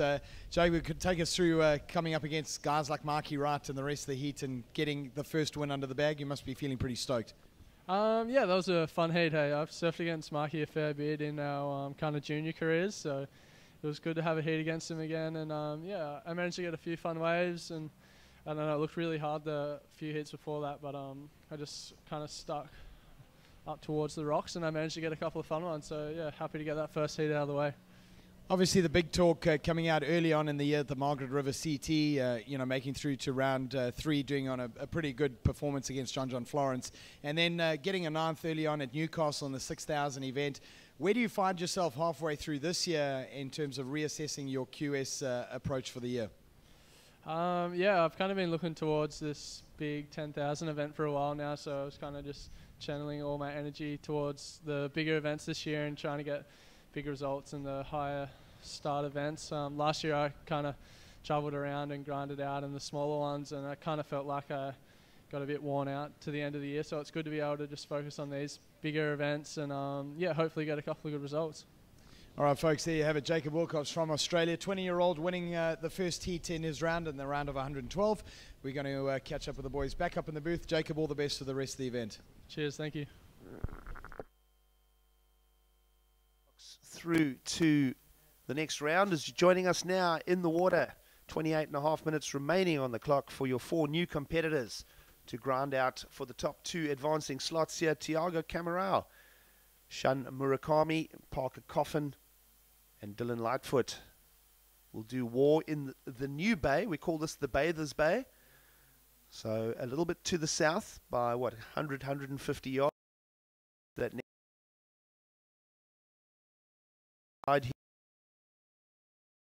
on conditions, and we'll use this peak here for competition. This looks like Dylan Lightfoot, just looking like he's at J-Bay with a big wraparound opening carve there. Another hook in the pocket. Beautiful smooth on-rail carve. So 3 turns here so far from Dylan with a nice little finish. So Dylan really showing, a really good move there by Travis Logan, move down the beach because we've got more scoring potential. Behind him was Tiago, the Brazilian surfer. He's had not 2 nice turns here. A nice little vertical hit, and he too is looking for the end section and just jams that oncoming section. So both surfers with 4 or so moves on that one, and we see left as well by Parker Coffin, the young Californian. Nice little carve there because he knew that section was coming. He's just all his speed to burn. What's he going to do there? And just going, well, crazy. We got a little blip in the broadcast there, but it looks like he threw the fins in some sort of in the lip through a bit of a floater there to bring it around. So yeah, some real work for the judges to do now, Gigs. They've set their scale. They know what an 8 and a 9 look like out the front. And even for the surfers in this heat, they would have been watching out the front, and then we've moved down the beach. So it almost resets everything all over again.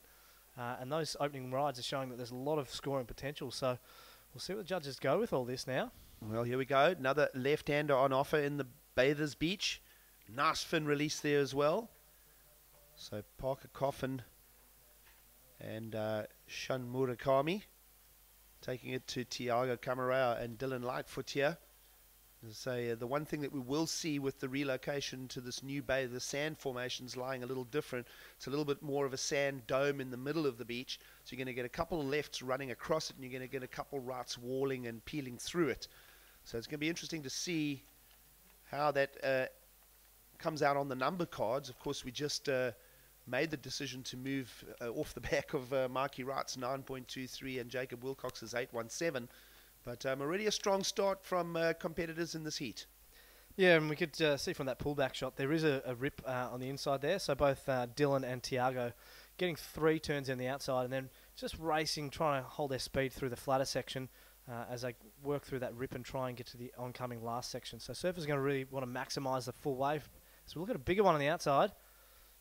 Well, here we go. In and out for Tiago Camarao. Of course, energetic Brazilian finds himself 18th on the qualifying series. So an important heat to get through here for Tiago. You won't want to lose that momentum. Meanwhile, surfer in blue, Shun Murakami. Japanese surfer, well-defined bottom turn, but it'll go incomplete. So 2 goofy footers picking on the lefts here. Tiago and Dylan, the natural footers, continue to focus on the rights.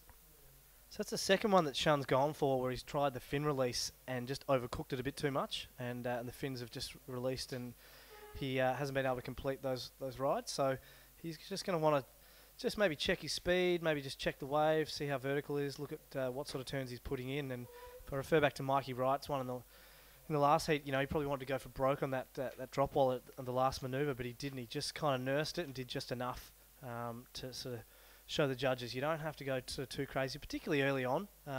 You hear the term being used by you guys all the time, the building the house. You start getting a fall through a couple of turn wave, and then you start putting a bit more energy into it. You push your turns a bit harder, then you try and get more combinations, and you try and mix it up and try and build on those scores. Well, here we go. Tiago goes to the air, incomplete. That wind is coming from behind him. So he's doing that aerial with the wind, so to speak, not into it. So he's not going to have much wind advantage going to the air on the right-handers. Opposite could be said, though, for the left-handers. We'll keep a close eye on Parker Coffin and Shun Murakami as they're surfing directly into the side shore wind. That could help them glue the board to their feet if they need to go to the air. Of course, Tiago Camarao, as we mentioned, highest ranked here in this particular heat. 18th on the qualifying series. Shun Murakami down at 65th. And now this looks like, well, goofy footer in the middle of our screen. Parker Coffin on that one. Yep. So just jumping in there, Gigs, I'm just looking at the scores that came in from the judges. They took some time just to deliberate off that first exchange. As I said, we've been reset coming into a new bank here. Tiago from Brazil getting the highest of that exchange is 7.33 for his wave. As we see him, just having a look at that one on the outside. Parker Coffin for that one turn, kind of 360 fin drift on the floater to fin drop. Yep. Getting a 6.5 for that one. And then Dylan Lightfoot, he did the 3-turn as well, but he only got a 4.67, and I could guess the reason why the judges held back on that was because it was the same manoeuvre. Really smooth wraparound calves, but the same one. So there's no variety in the manoeuvres, whereas Tiago had, some different manoeuvres in his one. So Tiago getting the better of that exchange. A 7.33, so that's a really good start for him. He's going to look to try and find a good backup score, and he's got 22 minutes to do that. The rest of the heat open for the rest of the boys. Well, point to mention there, that 6.5 for Parker Coffin coming off the left-hander. As we say that, we'll transition now to the young Californian as he switches direction here in the bay in Ballito. Not much to build on that. So quick in and out. And of course, we talked on the morning show this morning about Samuel and Miguel Pupo, the brothers surfing here. We've had both the winner from a couple of Alejo Munez and Santiago Munez have surfed in this event before, and of course Parker Coffin out here now, and brother Connor also in the event. Yeah, has Connor made the trip? Yeah. My understanding he has, yeah. Yeah, great stuff. So couple of brother pairs. Of course, looking through the history books, the most famous brotherly pair to have taken wins back-to-back here. Andy Irons back in 2004, Bruce Irons 2005, taking out this very event. We have a couple of Gadaskuses taking it out as well? Exactly. Good point. Pat and Dane. Yeah. Yep. Yeah, this is one of those events that the history books... I was just casting through my mind, and Conor O'Leary doesn't have a brother that surfs, to my knowledge. Just going back through the rest of our winners. Glenn Hall, well, I'm pretty certain he doesn't have a brother, so... Yeah. We'll do a bit of homework on that as we go with the left-hand approach here from the Japanese surfer. Nice combination here, so finally putting a turn together. Shun Murakami. And now, nice snap for Tiago Camarão.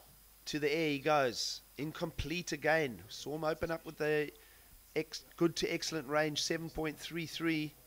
But now coming adrift on that particular ride. Of course, Tiago Camarão visited Ballito this time last year, 49th place position here. Finished 91st back in 2015. A couple of highlights to talk about for Tiago. One of many Brazilians visiting South Africa this year.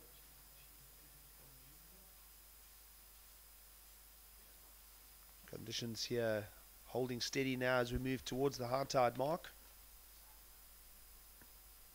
A little over 20 minutes to go. And we're waiting for a number for Shun Murakami to come in. I would say easily his best contribution of the heat thus far.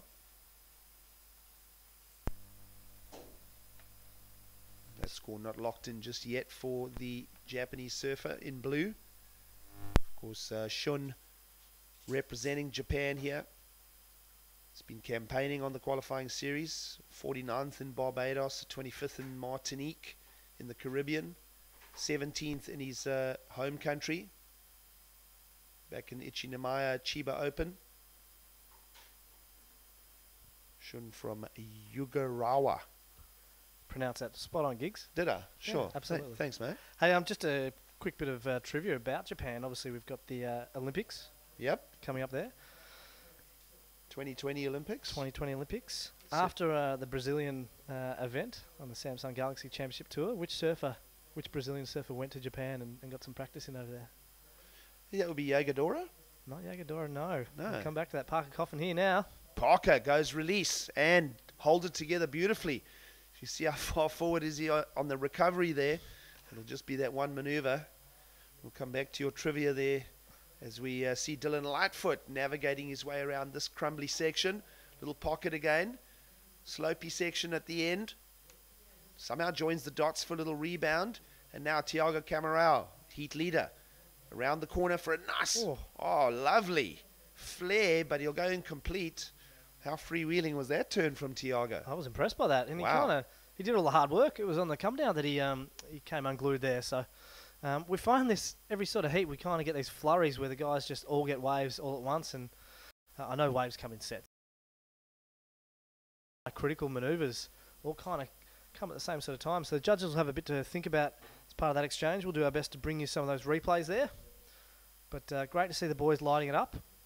I did just have, before while we were taking in Shun Murakari's wave, had Travis Logie just saying in my ear that we're just going to check conditions and just and take it heat by heat to see whether we continue on this bank or bring it back over to the other side. Apparently guys came in from that last heat and said there was quite good waves out the front, so the boys just going to see what happens, and that's a great thing. We can be adaptable, we can be flexible and move between these couple of banks, particularly with that tide draining out. Well, I mean, we barely lost a minute and a half in the transition. Yep. So judges able to capture the surfing in both bays as we see. Parker Coffin just really flaring. They had no real lip, but still managed to project up and over the lip, and you see a comical pull out. He obviously wanted a bit more there. Dylan Lightfoot here with a beautiful sort of two-part float there with a critical drop. Manages to get around it here. The wave just crumbles. He would have liked to turn there. He couldn't somehow maintain speed through that flat section, and the oncoming whitewater, he just finishes that wave off. So the two manoeuvres there by Dylan Lightfoot. He's got a pair of fours, and this was Tiago Camarera. Real chunky sort of dumpy wave, and just a fin throw. That was just violent. You could see his foot was almost right off the back of the fins, but just not enough weight over the front of the board there to carry him out through the front of the whitewater and not completing that wave there. So that won't go into his top sort of two scoring waves, the surfer from Brazil. So still plenty of time remaining. A little under 17 minutes to go here. Of course, 30-minute heat still on offer, even with the location change to the new cove. Call this beach Bathers Beach. We are on the east coast of South Africa, so we are facing out eastwards, so to speak. Let's have a look at the Japanese surfer here. Shun Murakari just slashing to open up there. That one's a bit more of a wrap with the open shoulders. A little float to transition. Really drives off that bottom there, but just not a lot of vertical. That won't be enough to get him up into one of the top two qualifying spots. Well, I'm liking the form and flow of Shun Murakami there, the young 20-year-old. Well, we talked about it earlier on, didn't we? The Japanese guys, they've got such a low center of gravity and seem to transition really well between their turns. Well, he would have grown up watching surfers like Masatoshi Ono, right? Absolutely. And would be obviously very inspired by the proud work that Masatoshi did. Of course, him now taking more of a back seat, and the new generation from Japan coming through. Been a little gap too, hasn't there? As we see. Definitely. Yeah, we'll talk more about Japan right now. Brazilian in flight, Tiago Camarão. More efficiency from the Brazilian. Better timing on that one too. But he has lost the lead to Parker Coffin because numbers have come in for the Californian. 6.5 and now 5.33 sees the man in white leading the heat. Tiago Camarão, the Brazilian, now down into second. But point to note, Scotty, a 7.33 already achieved by the Brazilian. Yeah, so he has a 2.3 as his second counting ride, which means he can really improve on that position and take that lead back with quite an average scoring ride. And that was a better one for him. He didn't overcommit in that one. He made sure he finished off that ride. Wasn't as critical at the end, but just made sure he finished it off just to try and throw away that low score to try and build on that. So he'll probably lock something around the fours in there to try and push himself up a bit more, I imagine, with that two-turn combo. Well, 14 and a half minutes to go here for the South African interest in this heat. Dylan Lightfoot lying third, holding a pair of fours, a 4.67 and a 4.17. So Dylan's got to change his formula up a bit here, Scotty. And as we say that, we'll stick with the Japanese surfer, who will skid along the lip, and he'll go incomplete. Shun Murakami. Yeah, he's sticking to those lefts, but he just his timing has just been a little bit off. At the start of the heat, he was throwing the fins and coming, putting too much into it, overcooking them, and that one there is just a little late, and it looks like his leg lost rope. his equipment. So that's a real rarity in competition there. Not sure if he's snapped his leg rope there. It is quite shallow, and particularly as that tide drowns out, there's going to be a little bit of power on that bank there. And the problem is that on the inshore side of the lineup here is a lot of rocks, so you'll want to protect that equipment and recover it as quick as possible. He's got in there, must have body surfed his way in, so he's going okay. But that's going to use a lot of energy too. trying to get himself in there. Not a whole lot of these qualifying series guys have got caddies. You can see. Looks like he's just come undone. Hasn't snapped the leg. He might have done a string. String or a tail saver, Velcro release. Nonetheless, he'll recover the equipment. Nope, the string's still there, Scotty. Just a Velcro malfunction. It doesn't happen often. No. Well, still plenty of time. 13 and a half to go here for that man on screen, who has banked another number of 4.13 and a 5.6 for his last two efforts. So he's building momentum, so to speak. And just a 6.24 required to attack second place position. And meanwhile, Tiago Camarão's banked another score, so the Brazilian's back in the lead here, Scotty. Yeah, so we said he'd get around a 4 for that one, so that's put him up into first position. So again, first and second going through to the next round. So Tiago and Parker just wrestling. Bit of seesawing yo-yo work up the top there. Dylan Lightfoot, he's playing the patient game. He started off with a couple of 4s. He's just sitting out there, obviously needing a 7.16. So the longer he waits, the higher that requirement becomes, because the other guys keep just pushing and building on their scores a little bit more as they keep getting busy and getting more opportunities to build on them. So Dylan Lightfoot looking for a 7.16. We know he's capable of it. You know, he can get those in his sleep, but are the conditions available out there for him to get them? Well, an important chance here for the South African Dylan Lightfoot to make ground in this qualifying series 10,000 event. He's been doing those warm-ups with the World Surf League's QS grind having been set up in South Africa this year. We'll stick with this for now. A little in and out for Tiago Camarão. Back to Dylan Lightfoot. He found a second place position at the Nelson Mandela Bay Surf Pro. So that's down in Port Elizabeth, a QS 1000. Number of QS 1000s in the City Surf Series, having been surfed here in South Africa in the autumn. Great stuff for the local talent. Of course, Dylan Lightfoot's capitalized on that. Got a 7th at the Corona Durban Surf Pro. We have seen Dylan Lightfoot showcased as a wild card at the J-Bay Open back in 2014. And still a quite young Dylan Lightfoot, only 22 years of age. And we want to find a breakthrough result quite soon in his career, as we see him up and riding here, a little in and out. So he's spent a lot of time investing in that, and no payout on the wave selection there, Scott. Yeah, we might have missed the first part of it, so we'll see what happened there. But yeah, he clearly wasn't linking that all the way to the inside. But he's sticking to these rights, whereas you've got Parker at the back. He's sticking to the lefts off the back of the rocks there. Tiago's moving all around the beach. So we'll pull up that last replay of Dylan's just to see if he got anything done on the outside. He's looking to replace a low 4.17. So nice driving off the bottom. Nice little slash there, but the wave just shuts down on him. So my criticism was justified, Scotty. Absolutely. He spent a lot of time investing into a one snap there. As I say, he's already achieved a pair of 4s. He's got to find a wave with probably a bit of a stronger section. I'm noticing Tiago and Dylan both picking on the right-handers, whereas the two goofy footers are mostly picking on the left-handers. Dylan's got to find himself a wave that's going to have a strong end section, because Dylan does have a strong skill off the lip. But right now, Tiago Camarão is finding waves with heavier sections at the end like this. Woo. And wow, a little rotation, falls in the hole though, and goes incomplete. But that's the kind of wave that Dylan Lightfoot's got to find. Yeah, some big surfing there by Tiago. So he's in the lead. He's just wanting to really cement this lead. He's got nothing to lose, so went for broke there. We expected a bit more of that with the onshore wind. Tiago loves doing his airs and showing he could do that there, but you called it spot on, Giggs. He just kind of fell in a hole there. Didn't quite land on the white waters to buffer his landing, and just out on the flats. So what I'm just looking at the scores here, Giggs, and the two highest scores of the heat came at the very beginning of our heat. The 7.33 and 6.5. Almost off that first exchange, right? Absolutely. So that was about 20 minutes ago. So the surfers don't have the benefit of the scorecard like we do, but you'd expect before heats end there'll be another opportunity. And this is Tiago again going to the air. Beautiful control grab. He just projected too far out the flats and didn't quite get the rotation. Landed kind of tail first and not sticking that one. So Tiago Camarão still leading the heat. Brazilian in red. As we mentioned, he's the highest ranked of all of these surfers out in this particular heat. Currently sitting 18th on the qualifying series, care of a QS 1500 win in Argentina. Also making the finals at the Santa Cruz Pro in Portugal. Let's have a look at... Looks like Dylan Lightfoot. Just that last one. Yeah, that was that. Oh, this is one we might have missed here. So just a couple of slashes there. A smaller wave.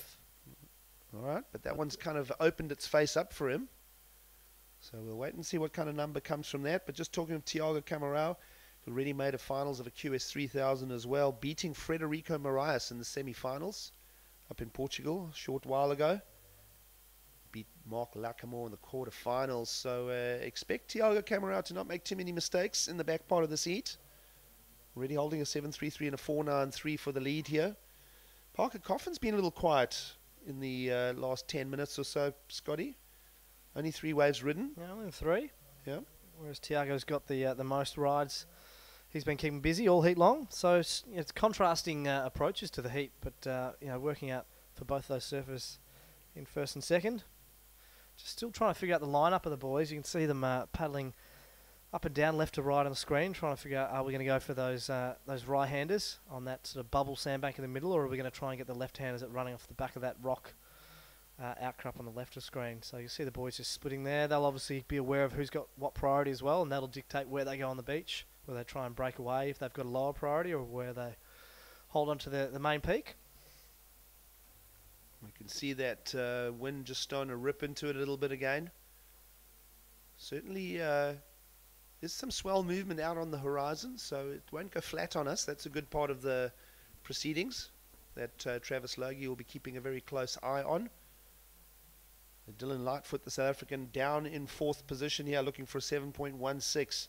I'm liking what Shun Murakami is bringing to the table when he does get going, the young Japanese surfer, the 20-year-old. But he's got to find a 4. Well, he's just achieved a 6.2. Well, sorry, Dylan's just found a 6.2. And meanwhile, a little tube thread for Thiago Camarão into a lovely wrap. So joining the dots nicely now for your heat leader. And a lovely end section as well, and he'll hold it together. So great surfing just to put the pressure on the back part of the seat with 6.20 to go. Pressure well and truly on now, so it's all about second position, because Thiago Camarão is definitely going to lock in a much higher score than his 4.93 low. So he's going to solidify that lead, and it's going to be all about the second there. So a really beautiful one. Let's have a look at it again. Comes behind this one, a great tube. It's the first one we've seen out in Bathurst Beach. He was certainly behind that, a nice clean exit and beautiful power and flow and speed in that open face turn, and manages to get the last section too and just rides through that. Even the completion there was critical as he came down with that last bit. So the judges are going to like that a fair bit. I imagine that it might even go further north than his 7.33 that he opened up with. So we said this would happen. Start of the heat was where all the scores came. We knew at the back end of the heat there'd be some more opportunities. I'm sure our surfers in 3rd and 4th will be disappointed that they weren't the ones on that wave. Well, exactly. Well, what is interesting is Dylan Lightfoot, prior to that wave of Thiago Camarão, had found the 6.2, brought himself up 1 notch up into 3rd, and we'll see how that all pans out. Because right now Parker Coffin is holding that 2nd place position. Dylan Lightfoot up to 3rd, not needing much, Scotty. A 5.64 required for the South African. And Shun Murakami, we're talking about how smooth his forehand is. He's going to have to find something into that left quite soon now. Well, for mine, Parker Coffin is the one to watch now. He's been sitting really patient, waiting for a wave. Dylan is now, as you said, he's got 6.2. He's hot on his heels. He only needs a 5.64 for it to get into 2nd position. Parker's obviously got priority. He's been waiting for some time. He's looking to replace a 5.33. So does he sit and wait for a wave, or does he try and get busy and try and manufacture, just to push that 2nd place a bit more? I was about to use that word, Scotty, because that's exactly credit due where it is Dylan Lightfoot manufactured that 6.2. It wasn't a particularly specially shaped, well-shaped wave. Just had a little bit of a taper on it, and he got to work with a couple of combinations. So keep your eyes on South African in green. Dylan Lightfoot now up into 3rd. So he was at Thiago. This was an 8-point ride the judges gave for this one. So beautiful little tube. He's a long way out in the face here, but that's understandable. He carried a lot of speed as he exited that barrel. Nice and smooth wrap around. Didn't do the full rebound, and just finishes that last section off. And we've seen him come unstuck on that manoeuvre already in this heat, but rides that one out. So an 8-point ride. The judges really liking that one, and that cemented his heat. As we see, here's Dylan. Important wave for Dylan Lightfoot here. End section, crashes into it, and just doggy paddles a little bit. Touch of frustration now for the South African, trying to attack the requirements of a 5.64. And well, Parker Coffin, currently holding that second place position, may very well want to activate another wave and replace a 5.33. Yeah, no doubt we'll pull up a replay of Dylan's there. He's looking for that 5.64. Looked like it was only the 2 turns, so I'm not sure that'll be enough to get him there. Parker Coffin, well, he'll be sweating a little bit. He would have seen that from behind and seen some spray flying. He wouldn't have seen the full ride. Dylan Lightfoot, yeah, looking for a 5.64. I'm always wary of, you know, body language, particularly when you need something. You know, if the judges are teetering on the edge, you know, I don't think that they're persuaded in any way by body language, but you know, I don't think it helps your cause at all if you're telling them yourself, hey, I didn't get it. Just under 3 minutes to go here. All important QS 10,000, and every heat counts. Of course, first and second advance, third and fourth fall away. It's a brutal system, but it is the qualifying series, and that's why they call it the grind. And right now, Thiago Camarão is grinding well here, out in front, holding a 7.33 and an 8. And Parker Coffin just nestled into that second place position here. But Dylan Lightfoot looking to hunt him down. So around 2 minutes to go. This is it's going to be interesting, the final part of this heat. Keep your eye on white and green in particular. Dylan's still making his way, looks like, out into the lineup. Is he going to move over to the left-handers where Parker is, or is he going to find some space wider down and stick to those right-handers where he's got his score so far? And fourth place surfer Shun Murakami, the young Japanese surfer, just a 6.24 requirement, so it is all possible. He's probably at the top of the priority ladder right about now. We haven't seen him surf for a while. I would think that maybe Parker is ahead of him, so I'd probably say first priority is Parker Coffin. Second priority Shun Murakami. As we see here, Dylan Lightfoot surfing for his life here, in and out. He's feeling the pressure now with 90 seconds to go, Scotty. Yeah, you could see him racing and eyeballing down the line there. He really wanted that thing to stand up for him. He's kicking the water. He can see this set coming. We'll see if any other surfers are there. That red surfer looks like the surfer in our next heat. So Dylan might be able to pick this off down the beach. You can see him having a paddle. Looks like maybe up the beach. Well, here we go. 2 surfers in motion. And the young Japanese surfer will bow out of that wave while Parker Coffin will wrap it up. So Goofy Footers in opposite directions with now 1 minute to go. Still keeping an eye on Dylan Lightfoot out in the lineup. Meanwhile, on screen, Parker Coffin. Yep, there's just over a minute to go. In fact, just under a minute to go. Enough time to nip over the sandbar here. So he was looking to replace a 5.33 on that one if he wanted to push his lead up a little bit more. You can see he was just questioning, obviously not ideal having another surfer on the same wave as you, but I don't think Shun hindered his scoring potential at all on that one, and that's the nature of beach breaks when you've got guys going left and right. But Parker's certainly getting the better of that exchange. So we see this was Shun heading towards him. He was on the right. He saw Parker was clear. He pulled out. Parker was still, yeah, that maybe crumbled the section a little bit there. Well, 2 tight turns for Parker Coffin. Turns, yeah, and you can see, you know, you can see his case. It crumbled the lip a little bit for him, but I don't think the judges will be calling any interference on that one. It won't play. And waiting for a score to drop in here for Dylan Lightfoot. A 5.93 has found its way in. Dylan Lightfoot is going to bump up to second here, Scotty. So all important here. We're going to wait for a score for Parker Coffin. Yeah, so the judges will be looking at this last one of Parker's. This was, looks like this is our heat leader, Thiago, just doing a little victory lap here. So just setting this one up on the inside. Nice steep face. What's he going to do here? And just have a bit of fun, flare it out. But yeah, the story's all about Parker Coffin. We're just waiting to see what the scores do. So that 2-turn backhand combo could be telling, because as you said, Dylan Lightfoot has moved up into second place. So Dylan has been squeaking numbers out of that tapered right-hander. 6.2 and a 5.93 from Dylan Lightfoot. And we knew he'd bring a comeback story to the heat, Scotty, but Parker Coffin kind of went dormant in that heat too. So you could probably lay a little blame on Parker for not staying more active, possibly, because that's all that Dylan did. Let's have a look at the heat recap here. This is a man that will take the win here. Thiago Camarão Smooth surfing from him for a pair of good category scores, a 7.33 to get going, and then backed himself up later with an 8. Yeah, that was the first wave off the bat. This was the back half of the heat. Nice little tube. Fantastic wrap around there, holding his speed and then setting up this end section rebound hit there. So that was what got him his 8-point ride and the highest score of that last heat. So beautiful stuff. Tiago Camarão will take the heat when waiting for an official result here. Dylan Lightfoot has squeezed his way from third to second at the expense of Parker Coffin.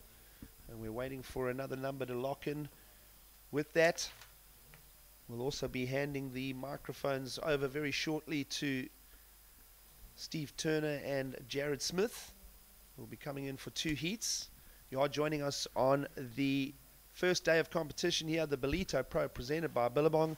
And with that, let's throw it down to the winner of that last heat. All right, so we're down on the beach here, guys. Sorry to interrupt you. With the winner from the last heat, Tiago Camarão. Tiago, a great win there. Take us through that 8-point ride. I think I was lucky enough to get that wave. That wave was such a nice wave, and I was lucky to get the barrel, and after that I just made the wave pretty much, just trying to not fall and get the score. Yeah, I stoked for the wave coming to me and stoked to get through to the next round. You've had a great start to the year for 2017. You've made 2 finals already. You've won one WSL 1,500 event. How are you feeling going into the biggest event of the year so far? Yeah, I feel great, to be here. Always Ballito, it's always good waves here, and the best surfers are here. So I stoked to be here and stoked to be surfing against them, and yeah, that's it. I'm happy. All right, there we have it, folks. Tiago Camarão from Brazil. Great job. We'll see you in the round of 96. Okay, thank you. So, muito obrigado, Tiago Camarão, taking that heat win. And it seems like it's an official result with Dylan Lightfoot getting that second place position. We are waiting for confirmation on that, surf fans around the world, if you're following for those results, especially the Parker Coffin fans. Waiting for those numbers to become official. It is the second to last heat of a round of 112 surfers here in Ballito. It is day 1 as we introduce Rafael Teixeira, the Brazilian, taking on Kalani Ball and Yaden Nickel, 2 Australians. And the American Killian Garland will make up the 4 stack. Good morning from Ballito. I'm Gig Saliers alongside Steve Turner. Morning to you, Steve. Welcome back to the booth. Morning, Gigs. Good to be back in the booth with a venue change, so that's always nice. So let's talk about that venue change a little bit as let's have a look at following the action first and foremost here with Rafael Teixeira unloading beautifully here as he moves through the inside section. It's a small cove, this. He'll literally surf up against a rock wall shortly. So Rafael Teixeira goes to the left-hander. We saw Parker Coffin and Shun Murakami in the previous heat using the left-handers. But it seems like the win in that last heat came with the rights, with Tiago Camarão and Dylan Lightfoot using their forehands. You've had a little walk around the contest site. What are you making of conditions here with the relocation into the next cove? Yeah, the wind's dropped off quite a bit. This KZN coastline, you're not going to find too many lefts that give you any sort of form of length or consequence. So the rights, we saw Tiago Camarão with the little cover up and a massive finishing turn. So in theory, the right should be the money makers, but the lefts always get a little bit steeper, and with the sand moving out of those corners from last night's gusty winds, it'll give you a little bit to play with. So it is the round of 112 surfers remaining, the final 2 heats of the round, as we follow Killian Garland here. Nice wrapping turn here, beautiful leverage, the tall frame of Killian. Nice little snap as well, so great little sequence of turns, joins them all together beautifully. He has to package it quickly to get out, and the one thing I'm going to be doing is getting out, because Jared Kelly Smith is going to step into the booth. He'll take you through the final 2 heats of this round of 112 surfers. Good morning to you, Jared. Thank you, Giggsy. So good to be in the booth with you again, and alongside me, young relocated Australian Stephen Turner. How are you, Stevie? Yeah, really good, mate. Really good. Best seat in the house. So, just me and one other guy out. Yeah, just had a little off camera, off mic conversation with Thiago Camarão, winner of that last heat, and just kind of taking me through the last 3 weeks on South African shores. Just complaining about a bunch of the Brazilians getting really ill about a week or 2 weeks ago. A whole bunch of them did a trip up the west coast through to Namibia, getting those Donkey Bay lifts. And he was just saying just how cold the water was and the cold conditions, and a lot of the guys getting some pretty nasty chest infections. And he said for about 6 days he was just bedridden. As we cut to live action, watching our surfer in blue, Kalani Ball from Australia. Up confirmation from your screen. They're just falling on that last backhand snap attempt there. But yeah, just chatting to the Brazilians and just saying, you know, himself, Matthias Hurdy, a couple of the guys all coming down with some nasty infections. And he said at this stage he's about 80%. So I hate to see him at 100% after getting that 8-point ride and a backup score of 6 and absolutely destroying his first heat of the morning. Yeah, I might have just pulled in for the cover-up surfer in green, Australian Yaden Nickel, who, of course, has relocated to Santa Barbara in California, but as you know, grew up in Western Australia. You know, Yaden, a really powerful surfer. The last couple of years, he's surfed less and less competitions, just focusing more on family life. But Yaden, a really, really exciting surfer. You know, ex-CT athlete. We know that he qualified in 2011 and had a really big year before injury took him down. As we look at a replay for our surfer in red, Rafael Teixeira, just floats it off the section there, gets right around the front of the whitewater and gets super vertical with that critical turn. And just has to wrap it back into the whitewater with that wave just almost flattening on him. And you can see just a little bit of frustration. The surfer in white, Killian Garland, the American surfer, deciding to go right on that one, wraps that one back around into the whitewater, and just able to put a little bit of hurt into the lip as he snaps off the top and then just checks that turn to finish off that wave. So a good opening exchange there, Jared. Yeah, good to see the guys settling into the new break. If you have just joined us, a very warm welcome to you from wherever in the world you are watching. And good to see that Facebook live stream, thousands of viewers coming online to watch day one of the Ballito Pro presented by Billabong. Yeah, we're into the second to the last heat of this opening round of competition, the round of 112. So we're into heat number 7. We've got heat 8 coming up next, which will conclude that round. And I had a little brief chat with Travis Logie, our WSL commissioner as well, and just kind of giving us the background information that we're just going to assess heat by heat as we go through. We've extended the heats to 30 minutes long, and just gives the surfers out there the most you know, sort of legally fair amount of time out there to try and get the best waves possible. A couple of the surfers maybe a little bit in contentious issue shifting from surfers lane to this beach break on your screen, which is bathers. I know Yaden was one of those surfers saying he was quite keen to stay at bathers. We saw some 9s and 8s before they shifted across. And but there's still plenty of waves on offer, you know, on the north coast of KwaZulu-Natal here. There's just waves galore, regardless of onshore, offshore conditions. There's just plenty of surf available. So already we've seen some pretty good scores down here at Bathers. I don't think necessarily a bad decision so far, Stevie. No, Bathers Beach, definitely a more consistent wave than at the front end surfers, where surfers tends to break off the point and move following the contour of the land. Down here at Bathers, we will often see the wave will break and become quite peaky and almost form like an A-frame and offer a left or a right. So I wouldn't be surprised if in this heat we do see a couple of surfers split the peak, someone go left, someone go right, and you know, from there anything can happen. For sure. So nice pulled back shot there for those of you watching online. That break just on the far side of the jetty of rocks that heads out on your screen, across your screen. That's sort of the separator between Bathers Beach and Surfers Lane. Surfers Lane more to the left, just outside of the view of your screen, and where we see our surfers evenly spaced out there is Bathers. And at the moment, a line of scores, nothing really of consequence to call out early on in this heat. And Killian Garland, the American, in the white, opening up with a 4.5. That's been the highest score so far in the heat. And we'll continue just to refresh those scores and keep you updated. As we watch red now, users priority, Rafael Teixeira, nice power turn off the top. They're staying nice and tight in the pocket. The goofy footer working this one all the way through the inside, just carving through that frothy cappuccino section, keeping the board rail to rail now, and a neat little finish as well. So putting the exclamation mark on that ride, his second wave of the heat. I think we're going to see our first ride of consequence, some decent scores dropping into this heat number 7. So another stacked heat. Of course, the one of the conversations we've been having over the last couple of weeks is that contingency of Brazilians that have really made camp here in South Africa over the last 3 weeks, taking part in the City Surf Series. And we'll pick up that conversation just now as we watch that last replay I've read. Look how tight he was in the pocket. Rafael Teixeira just keeping that board moving the whole time. Great control there, sliding the tail out. And the third turn off the top, even getting a couple of fins out the back. Rail to rail there through to the inside.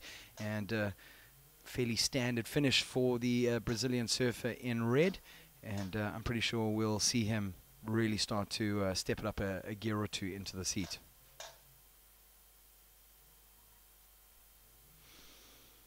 Right, so folks, we'll check out the replay that we missed there from last of white. Kilian Garland, the American, nice punchy looking wave face this. Look how powerful he turns onto the rail there. Just pure power rail gouging turn. Gets the inside connection, which he deals with comfortably as well. So Kilian Garland, how about that second turn? That's a great bit of rail surfing coming from the young American, Steve. Yeah, super similar to that last wave of red, the Brazilian Rafael Teixeira's wave. These boys know that if they're not doing these maneuvers in the critical section of the wave, their scores aren't going to reflect that. So, you know, we saw the three turns from Rafael right in the pocket, spraying that water, and then having to really work to get around the section. Similar to Kilian, that first hack off the top, he really displaced a lot of water and got his fins free. So I think just the power that's coming through, it just shows that the venue changes are really, it's really paid off. That Commissioner Travis Logie's call there is a good one, and it's just offering a little bit more consistency than perhaps we would be seeing at this point in the tidal spectrum. Yeah, absolutely, and I wouldn't be surprised if we do in the next sort of hour or two shift back to Surfers Lane as that tide begins to drain. And what will be interesting though, Steve, is having a look at the scores that drop in for Rafael Teixeira for that nice left, linking in 4 or 5 decent maneuvers all the way into the inside section. He locks in a 6.67. So it'll be interesting to see, you know, the judges will be using that 6.67, comparing the rides between Kilian and Rafael. And Kilian not getting in as many maneuvers, but I really love that rail turn, and we'll see if our producers can get that second maneuver really slowed down nicely, just to see how much he put that board on the rail, because he really wrapped it around, man. I mean, I just think of the forces he puts on his back, his lower back, and his the physicality within that turn. And thanks to our producers lining up that replay as we compare the rides. Rafael Teixeira, the Brazilian, this is the 6.67 ride. We see him come around the section, and lovely fin hack off the top, lovely rooster tail of spray, and then that turn, really sliding the tail out, fins free, great control as he resets his line here. And you can see it's only around about hip high as he gets into this inside section. So working that board rail to rail, building up a bit of speed and closing into it. So now we're going to cut to the replay of white, Kilian Garland. And we see the scores dropping at a 5.77. Steve, take us through this one. Yeah, so both boys obviously on their forehanders. Kilian, and we look at that, he gets that board right around in it, and he almost has to stall to cause that board to go to that horizontal position. So it definitely takes the speed out of that wave for him, and he has to work really hard to finish off that wave. Right, so a nice little comparison there between the two rides. Rafael Teixeira getting the nod on that 6.67, and well, just less than a point less for Kilian Garland in the white. The American locks in a 5.77. So those two surfers move into first and second respectively. Rafael Teixeira with a 10.34 heat total, just a fraction of a point ahead of Kilian Garland in the white. And Kalani Ball, Australian, in the blue, and Yaden Nicol in the green. I'll tell you one thing for nothing, Stevie, is that if Yaden Nicol doesn't get good rides in this heat, I can be pretty sure we're going to have a couple of words after this heat, because he was one of those surfers that was chatting to our WSL head of operations, Colin Fitch, just going, man, he was keen to stay at Surfers right as they made the decision. He was watching that heat where there was a 9 and an 8 as well dropping in with Mikey Wright and Jacob Wilcox as well. They just were going toe-to-toe out there, and Yeah, so it'll be interesting. Yaden really needs to get going in this heat now. 17 minutes remaining. Yeah, Yaden just playing the patient game, which Yaden's probably not known for. But just obviously, quick little in and out there for our surfer in red. I had one out on the right. But Yaden obviously, growing up in Western Australia and since moving to Santa Barbara in California, he probably liked the look of a bit more of the chunkier waves that Willard's Beach was offering this morning. But like we've mentioned earlier, at the moment, surfers isn't offering that consistency that we can get at bathers. On the tidal push and pull, surfers really does pull back, and it becomes really tough to decide where to sit, which waves to take, and obviously the judging criteria with it being so heavily rooted in wave selection and your ability to perform critical maneuvers, it's definitely the right call from what I can see. Yeah, absolutely, and it could also get to that point where we start having things like interference calls, like in that last heat, as we see live action from our surfer in white, Killian Garland, with just a quick look at that one and kicking over the back. And, we've seen a couple of contentious issues out there with a multiple peak wave like this, as we see red now, Rafael Teixeira, the Brazilian. Lovely aggressive hack off the top there, very kung fu maneuver-like, as he gets nice and low and gets those hands up and just blasting the tail out the back, just super aggressive approach on his forehand. Yeah, we can see that sand moving further north up the beach, just with these prevailing winds that are coming through now. Rafael Teixeira really opting to look to go left on these, but not offering as much for the whole wave. As we see that replay, he has to really skid around the section, gets right out in front, pulls up into the lip, and then just wave almost dies on him. You can just see even that wave behind, showing that there's a lot more water there. So Rafael favouring the lefts for his scoring rides, whereas the other guy's looking more so to go right. Yeah, for sure, and I think it's going to be interesting as this heat progresses. Perhaps it's almost been the last sort of 7 or 8 minutes where we tend to start getting those flurry of rides, and the odd occasion there's only really been less than a handful of good scoring rides in these 30-minute heats, and it just comes down to which one of the four surfers is going to luck into those waves. Of course, Thiago Camará in that last heat just seemed to have this exceptional high work rate, paddling all over the place, and obviously the odds increasing in his favour, just catching more and more rides out there and really putting the nails in the coffin on that heat and advancing through. So fellow Brazilian Rafael Teixeira will be looking to do the same, holding a narrow lead ahead of Killian Garland. And we're still waiting for scores to drop in. Of course, our judges have the benefit of these replay screens as well. And they sit in that judging booth, really analyzing the waves. Back in the day, they would sit there and have to really memorize, the very first wave or the very first heat to set the bar for the day. And they'd constantly refer back to that. And then, you'd have 2 or 3 or even 4 rides in succession as a flurry of waves would come through, and they'd have to really memorize that, and reflect back as they, completely memorize the rides. Whereas now, they can call for a replay, radio back to the producer, ask to, just kind of compare the two waves and then put down the scores. And yeah, I tell you what, it's technology for the benefit of the surfers at the end of the day. So live action now as we go to Yaden Nickel and Green. A bit of frustration there for him, Steve. Just gets caught by that section and doesn't get anything out of that wave. Yeah, and you do have to wonder how much of, when you're surfing 30-minute heats and that's the only time that you've got to actually, show your wares, as we see the surfer in red. So far, our heat leader, just a super huge turn into the lip there on his back end, cracks it right up into the white water. We'll analyse that one with a replay, but just picking up on that conversation with Yaden, the mindset that they carry into heats, I think, is so critical as to how they're going to be able to surf and how they're going to be able to employ their arsenal. As we just watch this last wave, just bottom turns right up, and he gets that board so vertical and then really slides it out at the end, just to show the judges how critical he can do his thing. And absolutely, I think picking up on that conversation was such a great point, Steve, is talking about that mindset. One thing that kind of plays in the back of my head looking at this heat is the likes of Yaden Nicol watching surfers all morning, you know, just being positioned on the grass banks, watching every heat, analyzing which waves are scoring better than others, really feeling pumped up for his heat, and then realizing that the heat before he paddles out is now being moved to bathers. I think could really put a spanner in the works in your approach. Yeah, and I mean, obviously we've spoken all throughout today about the potential to surf this contest at 3 different venues. We have, you know, Willard's, our main contest site with bathers, our immediate backup, and then our alternate venue, Bog Bay. And the surfers, they know all this. This is explained to them. It's all in their event packs and all that sort of thing. But I think if you're gearing up sort of 2 heats out from your time to make it out of this round and you get told you're going to move it, I think it does throw a spanner in the works, and it's definitely got to sort of entice a different mental approach for you on that wave, as we see Yaden standing up and just really getting caught up there again, and the frustration really starting to show for the Aussie surfer there.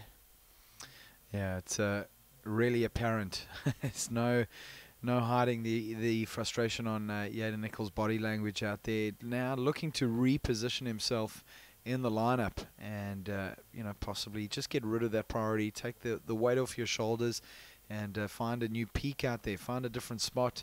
You know, we see Rafael Teixeira staying really busy along with Killian Garland, those 2 guys with 4 rides apiece. As we see live action now, the American in white, deep bottom turn. Look at him throw the tail up, grabs the rail and whips it around. But you see just coming down on the landing, just kind of catching that tail pad, the back part of that board under the water and falling down.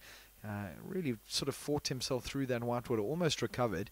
But yeah, both Rafael Teixeira and Killian Garland just staying really busy in this heat, whereas Kalani Ball and Yaden Nicol perhaps almost waiting. And we've sometimes seen death by waiting out there. You know, the guys, their patience catches up with them really quickly. I mean, we're already down to just over a tad over 10 minutes remaining in this heat. So down to the last third of the heat. We'll see what these guys can start throwing down. Where are we in this situation, Steve? So currently the surfer in red, who's been super busy so far, the surf 5 waves, as we see surfer in green, Yaden Nicol, having one on the forehand. This is a good wave for Yaden. Just sets himself just to finish off this wave well with a huge turn off the back. And that'll get his hopes up for the rest of the heat. He knows he's got 10 minutes left, and you know he's got to get really busy here, almost take a leaf out of Rafael Teixeira's book, and just start to hunt and find a couple of backup scores here. Yeah, it's certainly going to help the confidence levels. We saw behind him Killian Garland on a cracker-looking backhand, just super fast maneuvers, just hard off the bottom, hard off the top. And that was right behind the wave of Yaden Nichols as well. So we'll see if we can line up a replay of Yaden's better looking wave there for him. As you say, it's certainly going to help increase the confidence levels for Yaden going into the back half of this heat. You know, with just a shade under 9 minutes remaining. Here is that replay from Yaden. Watch him drop in and go straight to the top there. Small off the top, but still nice and critical. Little tail sliding snap there. Check turn more to build up some speed through the inside. Then throws the board up. So 3 really quick, real tight looking maneuvers there for him. No sort of big real hacks or, you know, big off the top maneuvers, but compressing 3 maneuvers in a very short space on that wave. Live action as we watch in blue now, Kalani Ball. This man also been a little bit quiet in this heat. He's looking for this left and starts to stand up for him as it hits this inside bank. Look at that little wall, just jams the tail off the top there, then kicks out right before the rocks. So also better looking wave. Kalani Ball now says, I'm back in the seat. Give me a score. Yeah, Kalani Ball, just 20 years old, out of Australia, as we see surfer in green, just putting a fair bit of hurt on that wave. I think we're seeing his frustration really translate into his surfing now, but yeah, Yaden Nicol, he's not someone who's just going to lie down and let the heat run away from him. He's going to throw his hat in the ring, and you know this could really turn into a Royal Rumble in a minute. Yeah, I love that about Yaden. He, you know, he has that ability to just to just really equate all that emotion and that aggression and just the frustration that we've seen in the first 20-odd minutes of this heat and channel it so effectively. 2 quick rides there from him, and we're going to wait for the scores to come in from him just to affect his situation. We saw the previous ride, wave number 4, coming in at a 4.1. That was his best ride of the heat, and now that wave will try and square up a replay from for that last ride of green. And Yaden certainly looking a little bit better. This is really his first start of the QS this year. Watch this wave here, deep bottom turn, really stands up. My goodness gracious, Yaden actually going upside down on that backhand re-entry. Super critical. Only one maneuver, but Stevie, that's worth gold out there. As we see now the man in blue, the replay from Kelani Ball, also much better looking wave there for him. This is only a second wave of the heat so far. With a 3.4 opening score, this is definitely going to be a counter for him, as we see these surfers now throwing their hat into the ring for this heat. Yeah, we just see Yaden using his experience there. It's not his first rodeo. He's been on this campaign for a number of years now. He's surfed at the top level. He's mixed it with the best. Even where he's living now in Santa Barbara in California, we see a lot of the guys basing themselves there because it's obviously so accessible. So we just see a paddle in now from the young Aussie, Kalani Ball. Just can't get onto that wave. Well, Steve, let's chat about Yaden. I mean, Yaden, of course, a phenomenal, talented surfer coming out of Australia, but the last year and a half has been a really, really tough battle for him. He's battled a couple of injuries as well, and he surfed in the Ichinomiya Chiba Open in Japan and really didn't have a great result there. And so this is only his second event of the year so far for him. So this is really that pivotal moment for him where, it's a long flight out to the deepest, darkest point of Africa and to come and compete and really rack up some points going into the second half of the year. Yeah, and as we see Yaden now, just getting almost gets lost in the white water on both of those turns. We're really seeing Yaden throw his hat up and just say, I'm here to play. As we see surfer in white, Killian Garland, he's been quiet for a few minutes now. And as we mentioned earlier, wave selection, as we see the young Aussie, Kalani Ball, now surfer in red up and riding. Huge exchange here. He gets super, super tight into the lip, but just only the 2 maneuvers. Interesting set, as we saw all 4 surfers have a wave in that set, and probably not in many of their best rides. Yeah, that was quite an exchange, as you said. All 4 surfers lucking into some waves out there. I think I put my my hand up here to say that I think Yaden getting the pick of the rides out there and really starting to get aggressive in this heat, starting to chip away at the lead of Rafael Teixeira and Killian Garland in second. These guys now really coming to the mix. We see Kalani Ball, his second wave, a 4.57, his best wave of the heat so far. And then Yaden Nickel, his 5th ride, a 4.6. So steadily improving into this heat. There's plenty of replays to line up. We'll see red, Rafael Teixeira first. His replay for his last exchange. And, well, we're down to a shade over 4 minutes remaining in this heat. And it's almost a matter of time. Who's going to be the first surfer to lock in a 6 or a 7? Those seem to be like gold out there. Rafael Teixeira already sitting with a 6.67 in his top 2. Seems to be the danger man in this heat. And we see the surfers reposition. And the judge is actually calling to have a look at this exchange out there. And we see the camera pan quickly to watch Kalani Ball in the blue. Nice, super tight in the pocket backhand Rio. Man, he couldn't have gotten tighter if he tried on that backhand Rio. No, that's that critical surfing that the judges are after. That's obviously why they've called for the replay there. And just in that exchange, Yaden opened it up, took the first wave of the set, which that wave can actually be the pick of them with these conditions out here. Very wishy-washy.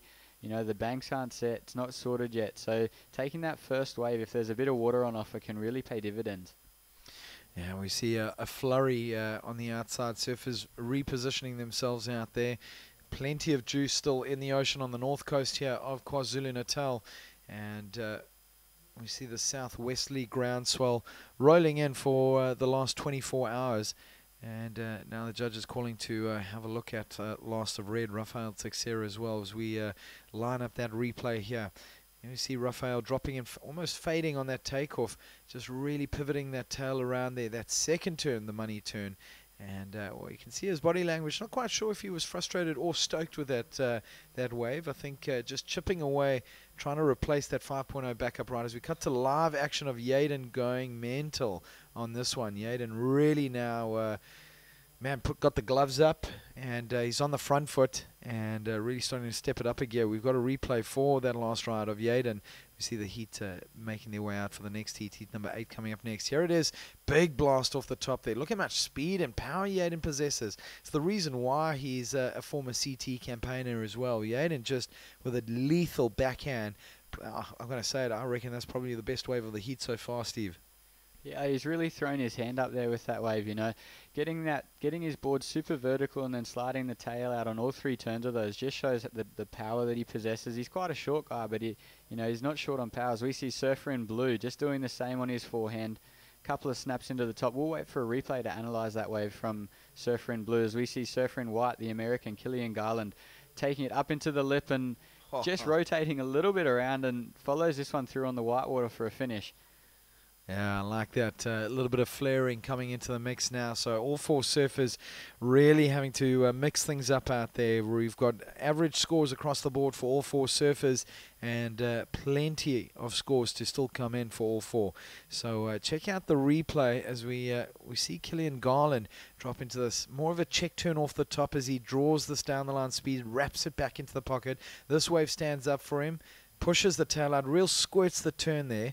And beg your pardon, that was Kalani Ball, not Killian Garland. And so really good looking wave there for Kalani. And then we see out at the back the surfer in white, Killian, just turning it off the top, keeping this board flowing. Then he just throws that tail up around. And I actually like the fact that he brought it back around again. And just great bit of control executed by Killian Garland in the white. The young American surfer precariously holding on to second place because we see Yaden Nickel chipping away. We have got wave number 6 coming in at a 5.07 for Yaden. So, well, only 2 points separate first, second and third place surfers in this heat. With still scores to come. And down to the last 20 seconds. Man, this is tight. Yeah, Yaden's still just waiting for that last score to drop of his wave that we've potentially called one of the best waves of the heat. The surfer in white up and riding almost just looks like that's a wave to come in more than anything. I'm not sure if the beach commentators have let him in on a secret that we don't yet know, but just a little bit of a look of frustration there. Yeah, I hear the beach commentators going nuts over a score out there, so I think that we could be in for a last gasp change in the results. We'll get confirmation on our screen shortly, and I'm going to bid you farewell to make my way down the beach. Well, there we have it, coming in an 8.83 from Yaden. We said that it was quite possibly the best wave of the heat. It was indeed enough to move Yaden from 3rd to 1st and Rafael Teixeira in 2nd. I'm going to run down to the beach and grab Yaden for a post-heat interview. Steve, I'll catch you in a little bit, and maybe we can even rope in Gigs for a couple of words. Here comes the heat recap, guys.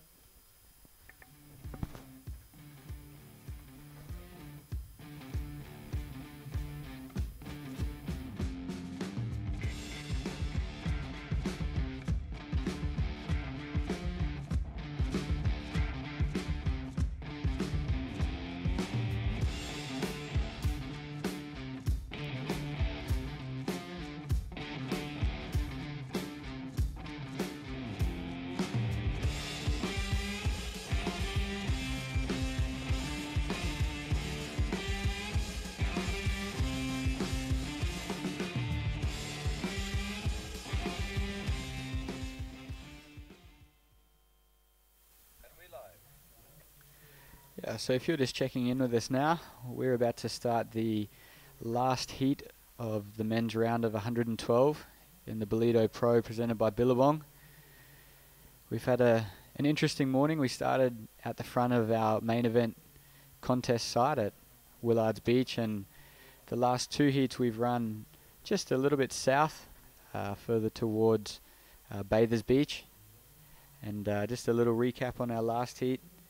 You know, the Brazilian Rafael Teixeira just really opened up with a flurry of rides. As on the screen there, we can see our competitors in this heat. Flavio Nakajima in the red from Brazil, Pedro Henrique from Portugal in the blue, and the 2 Hawaiian surfers, Mason Ho and Cody Young, in white and green respectively.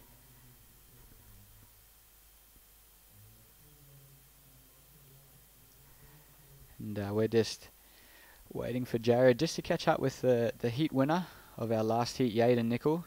Started with a slow start, but really came home absolutely firing with the best wave total of an 883 for 3 backhand cracks.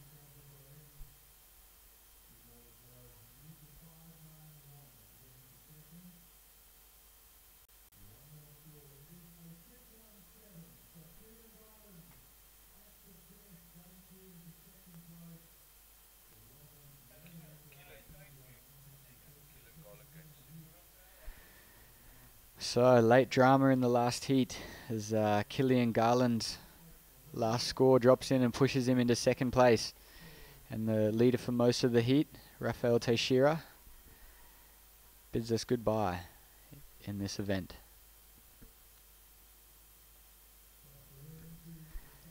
So, our last heat of the round of 112 has just begun.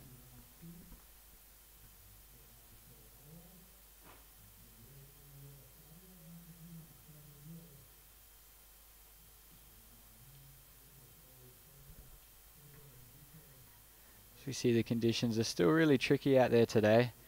Had a very strong northwest wind blow overnight, and then that changed this morning to a southwest. So we're just waiting for a lot of that sand to be pushed out of the corners of the venue and just start to connect those banks. And we're going to see a lot of these rides that, you know, there's only been 1 or 2 turns, and the first turn of those being the more critical of the two. We're going to see those, the length of rides start to lengthen, and we're just going to cross down to Jared now as he has the last heat winner, Yaden Nickel from Australia.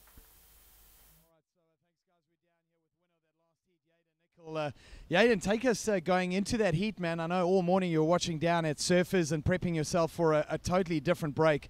And then the heat before yours, we moved to bathers. How much did it affect you out there at the start of that heat?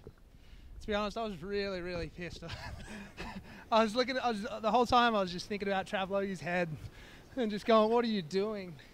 And then when we got out there, it was even worse than I thought it was going to be. I'm being honest, I wasn't pleased with that, but whatever. I got through. I'm so stoked I got through, and hopefully we get some better waves. Well, take us quickly through. I mean, we were saying up in the webcast commentary just how you were able to channel a little bit of that frustration and emotion, and then you started chipping away. You got a 4, then a 5, and then you locked in that 8-point ride. How pumped up were you as that time started winding down? Yeah, I was definitely stressing. I was just kept on telling myself, like, you got to hit the reset button, hit the reset button, hit the reset button, something will come. And it turned out to be like a little 7-minute heat, so love you, Trav. Well, folks, there you have it. Yaden Nickel winning that heat, advancing through the round of 96. We look forward to a much smoother round of 96 for you. Thanks, mate.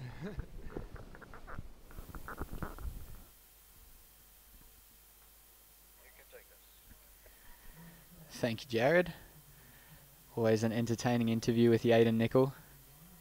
So just as we mentioned, a lot of his frustration had to be channeled into that last 7 minutes of surfing, and as he said, just a little bit of a 7-minute heat for him there, and it just shows the caliber of surfer that he is, to be able to surf a full heat essentially in 7 minutes, as we see a surfer in white, Mason Ho from Hawaii, open his account, just goes straight into the lip, floats it a little bit, and then just can't right out of the white water. And our surfer in green, the other Hawaiian, Cody Young, just gets that board straight away horizontal, goes up into the lip, super vertical, comes down, races around the section, and just finishes with a huge crack off the white water. That's a great opening wave for Cody. So surfer in red, Flavio Nakajima of Brazil, just straight up into that white water hack, and just the one turn to open his account.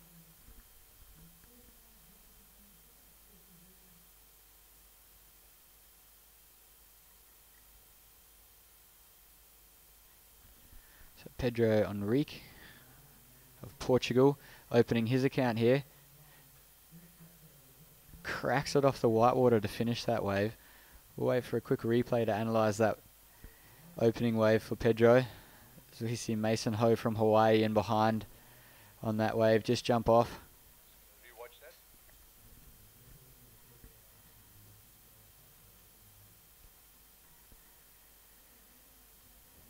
We're going to pick up a replay of that last wave here for Mason Ho, our surfer in white out of Hawaii.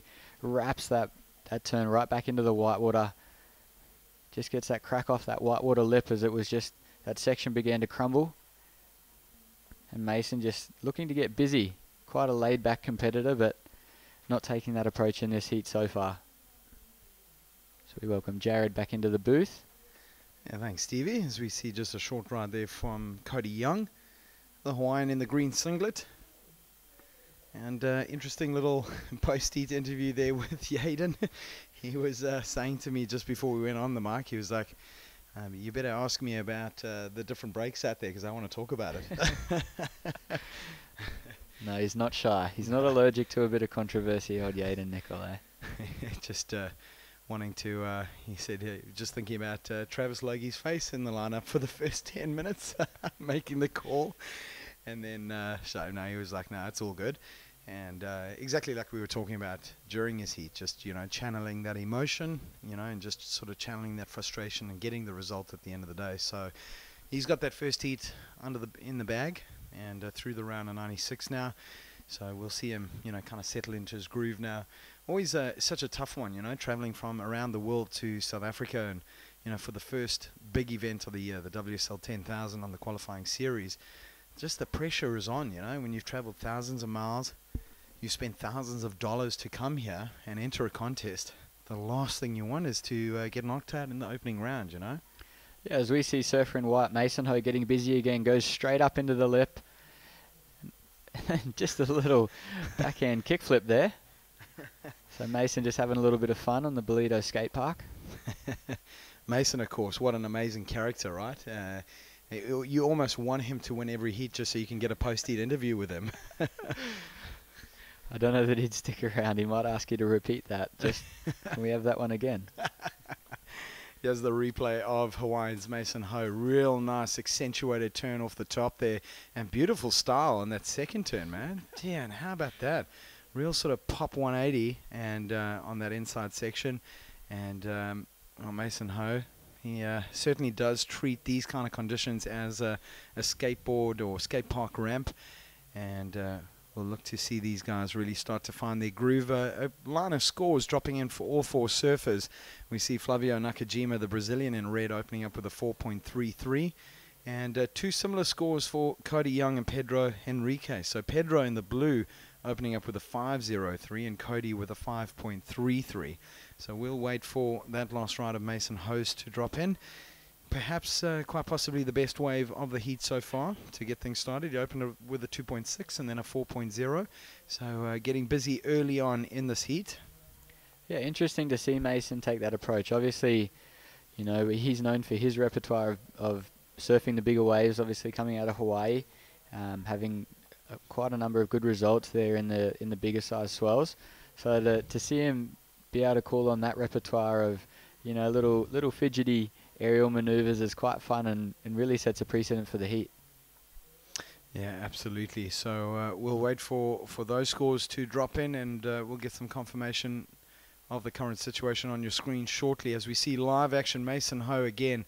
That busyness and energy as he goes on his backhand here. Just the one long floater, negotiating that section before eventually kicking over the back. And as you said, Mason more than capable. His repertoire extending from 2-foot slop to 30-foot massive surf, So it'll be interesting to see the Hawaiian in his opening heat in this WSL 10,000, of course, coming from a long heritage and royalty, surfing royalty in Hawaii. Sister Coco just doing a phenomenal job on the Ladies Championship Tour as well. So folks, if you have just joined us, it's a very warm welcome from the east coast of South Africa here for the Ballito Pro presented by Billabong. And as you can see, live action, we go to Cody Young, two Hawaiians in this heat. This young man dropping into the section here, turns it square off the top. Really good bit of surfing here. And look how he gets over about ankle-deep water there. And just can't get a little inside connection. Oh, man, goodness gracious. Flavio Nakajima, welcome to the party. Our camera just catching the end of that turn. And somebody call El Ballito Hospital because he murdered that section. That was unbelievable. Yeah, you mentioned, Jared, surfing 2-foot slop to 25-foot sunsets. That's what these guys have to do on the QS. You know, there's a shorter waiter period, 7 days. We know that we've got to surf a number of heats, so that's so many hours of surfing. And these guys know that regardless, as we see the replay for surfer in green, Cody Young's wave there, the young Hawaiian, just 18 years old, wraps that one, really has to work on this wave, gets super vertical, blows the tail out on the end, and then we just see the Hawaiian doing the Huntington hop and hop and hop again.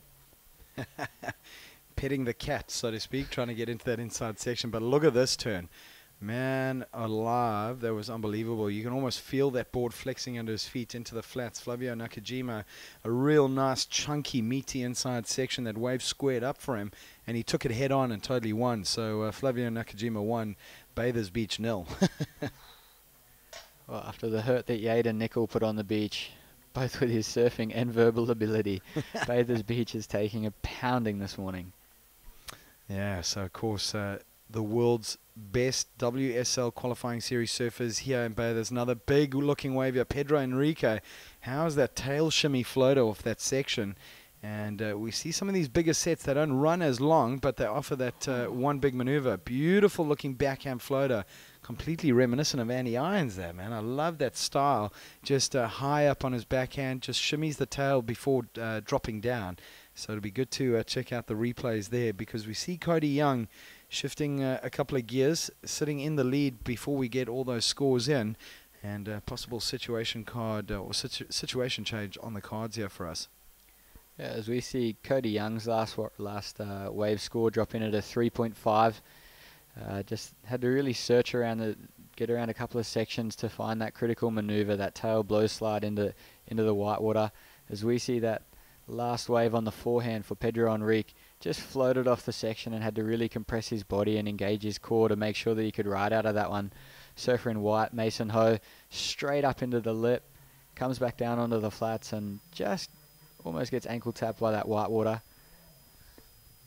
Mason deciding to go left, as well as Pedro, whereas we saw Cody and surfer in red, Flavio Nakajima, decide to go right.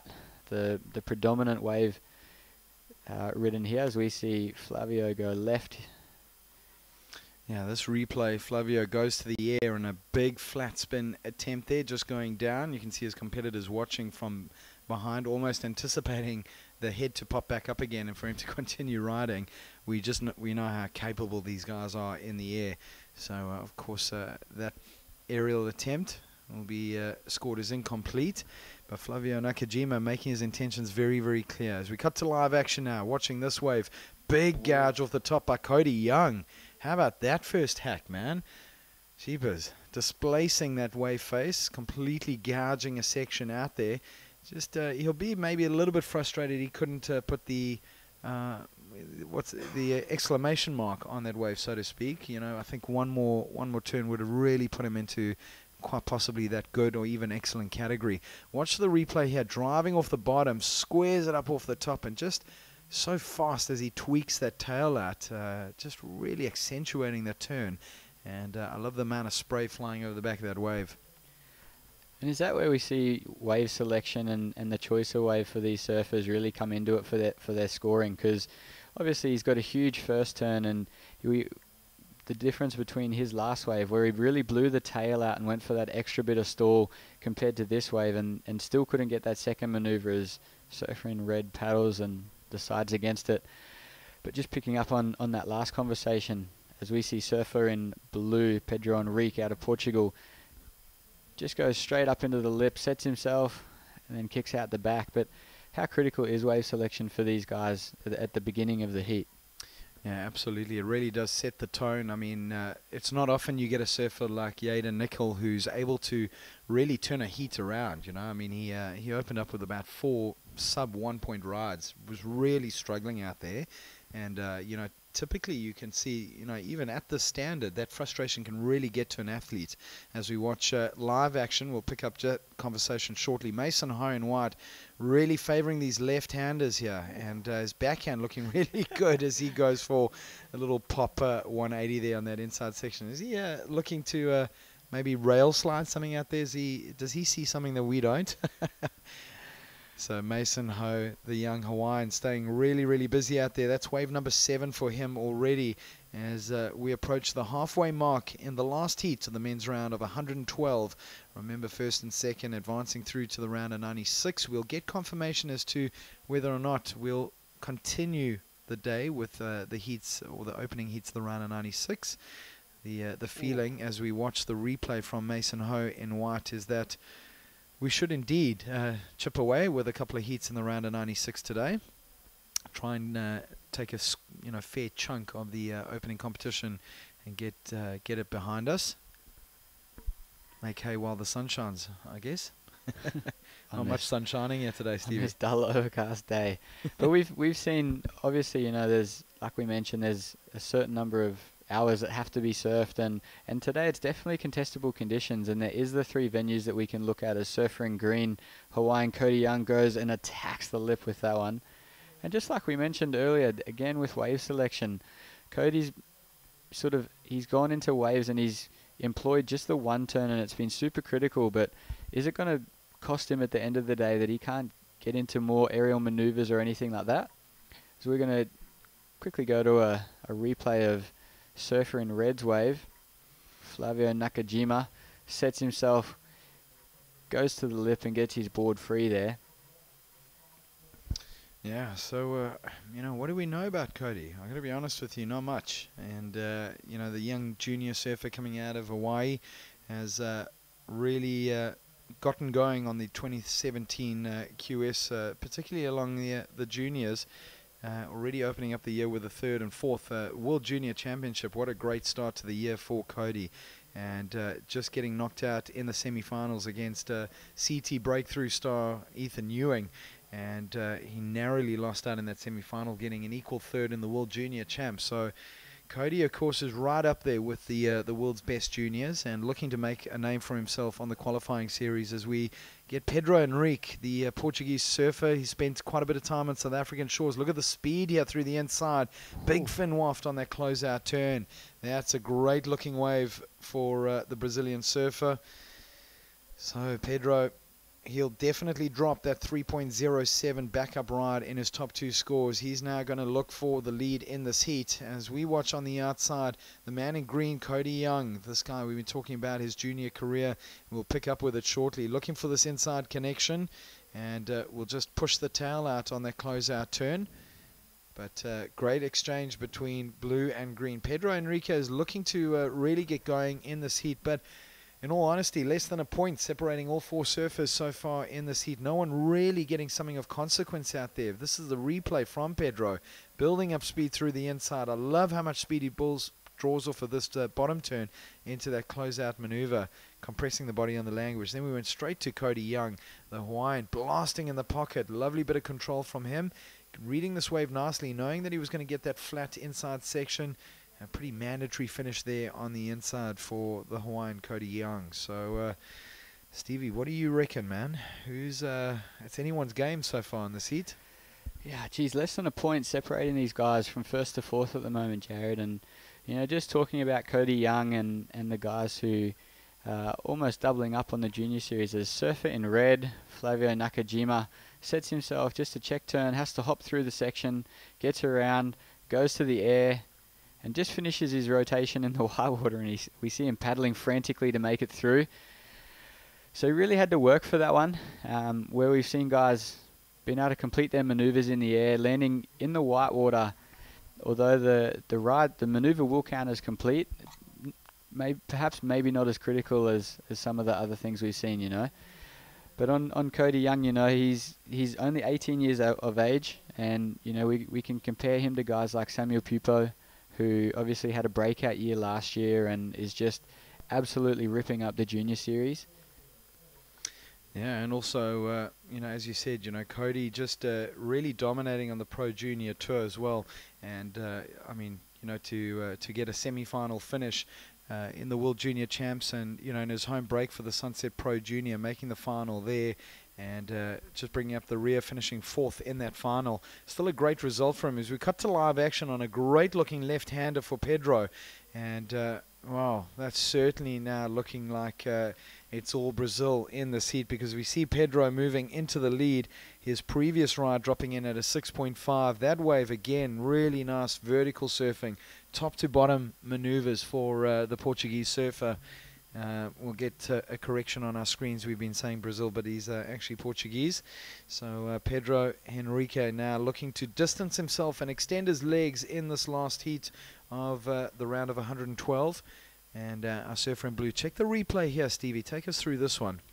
Yeah, so he just wraps it off the top of the lip there, and then just almost gets those fins free on that last maneuver. So Pedro started the heat with a bang with his 5.03 and his last wave score coming in at 6.5, and we'll wait for the score to drop on that one. But Pedro just started slow, and he's just looked to chip away. We've seen the last couple of heats, it hasn't been fireworks. It's been a slow build, and they've almost been building a wall, and their approach has had to have been brick by brick. Yeah, I think it's been the common denominator in the majority of this opening round, these first 8 heats of the day. Most of the heats have gotten off to pretty slow starts, and then typically we've seen in the last 9 or 10 minutes or so of each heat, things really step it up again. Here we go with Pedro again. Body language was saying he was looking for a little ramp section out there. He had heaps of speed in his approach, and you know, once you see a surfer sitting with a pair of 6s or a pair of 5s, you know, someone who's got an aerial repertoire tends to now start looking for the bigger stuff, you know, looking for that boost. And, you know, a goofy footer on those left-handers would typically be boosting into the wind. So it is a prevailing wind to push that board up against the feet. So I wouldn't be surprised as we get into the last 9 minutes of this heat that we see Pedro now starting to take to the air. Yeah, we saw Mason Ho opening the heat, and, you know, he opted to go left as opposed to right, which is against the grain for what the previous heat was trying to do.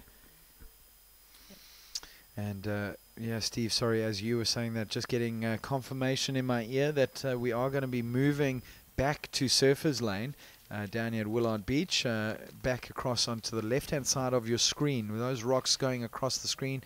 We'll come back to that now as we watch Mason Ho in white, the young Hawaiian. Little step off dismount on his board there, trailing in third at the moment. Remember, only a point and a half or so separating second, third and fourth. Very low scores from these guys. Pedro Henrique is the only one who's really starting to step it up a notch or so. And we can see in the next heat, the opening heat of round of 96, our guys busy paddling out to the left of your screen as we move the contest site back to Willard Beach, back to Surfers Lane, the main event site for the start of round of 96. So still plenty of scores to come through from the judges, and we should possibly even face a situation change on the cards. We see red now getting around. Flavio Nakajima starting to trail a little bit in this heat, needs to get going, and well, Pedro certainly looking like the danger man. He has spent some time out in South Africa as well, Steve. He's been surfing a couple of the local events in the City Surf Series, but he's had a great start to the year so far. Already got a third in the Sayat Pro in Netiana early on in the year in January. That was a QS 1500 event making the semi-finals. And we see a big attempt there from Flavio Nakajima, just unable to get that rotation into the flats. But yeah, making the semi-finals. Pedro had a great result there as we see green now on his backhand. That's Cody Young, finds himself in third going into that wave. And lots of shuffling in the positions as scores are all coming through from these guys, Steve. Yeah, and we'll see that next heat paddle out in a moment, as we can see this tide's quite full right now. Full high is going to be just a touch after 1 at about 1:15. So as we know, these Ballito breaks are not easy to surf on the pushing or pulling tide. So as it's almost going to high, and Commissioner Travis Logies decided to call the event on at our main event site at Willard's Beach. It'll be interesting to see the contrast between the two waves. Obviously, Willard's being a little more peaky and a longer face, whereas Bathers, as we mentioned, is almost sets the A-frame, so surfers can choose to go left or right. Well, we were chatting early on. You know, we've been here for almost a week already as we commentated through the on Tuesday. The men women's event, the WSL 1000 for the Ballito Pro on Saturday, wrapping everything up. And we've noticed that it's been pretty common down at Surfers Lane that as that tide begins to drain, those two predominant banks out there become more and more exposed, and the conditions become more consistent. As we cut back to live action now, watching green on his backhand is Cody Young. The young Hawaiian gets a nice steep face there, deals with that comfortably, throwing the board up vertically, and just see him getting a little bit dragged in that white water. But Cody Young chipping away. He's got a string of 3s and 4s out there in his top 2 rides, and he needs to get rid of a 4.73. He needs to improve on that. At the moment, looking for a 5.51. We'll see what the judges think of wave number 7 for the Hawaiian. Lots and lots of waves in this heat. That's been pretty common from all 4 surfers. If we watch red, Flavio Nakajima throws the tail up high, whips it around, great control, resetting his line through the inside. So Flavio just negotiating the section. How about that flexibility? Then white now, Mason Ho. This is a good looking wave. Bottom turns around this section, squares it up off the top and just pearls the nose. That'll be frustration for the young Hawaiian. You could just see that nose bearing under the surface there and going down, Steve. Yeah, we've seen the more compact surfers, Yaden Nickel in the last heat, Pedro Enrique in this heat, and Flavio Nakajima. Quite short men, but really powerful and really explosive, and they've really needed to employ that to make it around the section, as we see surfer in red, Flavio here, and we'll just see him really race around this section and goes to the air there. Yeah, he's not scared to whip that tail right around and just really have a crack and see where the board takes him. Yeah, in fact, I thought he'd completely fallen off there. And then as we watch White Mason Ho, that was a great looking turn.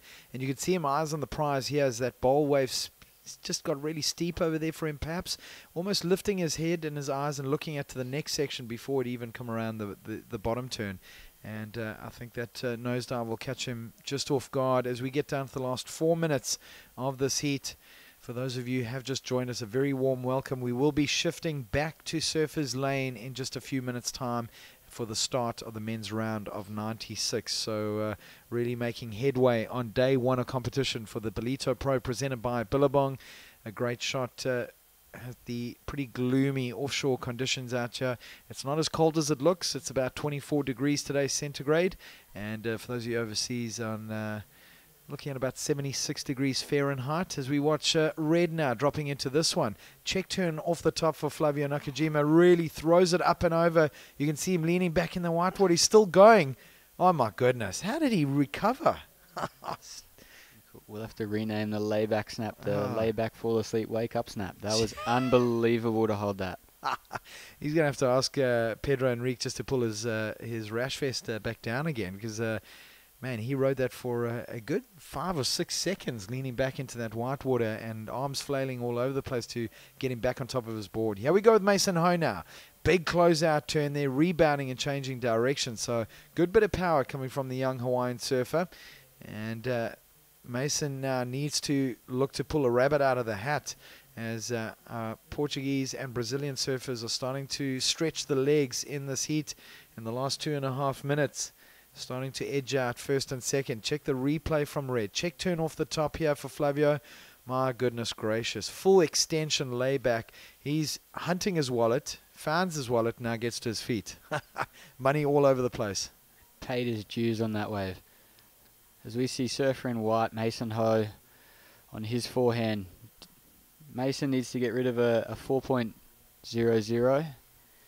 And he needs a 5.84 to move into second here. Mason's been hunting waves for the last 15 minutes and just hasn't really managed to find one that he can really put some hurt on. And one thing that's been common is the wave count in this heat has been exceptionally high across the board here. We see a total of about 36 waves across all 4 surfers. Mason Ho with the highest amount of rides, 11 waves to Flavio Nakajima's 10 rides. Cody Young with 9 waves. So, yeah, an exceptional amount of waves being ridden between all 4 surfers. But it is the Portuguese man, Pedro Enrique, who is still leading this heat over Flavio Nakajima, the Brazilian in the red singlet. Flavio, the top-seeded surfer in this heat. And the 2 Hawaiians currently down in 3rd and 4th at the moment. not big scores needed, but we've seen that these scores in the average range have been rather difficult to find out there. As we cut to live action, your heat leader, Pedro Henrique, goes to the air, hits the tail around, lands backwards, but just goes down in that wave face, looking really choppy in that southwest offshore wind. And he'll paddle back out. It'll be an inconsequential ride there for him. He's looking to replace a backup ride of 5.03. So it's only a heat total of 11.53 for Pedro Henrique that leads this heat. And a spread all the way down. It's just 1.5 points separating all four surfers, Steve. Yeah, classic QS conditions here as we see the surfer in green, the young Hawaiian, Cody Young. Just can't quite make it onto that one. But, you know, Flavio Nakajima, he's been here for quite some time. He's been out in South Africa for, you know, the last 3 weeks as surfer in blue. Just can't make it around the section onto that one. Surfer in white, Mason Ho just having a look at a bit of a froth ball.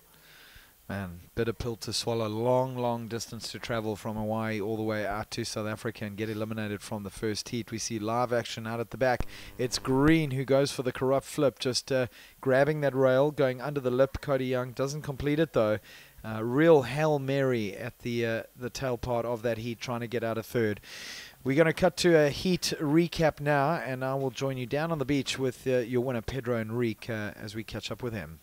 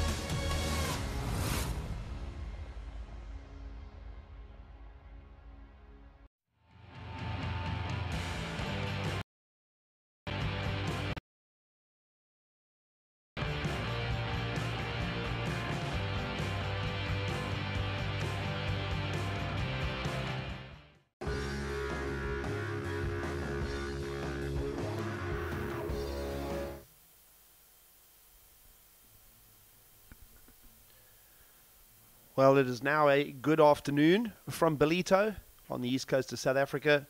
It is the Ballito Pro presented by Billabong, the first of 5 QS 10,000s available on the calendar for 2017. Gig Saliers alongside Scotty Turnbull. Scotty, round of 112 now wrapped up, and before you and I get chatting about the next round of competition, let's throw it down to Pedro Henrique, who took that win in the Bathers Beach. All right, thanks, guys. Down on the beach with Portugal's Pedro Henrique, winner of that last heat. Pedro, great start to the biggest event on the calendar so far, the WSL 10,000.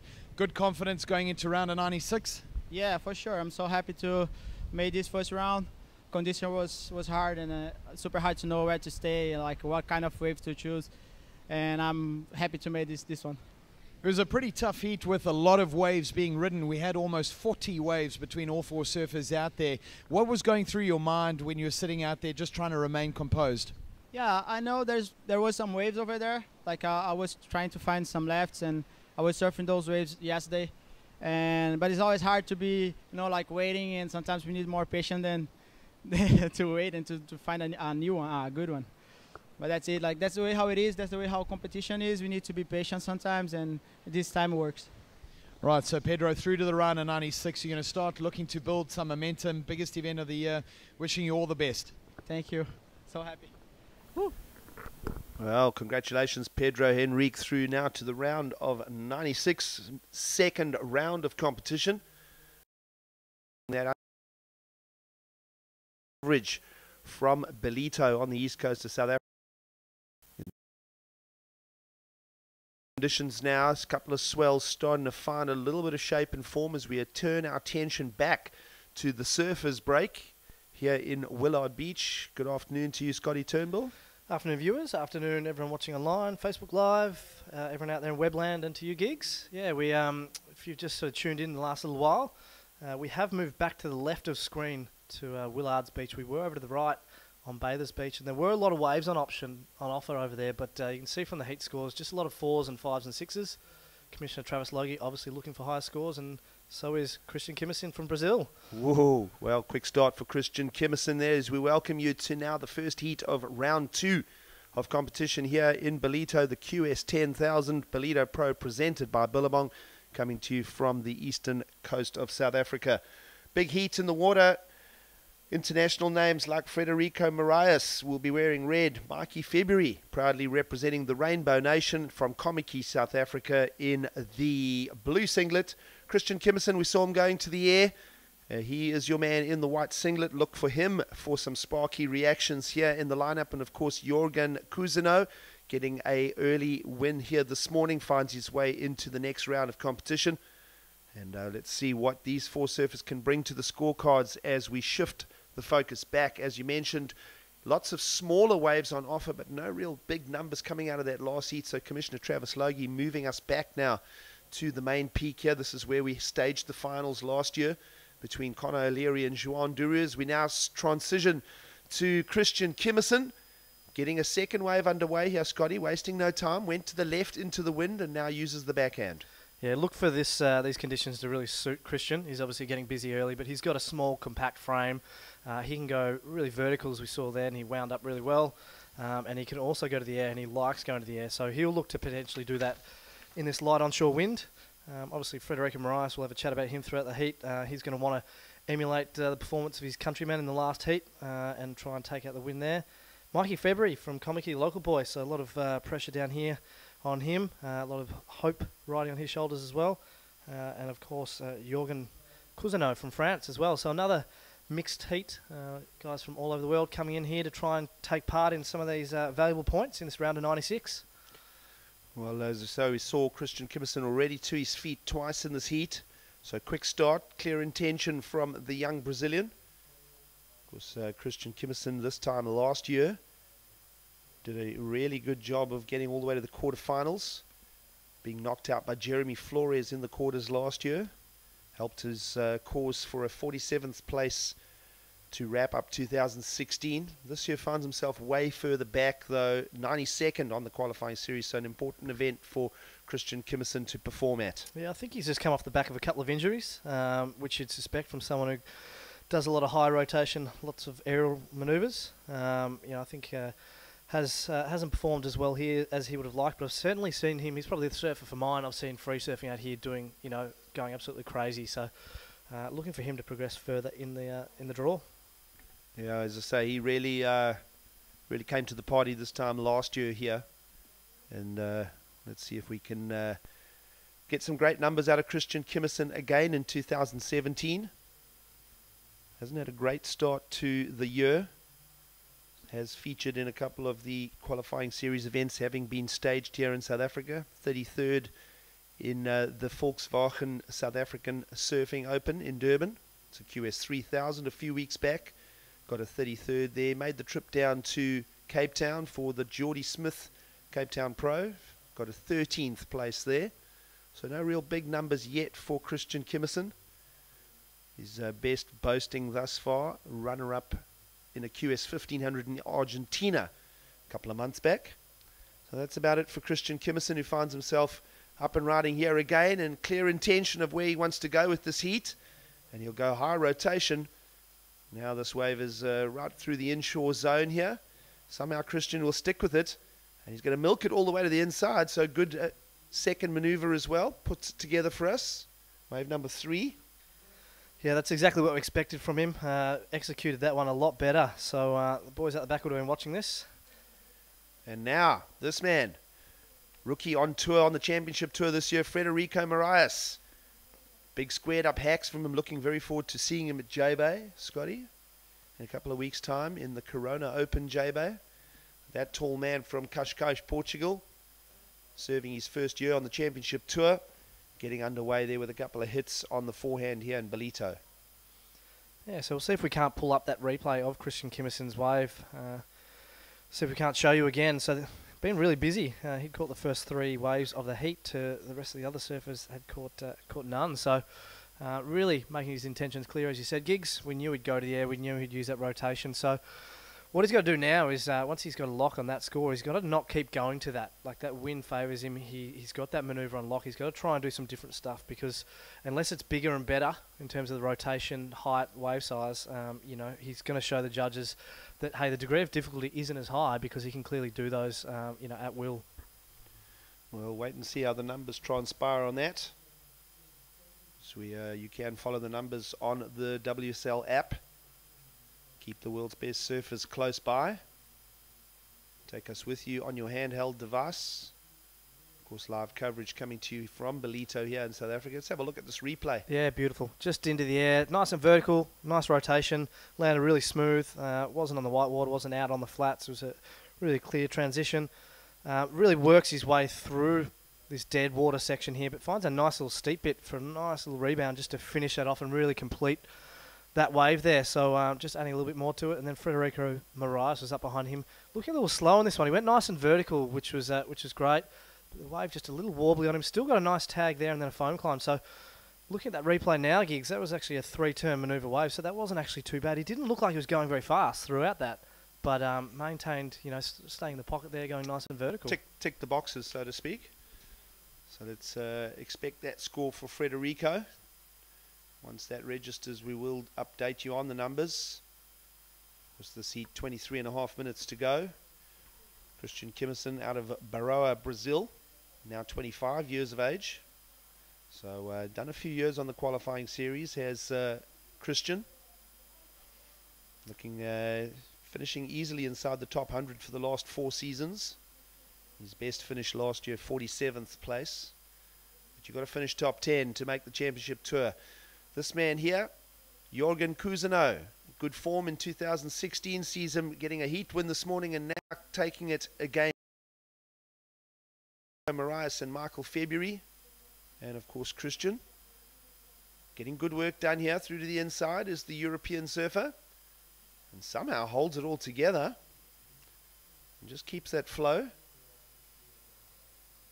He's done really well in that little. Yeah, exactly. There's only a small gap there in those rocks, and did quite well. Did the Frenchman as part of that wave, riding all the way through and maintaining board speed and rail-to-rail transition throughout, which was good off the back of that little layback snap. So the judge is still waiting to lock in some scores. We'll have another look at this wave here. I think the first turn was a little soft. He didn't really commit to it. It wasn't very vertical. It was really just a tag, and this is where all the money's going to come in. A beautiful layback snap. We've seen a fair few of those drop wallets today, and just sticks with it. I don't know if you saw the inside there, that rip boulder's pulling up off the rocks. Just workmanlike on the inside. Nothing of major significance, but just trying to bump up that score just a little bit more and trying to push that from a sort of mid-4 to potentially a mid-5 to 6-point score. The judge is still holding out and locking those scores in. I think they're just trying to figure out what their range is now that we've come back over and looking at these waves here. So they'll be looking at their replays. I know they've got them all queued up there. They'll check them out at will and set their scale, and we should have some scores in soon. Well, that last heat that we saw run here with Mikey Wright and Jacob Wilcox, we got some 8s and 9s out of the bag, but there was just a question mark as to the consistency, how many waves were available of quality. So we did shift it over to the cove next door, so to speak, and now Commissioner Travis Logie making the call to move it back here. Let's see how Into the Wind goes here for Christian Kimmerson. Looking for more opportunity. Wave number 4 already. And, well, let's talk about numbers, because the previous wave now in for Christian Kimmerson, a 9-point ride, Scotty. So they saw the degree of difficulty into the wind. And as we say that, we'll follow the live action. Great smash there from Cousineau. Keeps the board moving. Frenchman will want to connect the dots here. Just really that one big sort of squared up hack on the outside, all the way to the inside section again. So he's finding his way into that little cove each time. Yeah, I'd be keen to check out that wave again of Jorgens. He got a 4.67 for the last one, so we said it'd be kind of that mid-range score. Really seeming to, the board, I'm not sure how long it is, but seeming to struggle a little bit through those dead sections. But here's Mikey Febb for his first wave. Well, here we go. M. Febb. Nice turn to start. Second one. Keeps it moving down the line. And then a little boost over the white water for incomplete. And let's have a look at this one again. This is that squared up turn of the Frenchman. Yeah, so the first one's a nice tag. This bit's a nice little section, but just you can see he's really grappling. It looked like it was a steep wall, but then it went sort of deep on him, so he had to try not bog rail there and just tagging the end section. So really not a, if you're looking at power, there wasn't a whole lot of that there. If you're looking at flow, there wasn't a great deal of that. Speed wasn't entirely there. That said, he did manage to connect 3 turns on there, so that'll be his second banking score, but I imagine he'd want to be looking for better than that if he's hoping to kind of advance. We've said the benchmark gigs is kind of that 12 to 13 point range. That's a couple of sixes, mid-range sixes. That's the sort of stuff that's going to get you through to first and second traditionally. But that said, I think we had a couple of 10s get through in the last round. So ever changing is the ocean and the requirements of the surfers. Well, I tell you what's not going to change is that 9-point ride. It's going to be held on till the end for Christian Kimmerson. So great number for him. Aerial into the wind and then connected all the way to the inside section for a squared up hit. It was a strong vertical attack at the end section as well. So 9-point ride. Great number. How was Federico Moraes and Michael February and Jorgen Cousineau going to answer to that? We might have to start going the same direction into the wind. See Jorgen having a little look, peeping over that ledge for both a left and a right option there. Yeah, well, obviously all the surfers are going to play to their strengths. We said at the beginning Christian had that forehand 360 sort of aerial on lock. Mikey February's quite a tall surfer, but he can also go to the air quite easily. He's got that in his repertoire, whereas Federico Moraes, look for him to sort of find those big ones and sort of stay on the face and use his power, which is his strength. So we'll see if we can't pull out that 9-point ride again. I'd be certainly keen to see it. It was a really smooth aerial. And as you said, Giggs, he punctuated it with the end, a nice vertical. So you can see him traversing down the line. He just puts his hand in the face there. Beautiful, into the wind, gets the full rotation. And it's that smooth landing the judges would have really liked. He got the rotation, he got the height, and he completed the landing with complete control. So that would have got him a really high score, and he's just trying to add a little bit more to the end of it then. And that there in itself is still a good enough turn in a critical section. So 9-point ride, that's the benchmark for the hit Giggs. Well, that's what it has done here, Scotty. So as we mentioned, look for the comeback story for the 3 natural footers in this heat. Of course, Federico Moraes a 5.5, and now to his feet for wave number 2. The tall Portuguese surfer in and out, not really capitalizing on that one. Indications that it is still fairly tricky out in the lineup.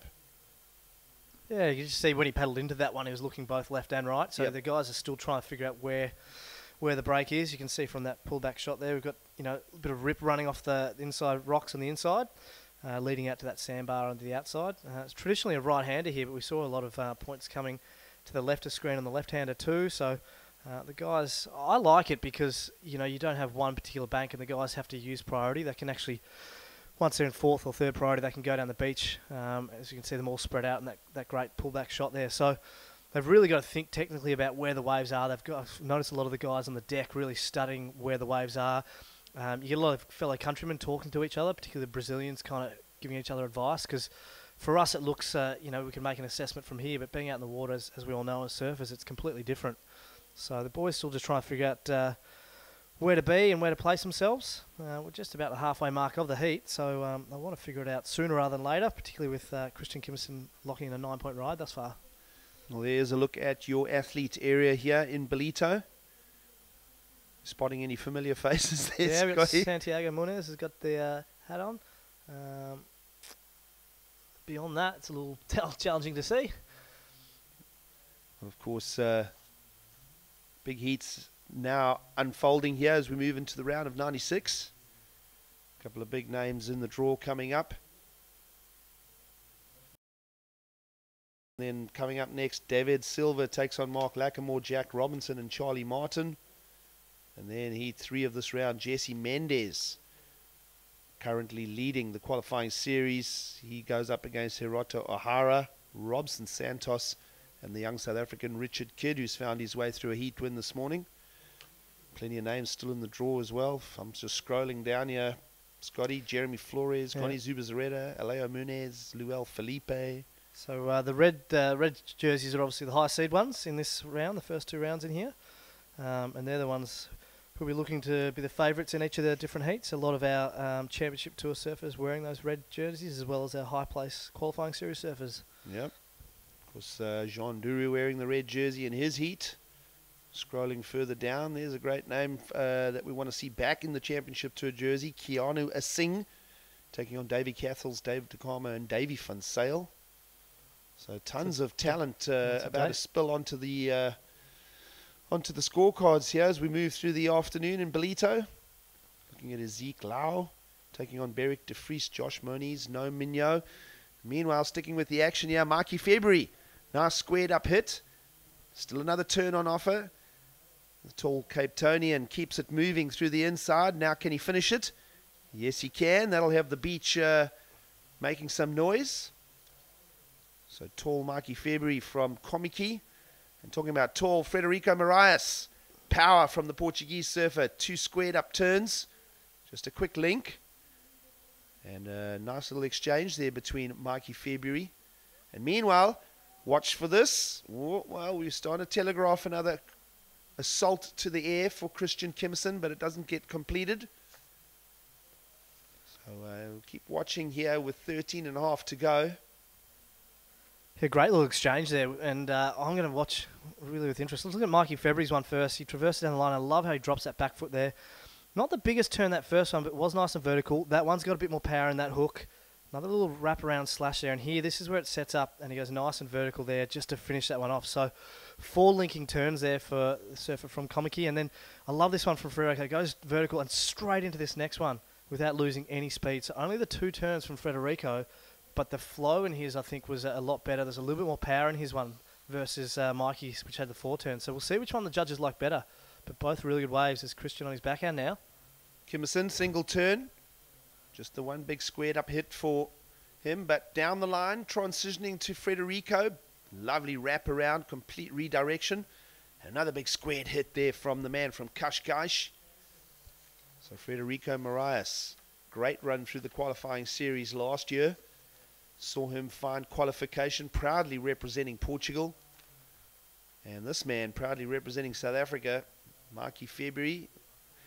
Mikey February will give way because priority belongs to Cousineau. So lots of mixed up action going on here, Scotty. Just signs that the tide is running out possibly. And lots of little opportunities being jumped upon by all 4 surfers. All right, so let's check out that replay of Frederico Marias' one here. Beautiful vertical slash with a little slide, just releasing the fins.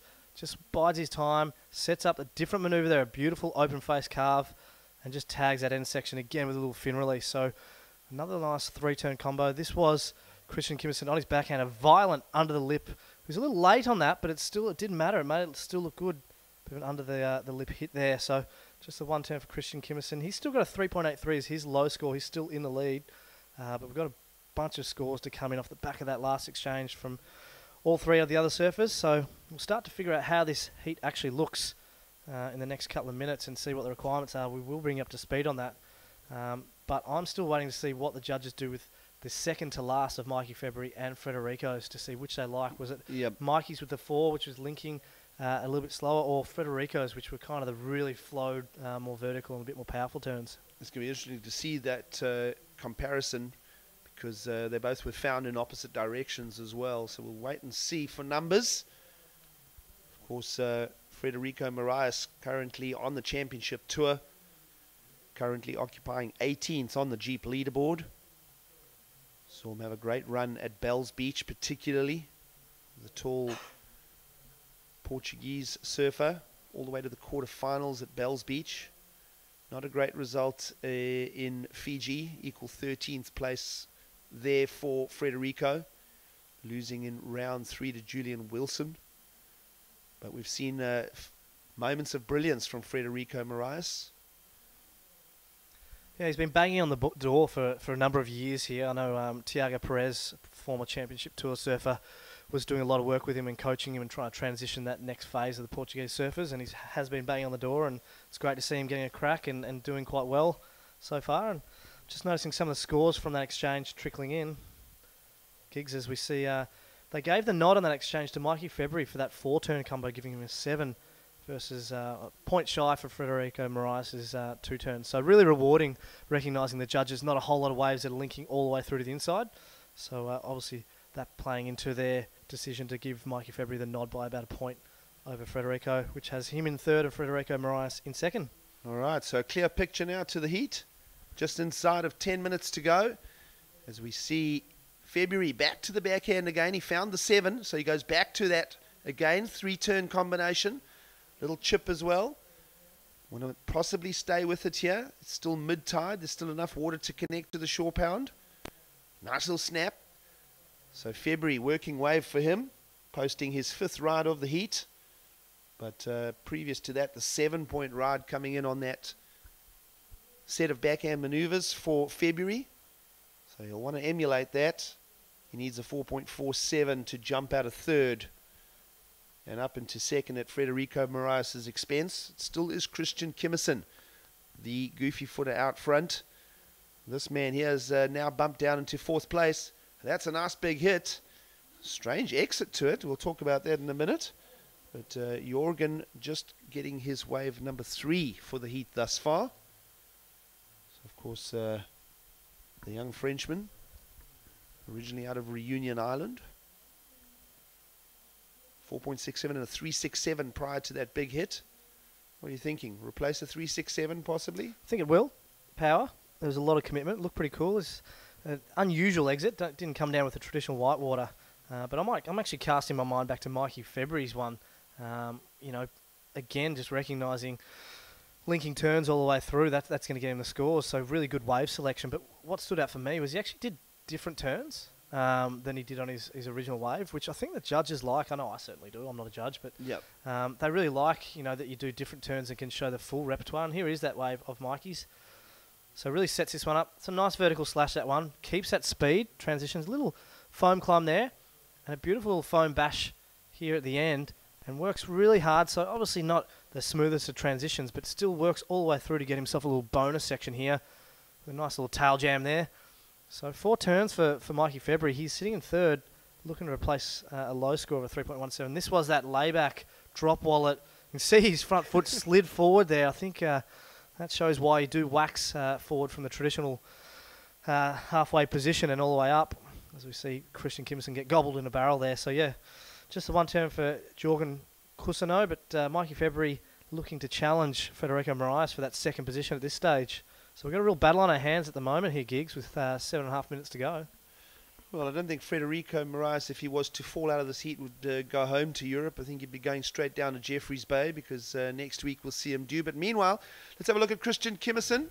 There was that, that's that replay of a little earlier. So kind of awkward moment there for Christian as well. So no one really running away with it except for that single 9-point score of the Brazilian. So lots of room to move here. Still 6:40 to go on the clock. Frederico a 6.27 and a 5.97 in his top 2. But waiting for a number for Mikey February. So we'll keep a close eye on the number crunch. What are you thinking? I'm thinking Christian is still in the box seat. He's obviously got that 9, so he doesn't need a whole lot to bump that position up. But he'd be getting worried because we see Mikey February's score locking in now, 6.83. So that's pushed him from 3rd up into 1st position. So threatening Christian there. And Frederico Moraes hot on his tail too. So this is wide open. The local boy, Mikey February, have heard a lot of applause on the beach. He's seems to be handling that pressure quite well. He hasn't done traditionally well here at this event gig. So he'd want to try and change that, and he's certainly going some way to doing that thus far in this heat. Really locking together some more mature surfing than I've seen from him in the past. The waves out there are a little flat. There's not a lot of linking, but he's choosing some good waves and putting some good manoeuvres together. Yeah, certainly Mikey February spearheading the next generation of South African talent.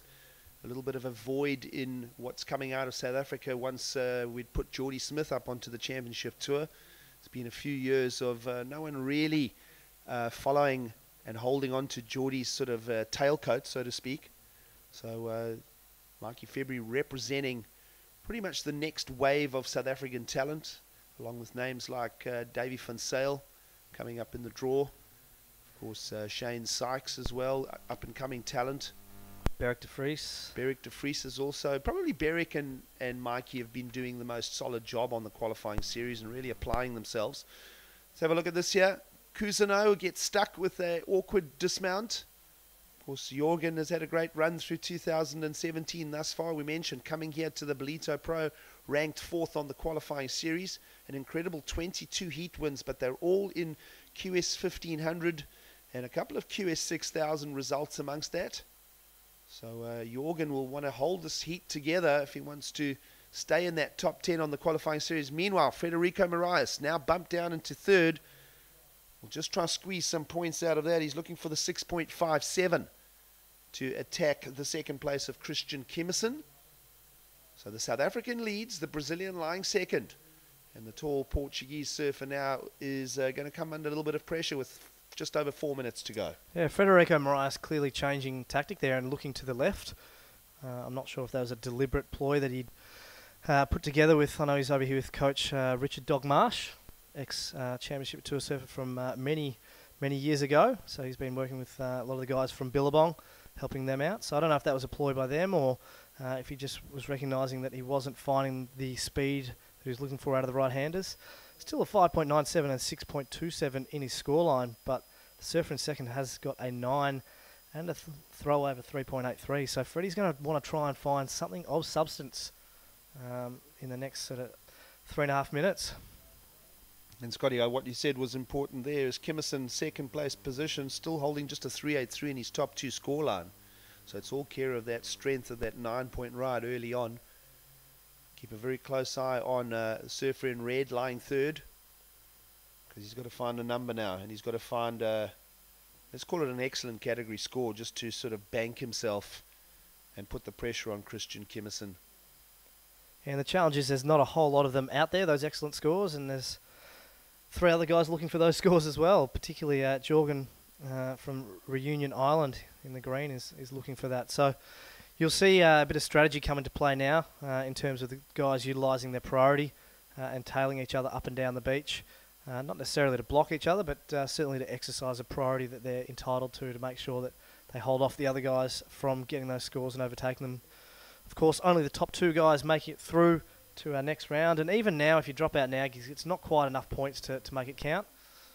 As we see, Freddie. Well, Freddie goes vertical, just the one snap. Quick in and out, and he's going to try and work his way possibly to another peak in the lineup here. So just trying to escape the pack.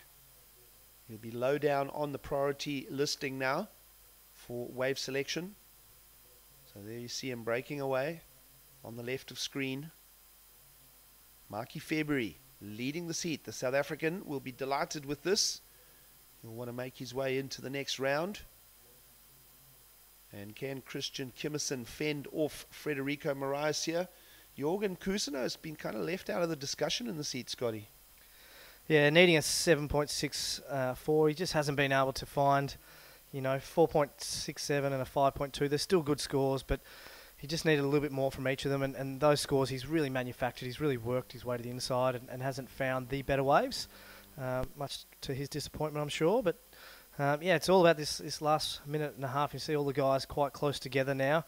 Freddie did try and break off and try and break away, but Christian Kimmerson is now sticking to him like white on rice, just to make sure that he doesn't get a wave. And if I was Christian, I'd be quite nervous because he doesn't need a big score, does Freddie, as we see the surfer in green just going for broke and coming unstuck there. Yeah, Jorgen Cousineau, another throwaway. All-important wave here for Federico Moraes. Big backhand, big forehand bash, my apologies. Now, second one, but that wave is just going to let him down again. He's doing all of this under priority, so to speak, so he's not really getting the plumb wave selection. He's got to try and find something again, maybe that little breakaway tactic here. He's seeing a little reposition here. Christian Kimmerson in white, paddling hard on screen. So that's obviously to try and go and reel in Federico. And we're running out of time. Yeah, just under 30 seconds to go. And Federico looks like will be packing his bags and going down to Jeffreys Bay early. Meanwhile, this man is not going to find a solution to his problems either. A 7.64 requirement. It's been an interesting heat because there's been a couple of highlights, but there's been a couple of frustrating patches for us too to make through here with the countdown now upon us. Well, and there it is, the first heat of the round of 96, and we lose our top-seeded surfer and our championship tour surfer. So the first upset of the day, Federico Moraes, he will be packing his bags, but as you said, Giggs won't be going back to Portugal. He'll be heading down the road to prepare for the Corona Open at J-Bay. And congratulations to Mikey February, the local boy, getting the job done in first position. Yeah, great job being done here as we move into the second round of competition here in Ballito. Let's have a look at the heat recap. This was the highlight, the 9-point ride of Christian Kimmerson early on. Set the tone, but Mikey February with a great comeback. Pair of sevens on the backhand to eventually take the heat win here. This one particularly serving him well to get his momentum working here. Yeah, contrasting start approaches, I suppose. Christian Kimmerson going to the air, and that's serving him well, while Mikey February here, he's stuck to the face. So great work from Mikey February. He'll take the heat win here and move into the next round in Ballito. He'll do that along with Christian Kimmerson to wrap up the first heat of round 2 of competition. Of course, transitioning straight into the rest of the afternoon here. Commissioner Travis Logie moving us back to the surfers' beach. Tide running out. You see these rocks in front starting to show themselves a little more now. So it'll be a little more tricky to get all the way through to the inside shore pound. And now here we go for more surfing action as we will tee up the next heat. Got Jack Robertson in white there from another surfer from West Australia. He certainly doesn't mind going to the air and getting really creative with his manoeuvres as well. So look for him to utilise that onshore wind and take a leaf out of Christian Kimmerson's book and go to the air and try some big manoeuvres. Well, he'll be up against Mark Lacamore from Francais. Of course, goofy footer Mark Lacamore. Happy to try and build on his qualifying series rankings. Currently sitting 30th and looking for results here in Ballito. Of course, we saw a great finish to 2016 for Mark Lacamore. You mentioned Jack Robinson there, Scotty. 84th on the qualifying series. Got a win at Sunset Beach early on. And this is Charlie Martin. What a talent is Charlie. We love what he brings to the table. From Guadalupe, from Ponte Pitre in Guadeloupe. Campaigning now for a number of years on the qualifying series. Judges having a re-look at this with you at home. And a good start for Charlie too. Yeah, he'll be happy with that. Yeah. One thing you know is Charlie is, and this is live action, just overcooks that turn. He is a wily competitor. He's one of the most passionate surfers we've got on the qualifying series. And he's workmanlike in his rate, and he'll be working really hard, and that's a really good opening for him. He doesn't traditionally, from memory, start really strong. He's always chasing his tail towards the end, so that's a really good start for Charlie. Well, the other fourth surfer in this heat is David Silva. That is your 4 surfers making up this heat. Meanwhile, let's go down and hear from South African Mikey February. He's taken the win to move into the next round here. All right, thanks, guys. Down here on the beach with South Africa's very own Mikey February, winner of that last heat. Mikey, take us through when you come up against the world's best surfers, guys like Christian Kimmerson dropping 9s in the heat. Just what was going through your mind when those scores are getting read out, knowing that you're on home turf here, trying to get through into the next round? Yeah, I mean, yesterday I kind of saw my heat, and with these 10,000s, you know, every heat's super gnarly, so I don't know, it's cool because then you just kind of focus on your own surfing, and I guess I try to do that out there. And yeah, Christian started with that 9, which was pretty insane. And yeah, just happy to have followed through and got a couple. Take us through very quickly. You've started off 2017 on a really strong footing. You're leading the WSL Africa ratings, and you've had some really good results on the smaller WSL stuff. What's your intentions going into the back half of the year when we really start getting into the major QS events? Yeah, you know, it's been cool with the leg that we've had here in South Africa and the smaller events to kind of warm up. And yeah, I've been lucky enough to get some nice results and good backups. And yeah, now it's more focusing on the bigger events, and this being the first big event of the year, it's pretty cool and at home, so I'm happy. Well, wonderful. We'll end it there. I know you need to go and get dry and take it easy for the rest of the day. So, folks, your winner from the last heat, Marky, we look forward to seeing you in the next round. Yeah, thanks. Okay, so we're back in action here on the beach. I'm with Dutchie. My name is Tashmi Tasty. Out in the water, though. So well done, Marky February. 21st on the qualifying series and gets a heat win here, and Ballito keeps moving forward. Last year 73rd in the Ballito Pro. He'll be looking to better that, and let's pull up some replays. This is David Silva. Yeah, this is while we're at the break. The first turn was a nice slashing one. Bit of a soft section there. He managed to get himself up. So just a 3.17 there as the opener for the young Brazilian in red. And then we also had Marc Lacamar, the Frenchman, also on his backhand. Just coming to terms with the conditions there. That one was a much better turn. He waited for that section to stand up and went nice and vertical. So just the one major manoeuvre there for Marc Lacamar. So a good early exchange. And 6.5 was Charlie Martin locked in for his first wave.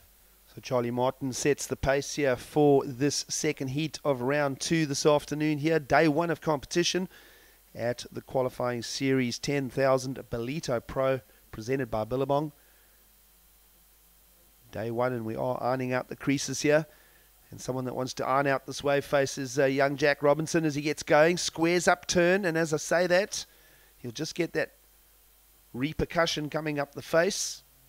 And it'll go incomplete. Now Charlie Martin, already opened with a solid score, now gets a second hit. There it is. So Charlie Martin keeping a little pace working here. Wave number 4 already in this encounter. Yeah, those waves looked good on the bank there. They kind of ran and held the bank really well and nice and steep. I wonder if Charlie could have done a little bit more on that first turn. It was quite a good section he had there, and I think he elected to go for the float rather than really open up a bit more. But maybe just playing it safe. He's got a 6.5, just trying to build on that one.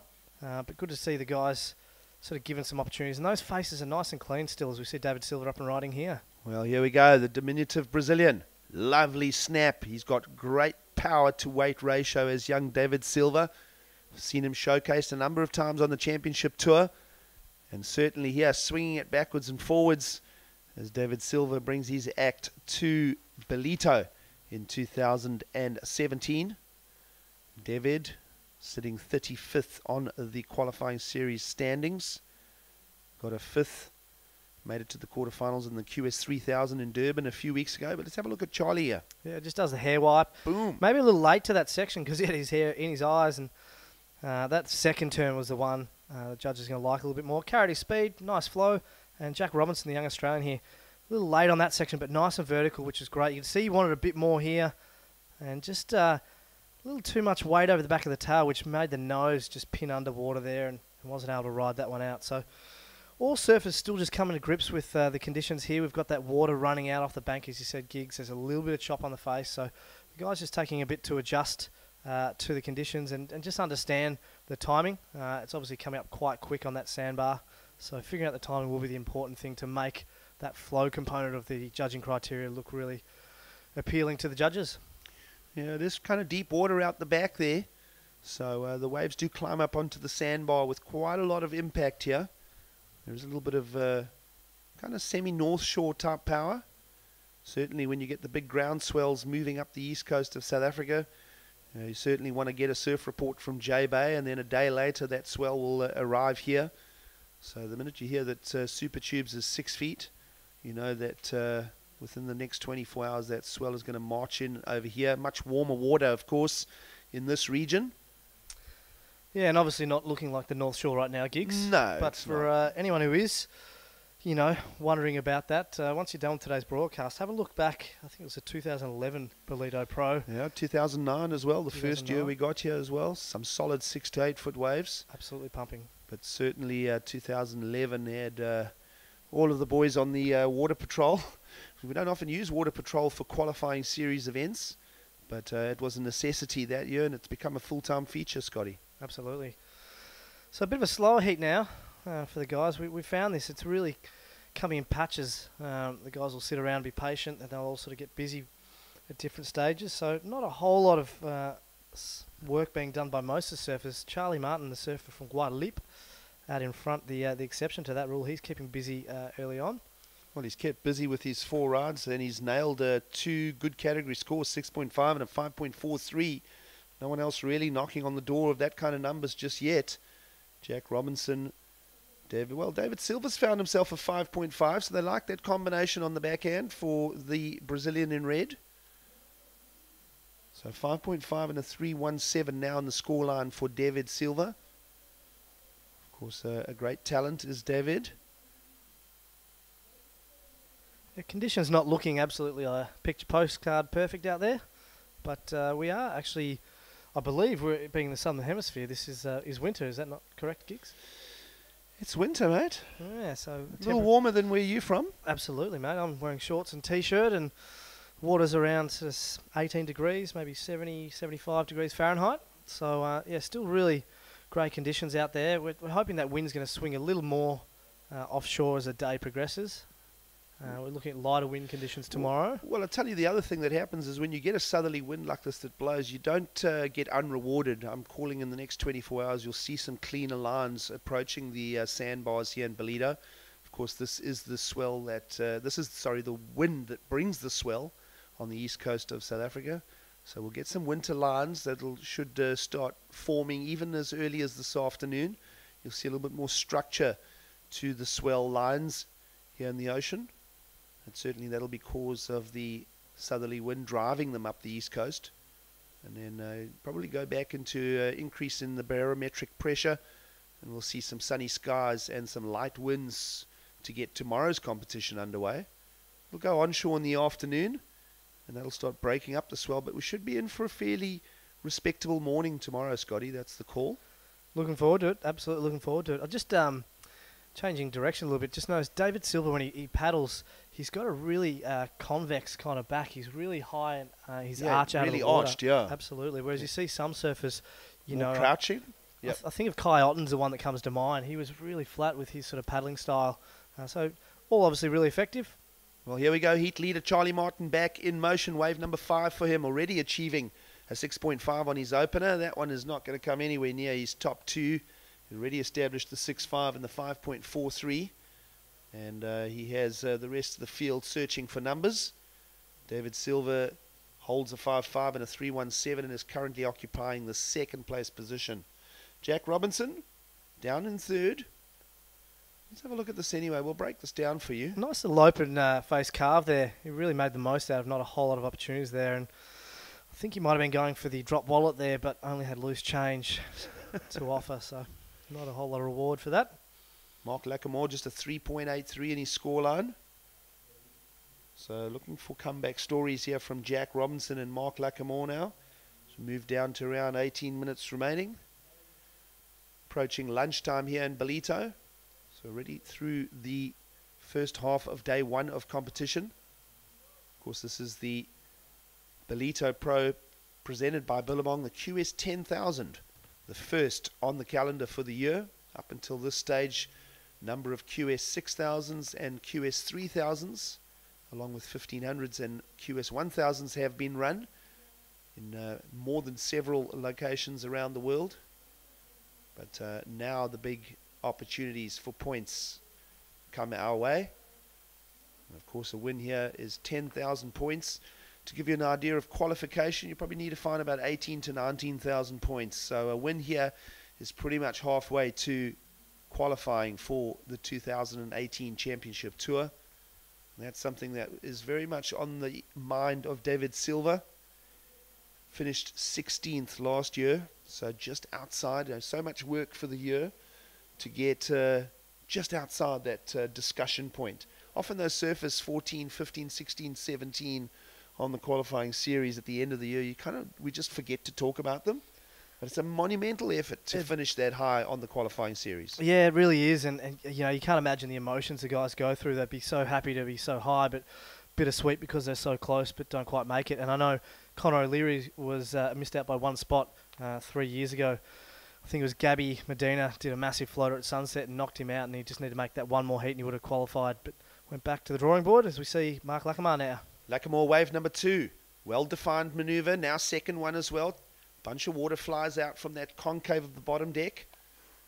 And 2 manoeuvres is all he'll put together on that. So you see him sort of just having a little look over his shoulder, possibly looking to his mates for clarity on positioning in the lineup. Either way, looking at priority with the judges' tower. Let's have another look at Mark here. Paddles really hard to get in this one. Squares off the bottom here. Does a really good job of getting nice and vertical. Does manage to hit that last section, but really flat. The guys are having to work quite hard at the moment. Not a whole lot of steep faces. So Mark Lackamore waited quite some time for that second scoring ride there, and you can see a little bit of his body language. He did want a little bit more than that, but he's still got plenty of time. And if we link, I guess, Mark Lackamore back to those surfers who spend a lot of time, I just think he's been in that sort of 20 to 35 rankings for the last, it feels like last 10 years. He's been thereabouts for a long time and just hasn't quite been able to really crack it of late. So he'll be hoping to change those fortunes, particularly starting this year at the 10,000 rated event here at Ballito.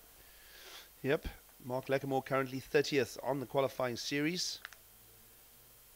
Got a 5th in the Pro Santa Cruz. It's a QS 3000 held on the Portuguese coast.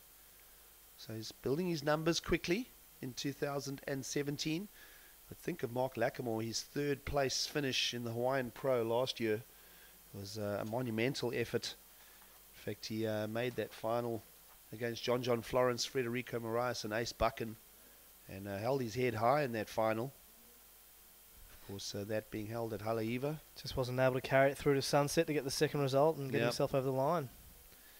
But, Mark Lackamore has had success here in Ballito, a 9th back in 2015. And someone else that's had a 9th is David Silva. Last year, David Silva, 9th, falling in round 5 to Christian Kimmerson. So an interesting little battle here. They've both got to equal 9th place finishes before, has Mark Lackamore in the blue, who's found a 4.77, Scotty. And now he'll switch his attention to the forehand, and he'll go invert, and just not bringing completion to that. You can see every bit of his muscle in his body was trying to bring that around. The wind didn't really help him that much, and there wasn't a great deal of power. So a little disappointing. That'll be an incomplete, so that one won't count. But good on him for trying something a bit different and using that wind. He knows he's got to try and milk something out there. 4.77, not quite enough, just shy of getting him into second position. Well, we saw great result into the wind for Christian Kimmerson with that 9-point score. Even though he didn't win that heat against Marky February, he did find the advancing slot. So it was at the expense of Frederico Moraes and Jorgen Cousineau.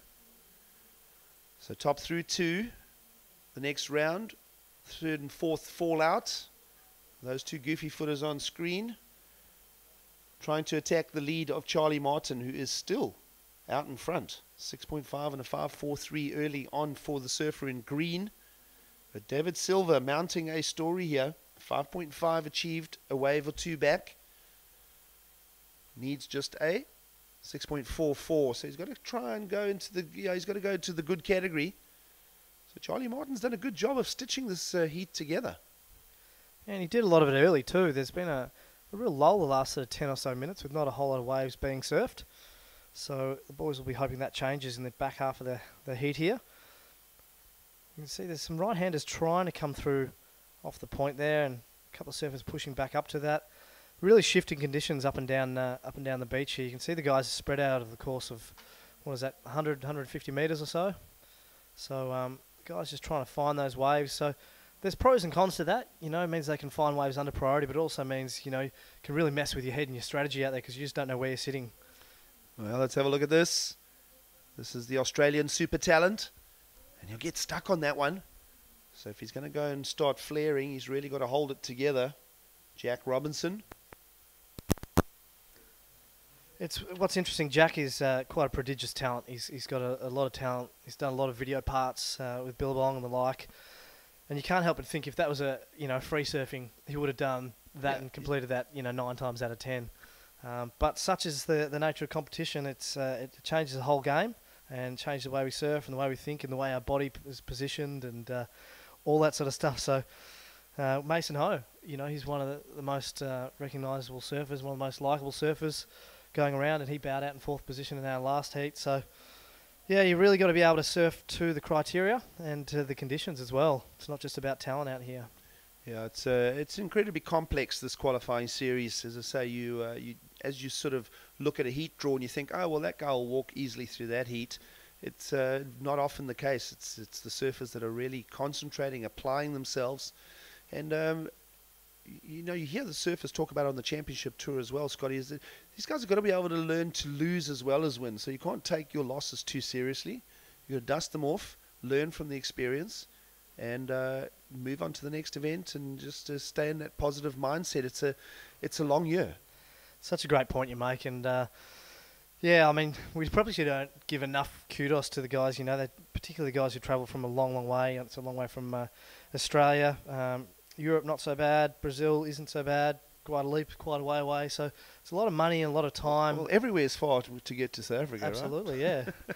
So to come all the way over here and lose half an hour heat and pack your bags and go home. Oh, it's brutal. Yep, it's a harsh beast, this one, but we love it. Well, here we go. David Silva. Only a 9-hour flight from Brazil to get here, and he'll get stuck on that one. So no real clear story here to challenge the lead of Charlie Martin just yet. David Silva. 4th wave. It'll be a throwaway. Yeah, and I think if all surfers just came in now and we ended the heat now, they kind of reflect on it and go, well, I just couldn't find the waves. So it's not about the surfers, not being able to do the surfing. The waves have just gone a bit funky at the moment off the back of that high tide. So hopefully as that water drains out, it does start to sort itself out a bit more. But I think what has been playing in our favour and has been a positive has been that the wave faces surfers have found have been nice and clean. I guess what's just lacking is the ability to link a whole lot of manoeuvres into that inside. As you can see, we've got the deep water still there. Well, Charlie Martin still leading this heat. As we move into the lunchtime zone here in Ballito. Of course, Charlie Martin 73rd on the qualifying series. Finished 32nd last year. Got a 25th in Ballito this time last year, Charlie Martin. So that's a fair result. Backed himself up to the 25th at the US Open of Surfing as well. And Charlie has had success on the qualifying series. Let's have a look at him here as he switches his focus to the backhand. Heat leader Charlie Martin holding the heat together against the goofy foot talents of David Silva and Mark Lackamore, and of course the super talent of Jack Robinson. And right now Charlie will just bang out another wave for us, keep his scorecard ticking. What are you thinking? I really liked that first turn. There's some really great sort of body talk and rail work, and that was a really textbook backhand turn, the first one. But yeah, again, the same story we've seen throughout the course of this heat, just not able to complete a second manoeuvre to really add to it. We'll have another look here. This was David Silva on his backhand, just squaring that one up with not a whole lot of lip to go vertical. But it amazes me how these guys are able to do it. This one here I really liked. Nice swooping backhand, 12 o'clock. You can see his whole body working to try and get around that section. Just really not a whole lot in the second turn. But that first turn was a nice one. 5.43 is his low score. He's going to look to try and drop that one. Probably not going to do it with that sort of one-turn manoeuvre. Well, Charlie will maintain the lead for now.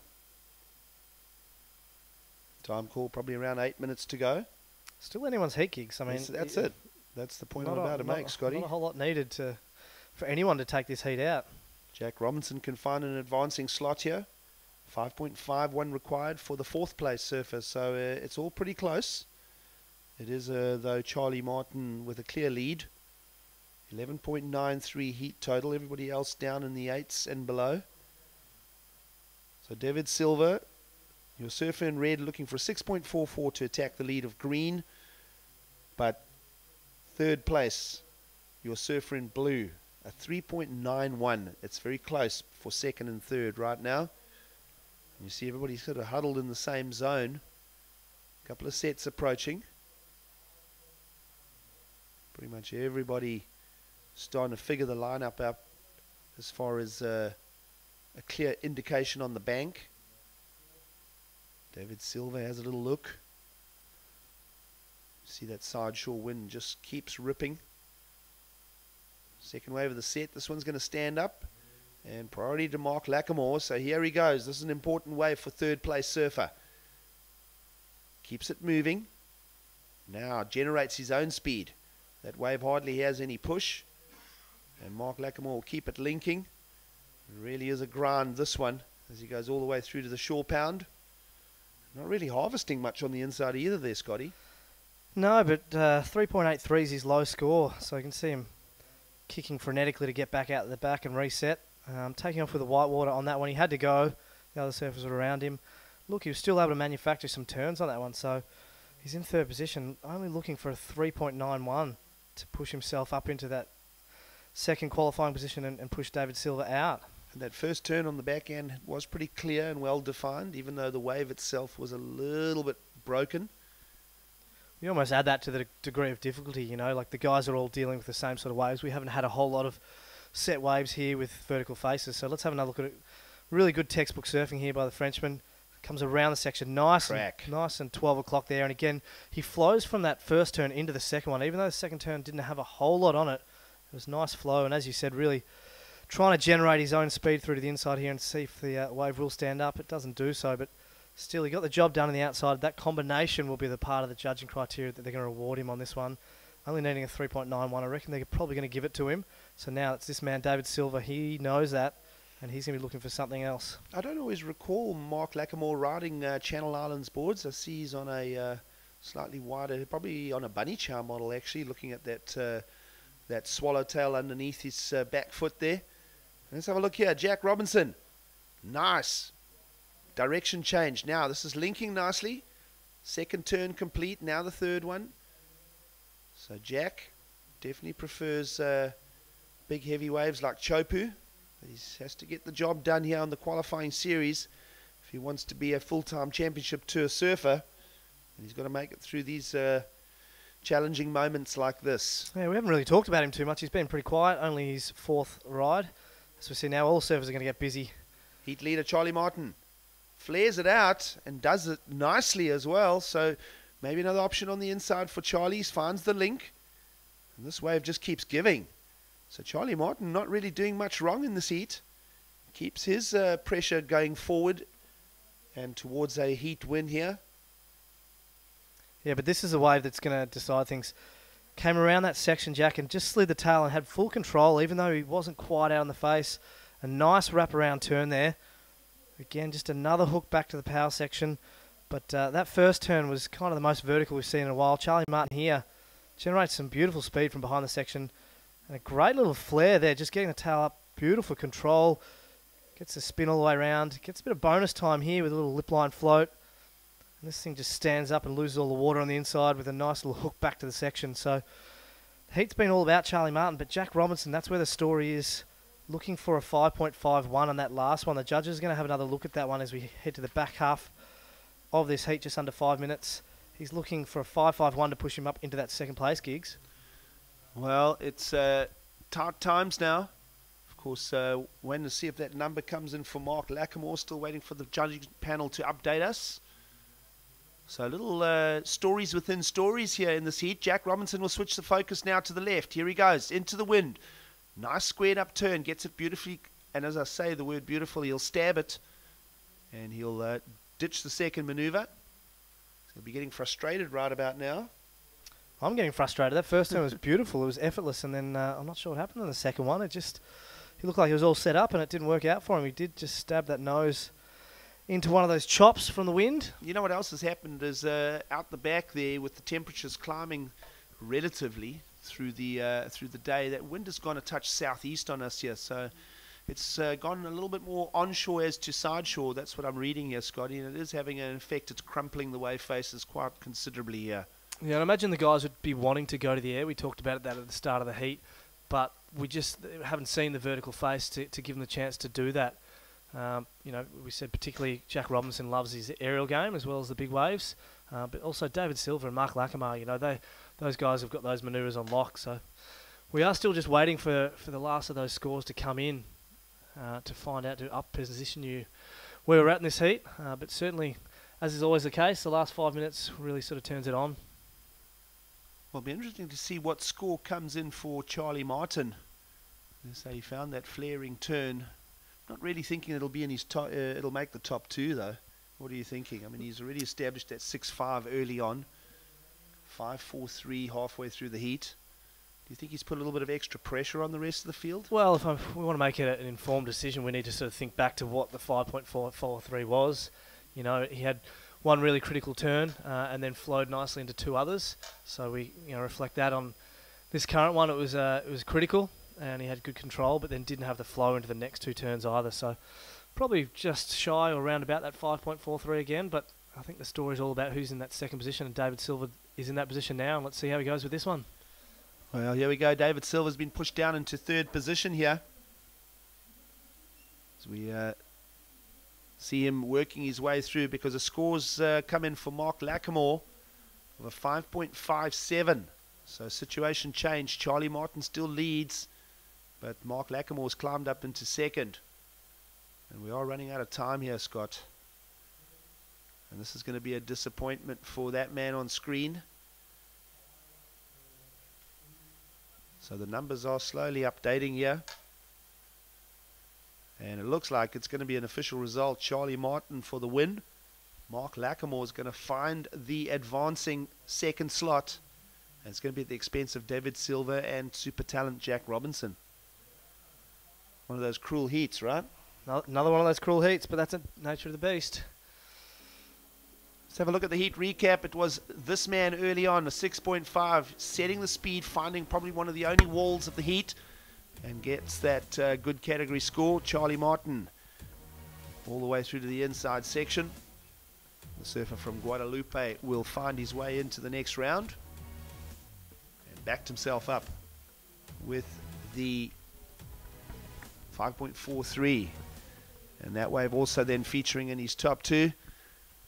And so that'll bring the heat recap to the table for what I'll call one of the crueler heats I've commentated in the last while. It will be David Silver and Jack Robinson out of the draw here in Ballito. Welcome back to the booth, Stevie Turner, as you join us with the next heat on deck. Another 4 stack. Let's have a look who it is. It'll be Richard Kidd, the South African in green. We saw him momentarily to his feet there. He's going to be up against a tough heat in Hobson Santos from Brazil, Hirato Ahara from Japan, and the man leading the qualifying series in 2017, young Brazilian from Guarujá, Jesse Mendes, and that's him on screen there. Jesse, strong leverage for the first turn. Now moves it through to the inside. Of course, Jesse, podium finishing a number of times already, and is a clear leader on the qualifying series. Good afternoon to you, Steve-O. Yeah, afternoon, Gigs. What do you make of that last heat with Jack Robinson? It was a tough one. Yeah, like I said, I think cruel is probably the right word to describe that one, eh? Well, it is the qualifying series, and they do call it the grind. But that man in red, Jesse Mendes, now up in this heat, one of 2 Brazilians, is doing just a great job on the QS, as we call it. And let's see what Hirato Ahara and the South African Richard Kidd can bring to this heat. Just following this bowl here for Hirato Ahara. Nice, lovely, and as he flares it, he'll go incomplete. Let's throw it down to the beach interview, because Charlie Martin got the heat win in that last heat. All right, thanks, guys. Down here live on the beach with Charlie Martin from that last heat. Charlie, take us through winning your first heat of the day, the first big event of the year. How are you feeling? I'm really happy. I haven't do many comps in a while, so just stoked to make that first heat in the first prime of the year, and made it with my best friend too. So yeah, happy days. Yeah. You've had two good runs on the qualifying series in the last 2 years, 2016 finishing 32nd. How important is it for you to get a good result here going into the second half of the year? Yeah, it's really important to do good at the first event, but I've been struggling a couple last month, so just happy taking it heat by heat and try enjoy traveling again and surfing with my friends and good times there. All right, so Charlie Martin, winner from that last heat. Lots of support behind us. Charlie, all the best for the next round, bud. Thank you.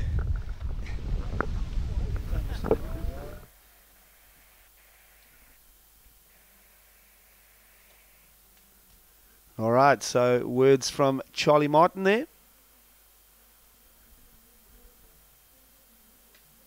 And here we go, following Richard Kidd on the replay. This is the young surfer who's won the Surfing South Africa Trials. That was established on the weekend. And Richie Kidd already getting a second place position in his first heat this morning, now through to the round of 96 surfers remaining here. It is day one of competition, the Ballito Pro presented by Billabong. Stevie, what are you making? You know much about Richard Kidd? Yeah, Richie, local boy. He's only 20 years old. From what I do know of Rich, he wasn't planning to be a part of the QS. He surfed a lot of local comps, just stuff basically for money and beers, and took the win on Friday. As we see Richie up and riding now on his forehand, just a very powerful into the lip there, and wave fades underneath him. But Richie surfed on Friday the 4 heats as we see surfer in white, Hobson Santos from Brazil, also just coming a little unstuck there. Richie surfing the 4 heats to win the trials on Friday, and just was super consistent throughout the whole day, and just managed to really put up a display of power surfing. Yeah, great stuff from Richie Kidd. I've been seeing him surf the region over the last couple of seasons. And to tell us more about that, we're going to get Jared Kelly-Smith to join you here in the booth. Steve Turner.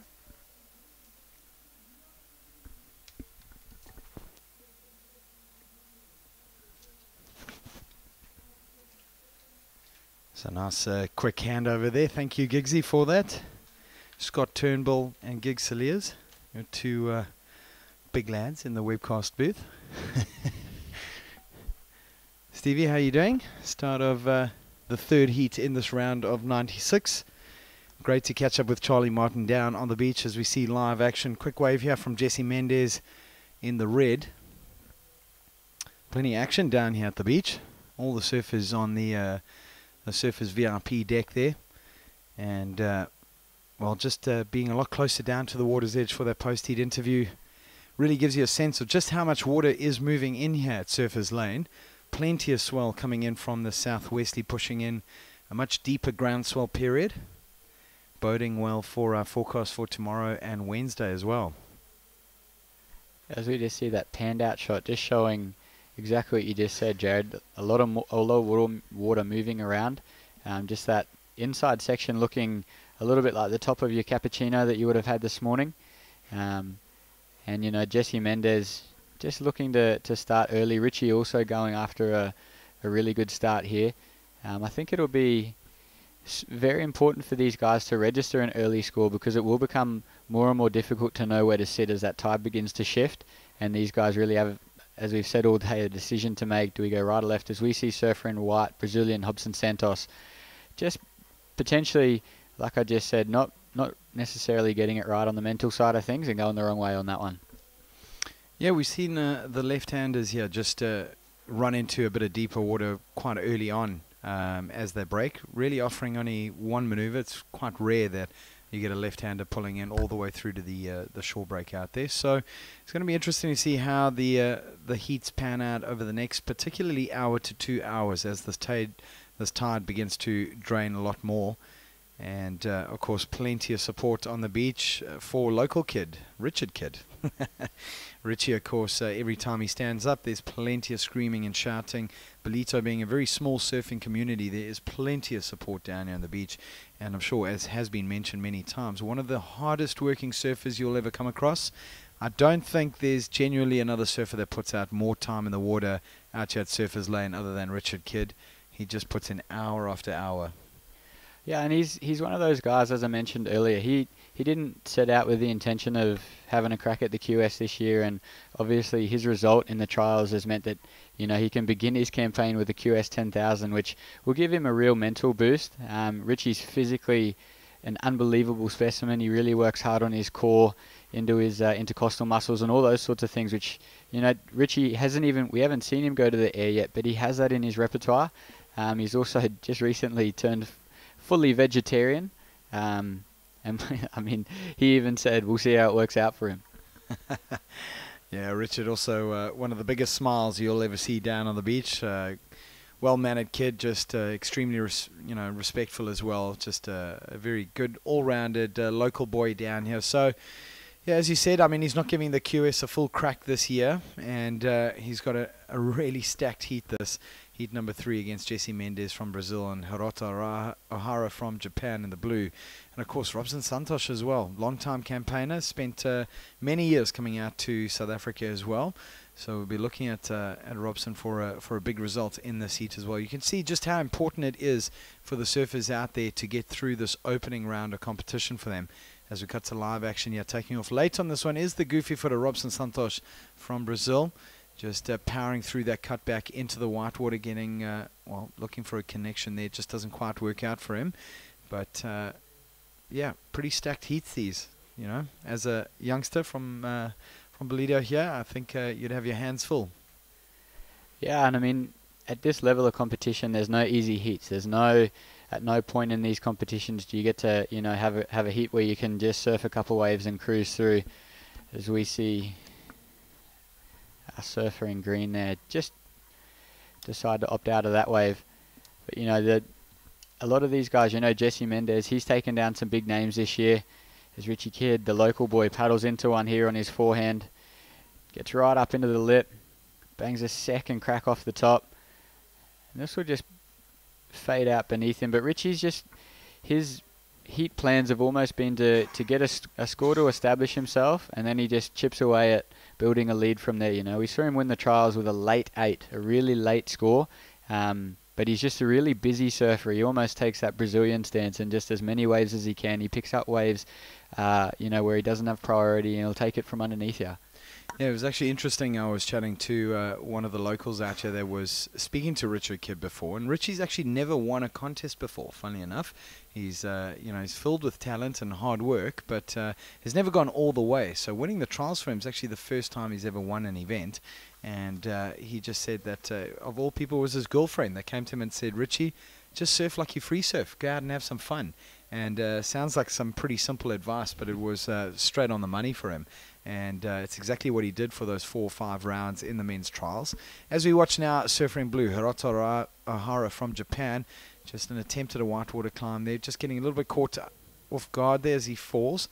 But yeah, so Richie Kidd really is surfing as if he's having a bit of fun free surf sessions out here at Surfers Lane. And we can see him at the moment currently up into second place in that heat, opening up with that 5.83 on his third ride and a very short 1.5 as his backup score. So nothing really in it as yet. We've seen a lot of heats, guys getting through with heat totals in the range of about 11 to 12 points as we see White, how lightning fast with that Rio. Yeah, White's just struggled, Robson Santos. He's just really struggled to find that second maneuver on his waves. He's come in really strong and opened up with really big powerful turns on his forehand and his backhand, but just hasn't managed to find a wave that he can connect up with a second maneuver. Yeah, it's going to take a little bit of time out there. You can still see the effects of that high tide, that little foamy just rolling into some deeper water out there. Fortunately, there is a bit of swell rolling in here at Surfers Lane. For those of you watching on your TV right now, on your tablet or smartphone, as we see Surfer in Blue, Hirota Ohara with a really hard-working backhand style. Just, it is a lot bigger than it looks on your TV. I must be honest, when I was down there on the water's edge, I thought, cheapers, I wasn't seeing this on my screen. There certainly are, especially those right-handers that roll in just past surfers. As we watch Richie Kidd fade on the takeoff here, gets around the section, and little whitewater climb. That man bun of his pretty recognizable, even if he wasn't in that green singlet. Yeah, Richie's got that hair that does look like the vegetable noodles. As we see QS leader Jesse Mendes taking off on his backhand, and a massive turn for the goofy footer as he reconnects and goes left. Just wiggles his way through, gets a nice little connecting section, looks to finish off. Wow. Just throws the board right up onto the whitewater there to finish right on the rocks. You'll see he's knee deep in water there, right by that little finger of rocks that we see to the south end of the beach. Yeah, like a little jelly bean hunt out there for some of these longer riding or longer rights over there, and a couple of connections where they do change direction, going right and then rebounding going left. And so we'll just cut to a quick replay of that last ride of red. The Brazilian Jesse Mendes on this one, you see him taking the high line and going right before rebounding and going left onto this one all the way through into the rocks. And a couple of series of slashbacks there, getting this rebound off to the next section right in front of the rocks there. We've seen a lot of surfers end up right over that shelf of rocks. Plenty of fins being knocked out of the boards as well. Right, so almost halfway through this heat now, and we see Richard Kidd, his previous ride, second to last ride, coming in at a 3.2. So he still holds down second place behind Jesse Mendes in the red singlet. Jesse, the Brazilian, sitting with a 5.5 opening score and a backup ride of 4.27. So as we've mentioned time and time again throughout the day, it's pretty average scores that are getting these surfers through. On the odd occasion you get an anomaly, a freak surfer out there locking in a 9-point ride like Christian Carmison in Marky's heat. That ridiculous frontside air reverse. I definitely encourage you, if you are watching online, to check the heat recaps, because that was just one of the most ridiculous air reverses I've seen in a long time. Yeah, that whole heat, you know, as we move back to Willard's Beach just after the end of our last round, you know, Christian Carmison, just an extremely powerful surfer, and when you draw a contrast to Mikey February, he's got a lot more style and he's a bit more gracious, but just on his backhand, just displacing an absolutely phenomenal amount of water with those backhand turns.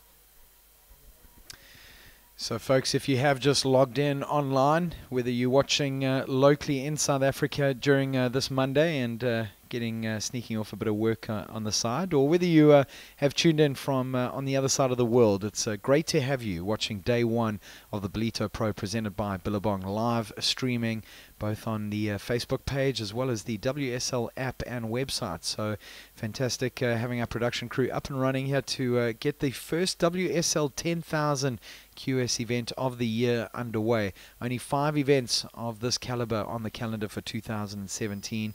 It's a really pivotal moment in these QS surfers' careers, or their charge, as they look to build up their points and their tally for the 2017 year and look to qualify for the Dream Tour in 2018. Of course, there's been a couple of breakout surfers already, Steve, in the top 10. Some guys making a big name for themselves early on. Yeah, one of them being our surfer in red out of Brazil, obviously, Jesse Mendes. You know, the number being thrown around at the moment for qualification in terms of points is 20,000, and Jesse, before the first 10,000 of the year, he's already sitting at over 16,000 points. So he must, you know, mentally have a bit of an edge to know that he's not banking on every single result for the rest of this year. You know, there's 5 10,000s. He can afford to have a couple of ease-in rounds and just, you know, test out the punches and see where he lands. Well, it's been a phenomenal start by Jesse, as you said. I mean, you know, 3 6,000 QS events. They're really right up there. I mean, the next tier down from a 10,000 is a 6,000. And we'll pick that up shortly as we watch local wonder kid, Richie Kidd. Little slash back there, building up some inside speed and little fin waft out the back now. Not the biggest set ride, but still chipping away at those points. As we said, Richie stays really busy. and very different approach and a different style of competitive surfing compared to most South Africans on the QS, and it's really been good to see. It's paid off a lot. But coming back to Jessie Mendes, I mean, to make 3 finals of 3 QS 6000 events, winning 2 of them as well, is just I can't recall another surfer that's got off to a QS start like Jessie has. Yeah, exactly. And as we see Jessie go down there, a bit of a commentator's curse. And the Japanese surfer Hiroto Ohara on his backhand here, just having to wrap back into the whitewater, and really sets himself for a big finish there. Gets very vertical and has a lovely re-entry as he finishes right on the sand there. So Hiroto just committing entirely to that wave. So he's lagging in 4th at the moment. He's only got a 2.83 and a 2.2. So he's needing to consolidate and start to chip away at the lead that these other guys have on him. Yeah, we check out the replay from that last ride of Hiroto. Just quick snap back onto his backhand to get things started. And you see him just cut back powerfully into the pocket there, staying close to where the wave face starts to pitch here. And again, just staying busy on this wave, keeping that board rolling all the way in, as you said, Stevie, right into the shore break. He would have definitely felt a couple of those pebbles on that finishing maneuver. So Hiroto Arai on wave number 5 for him, looking to now start getting into the groove. As we get into the second half of this heat, we then see replay of Jessie Mendes. Super tight, critical backhand snaps there, nice and vertical as well. See how just critically close he stays to the pocket, gets right up at that 12 o'clock mark, and not even for a brief moment in time. He goes vertical almost straight off the mark from the bottom turn. So only 2 maneuvers for Jessie, but really beautiful vertical surfing. Yeah, and I think that just shows the caliber of surfing that he's been surfing at. You know, he set such a standard earlier in this year. You know, he surfed in 2 CT events already in Margaret River and in the Oi Rio Pro. And then, like you mentioned earlier, with his QS, 3 podiums straight away in the 6000s, and only losing 1 final to his Brazilian compatriot Iagadora, who also is having another one of those breakout years. Yeah, of course. You know, without trying to put that commentator's curse on him, you're really looking forward to Jessie Mendes just possibly getting one more counting result, one more big counter, and we should see him on the 2018 Dream Tour. Of course, he's probably one of the favorites in this event, going into the first WSL 10,000, coming in with just heaps of confidence as well. Whereas we've seen a lot of other Brazilians hit the South African shores up to as long as a month ago already, just getting a part of the series of WSL 1000 events that we're here. As we watch Jessie now taking off on this one. Just a hungry body language there, looking for a little ramp section somewhere around there. Also another surfer who stays incredibly busy out in the water. Yeah, he has a somewhat of a graceful approach to it. His paddles are long and deep. He's a bit of a longer surfer as we draw a comparison to someone like Richie Kidd, who's much more compact, and you know, it almost looks like he's wrestling the wave, but he gets up and he has to really attack it. Whereas Jessie Mendes, he just looks very graceful. He comes in, he knows his craft, he knows where he stands, and he knows his repertoire. Absolutely. So the goofy footer coming out of Brazil, currently leading this heat. Heat number 2 in the men's round of 96. We're going to try and march forward as long as possible today, just to try and get through. I beg your pardon, it's heat number 3, not heat number 2. And WSL QS Commissioner Travis Logie, with the intent of seeing just how far we can get through in the men's round of 96. So we'll definitely have a couple of surfers going twice today. Richard Kidd, of course, being one of them, surfing this morning and winning his very first WSL 10,000 QS heat that he's ever done. Well, came second in that heat, if I'm not mistaken, advancing through to this round. So currently holding second place is Richard Kidd, ahead of Robson Santos and Hiroto Arai in 3rd and 4th. This is Jessie Mendes live now. Big fin waft out the back over that white water. And again, not getting much more of an inside connection. So certainly tricky conditions, Stevie. Yeah, very tricky conditions with that tide, you know, just moving around. A lot of sand moving, a lot of water moving in and out. Almost seeing a few sections have a bit of backwash there. But Jessie's still just looking very effortless. Doesn't almost look like he's not really trying, but still making the sections. So we see our Japanese surfer in blue, Hiroto Ohara, just working his way through on the forehand, and just the fins slip out there and he can't stick it. All right, so folks, it's just over 8 minutes, a shade over 8 minutes remaining in this heat before we go into heat number 4. And as we watch a live replay from last of red, Jesse Mendes, just that beautiful backhand style of his, how he gets so much drive generating off that bottom turn and really effortlessly puts the tail and the fins out the back. Then we had Richard Kidd, just a little cut back in front of the cameraman, trying to get that inside section working for him, just not quite working out.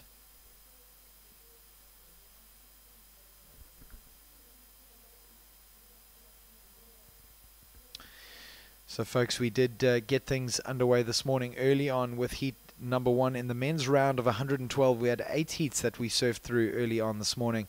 Richard Kidd in this heat did a great job of earning second place behind Joga and Kuznet, and Richie advancing through to the round of 96 and holding a narrow gap over third and fourth at the moment. Jesse Mendes, the Brazilian, looking like he's getting more and more comfortable out there, banking in now a 7.0 ride with his backup score of a 5.5, and there we have live action. Big fin blast off the top, and look how effortless that landing was for him. This man in white now, massive backhand crack for Robson Santos. Second turn rebounding off that section. Lovely bit of surfing. This is going to be a really dangerous ride in this heat as he kicks out right in over the shore break, the Brazilian in white. Man alive, that was a throw of the dice. Yeah, and Robson Santos, he's one of those Brazilian guys that we mentioned who came out a little bit earlier to South Africa, surfed the South African Open of Surfing and the Geordie Smith Pro in Cape Town. So he's been here for quite some time. He's, you know, got over the jet lag, and he's well prepared for this event. So as we see Surfer in blue on the forehand there, just wrapping that one right around, getting that board extremely horizontal, sets himself and then goes up into the whitewater for a layback snap, and then just jumps out over the whitewater at the end. Yeah, I love the style coming in from Hirota Arai, not unlike, I beg your pardon, O'Hara, Hirota O'Hara, not unlike Hirota Arai. Getting tongue-tied up here with the Japanese surfers, but we saw Hirota Arai early on this morning, all of 55 kilos, just surfing super light on his feet, and that last ride of blue that we saw the replay, definitely one of the better waves I've seen from Hirota O'Hara as we watch Richard Kidd now. Just a quick in and out there. So the Japanese surfers just starting to get that flow going, starting to stay nice and light on their feet. We're going to wait for scores to come in from Robson Santos, the Brazilian in white, because that was definitely a game changer. I think certainly a situation change on the cards, no doubt. So folks, a lovely pulled back shot as we have a look at competition back at Surfers Lane here at Willard Beach. As we did see a change halfway through the men's round of 112. We went across out of your screen to the right-hand side to Bathers Beach before coming back right in front of the main contest site at the main break here, Surfers Lane. Hard to imagine when you look at that just a couple of years back we had those monstrous 8 to 10 foot freight train barrels pouring in here at Surfers Lane, the likes of the Gadasquez brothers and John Florence just pulling into what looked like backdoor. It was just unbelievable.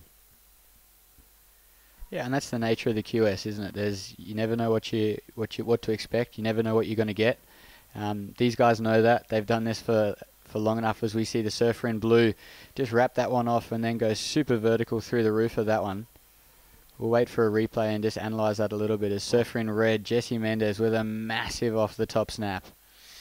Jesse's really starting to shift into a higher gear now, and of course he's already sitting with that one score of a 7.0 and a backup ride of 5.5.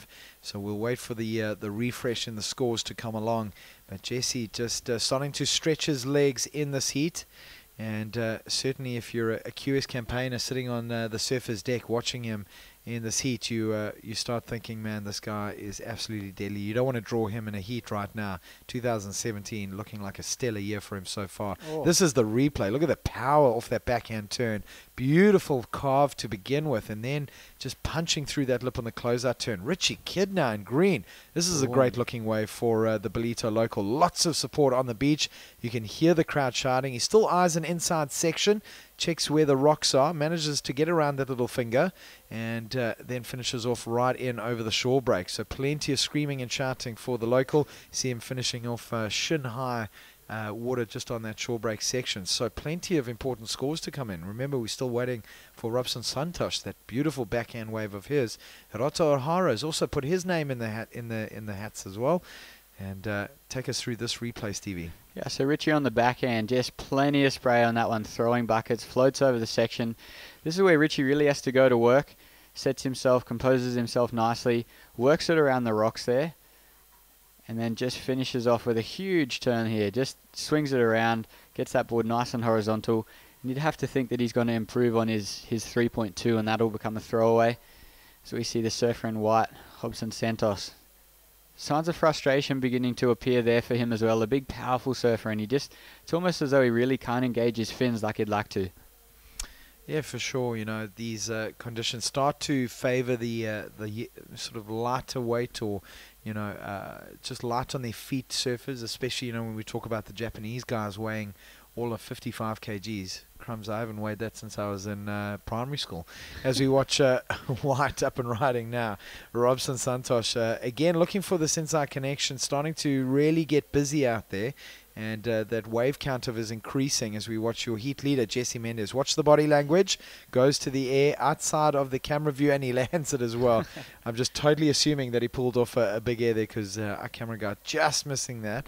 Hopefully we'll get a replay from a second angle on that one, but I can hear the crowd going nuts for him. Yeah, Jesse, also one of those light surfers you talk about, as we see surfer in green, local boy Richie Kidd on his backhand, working around there. Difficulty. Richie still up here, working that backhand, just throwing plenty of spray there. Just have those turns. Yeah, so certainly also opens up the discussion to the type of equipment that surfers come out here, where we had hinted and made a mention about those freight train barrels that we experienced a few years back.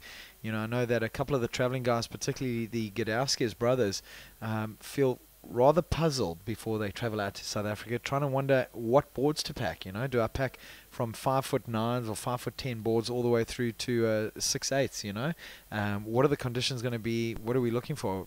This sort of onshore slop, or all the way through to 6-foot barrels. So pretty tricky as a traveling surfer traveling out so far to South Africa. Get just such a mixed bag of conditions.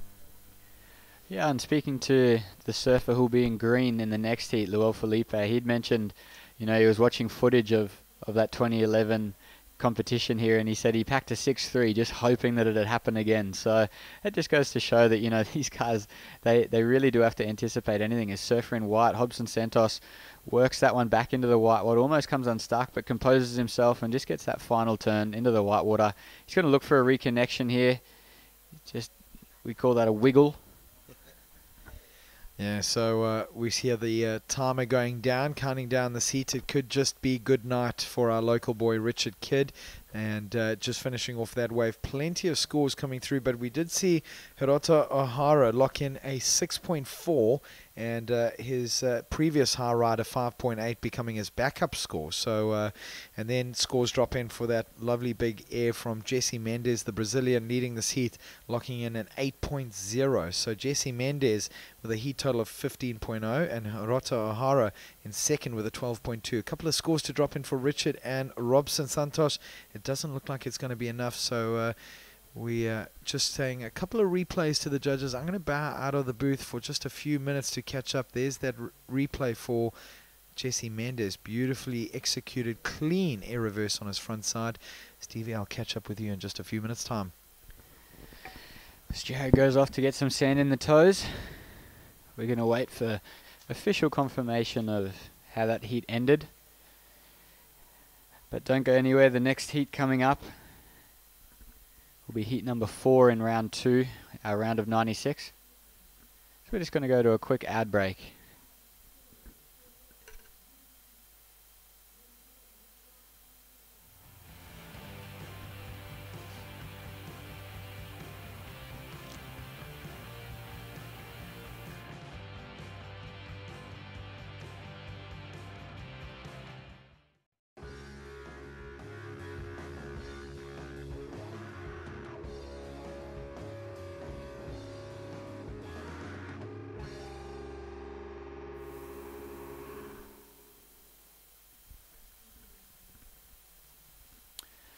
Welcome back from that small break.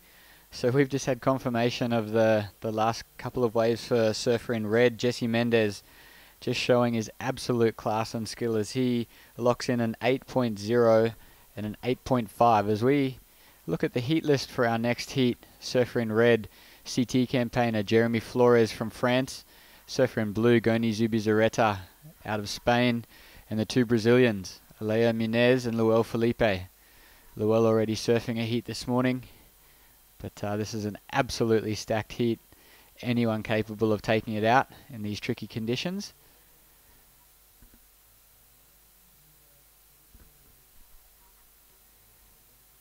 After we saw Jesse Mendez just rip that heat to shreds. Started off quite slow, a lot of 5s, 3s, a couple of in and out throwaways, but towards the end of that heat registering a 7.0, an 8.0 and an 8.5 with his huge frontside air. So the leader of the QS just showing us what's on offer to these surfers out there today on the first day of the Ballito Pro presented by Billabong. We are about to enter heat number 4 of the round of 96. We're going to go down to the beach and hear from Jared, who has Jesse Mendez with him now.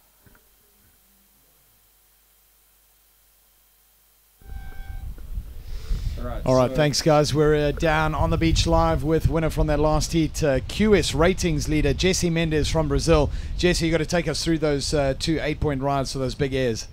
Yeah, stoked. The wake conditions are so hard. Like, I knew I had to keep busy. I probably caught like 20 waves in that heat, and I struggled a little bit for the first half, but everyone kind of did. It was kind of slow, like not many sets, and it's funny how things work. Like, I actually lost a priority, and then that's when I got my 7 and I got in rhythm for the whole heat, and I was paddling back out, and me and Green were paddling back out, and then we got a wave on the head, and he got in a little better spot than I did. I got smoked back, and then I was like, well, whatever, like, you know, keep the positive vibe. And yeah, it worked out. God sent me the sneaky wide under priority one, and he was like 10 feet in front of me with priority, which just because that wave that we got caught in, it worked out my way, and then I got rhythm, and yeah, he was stoked.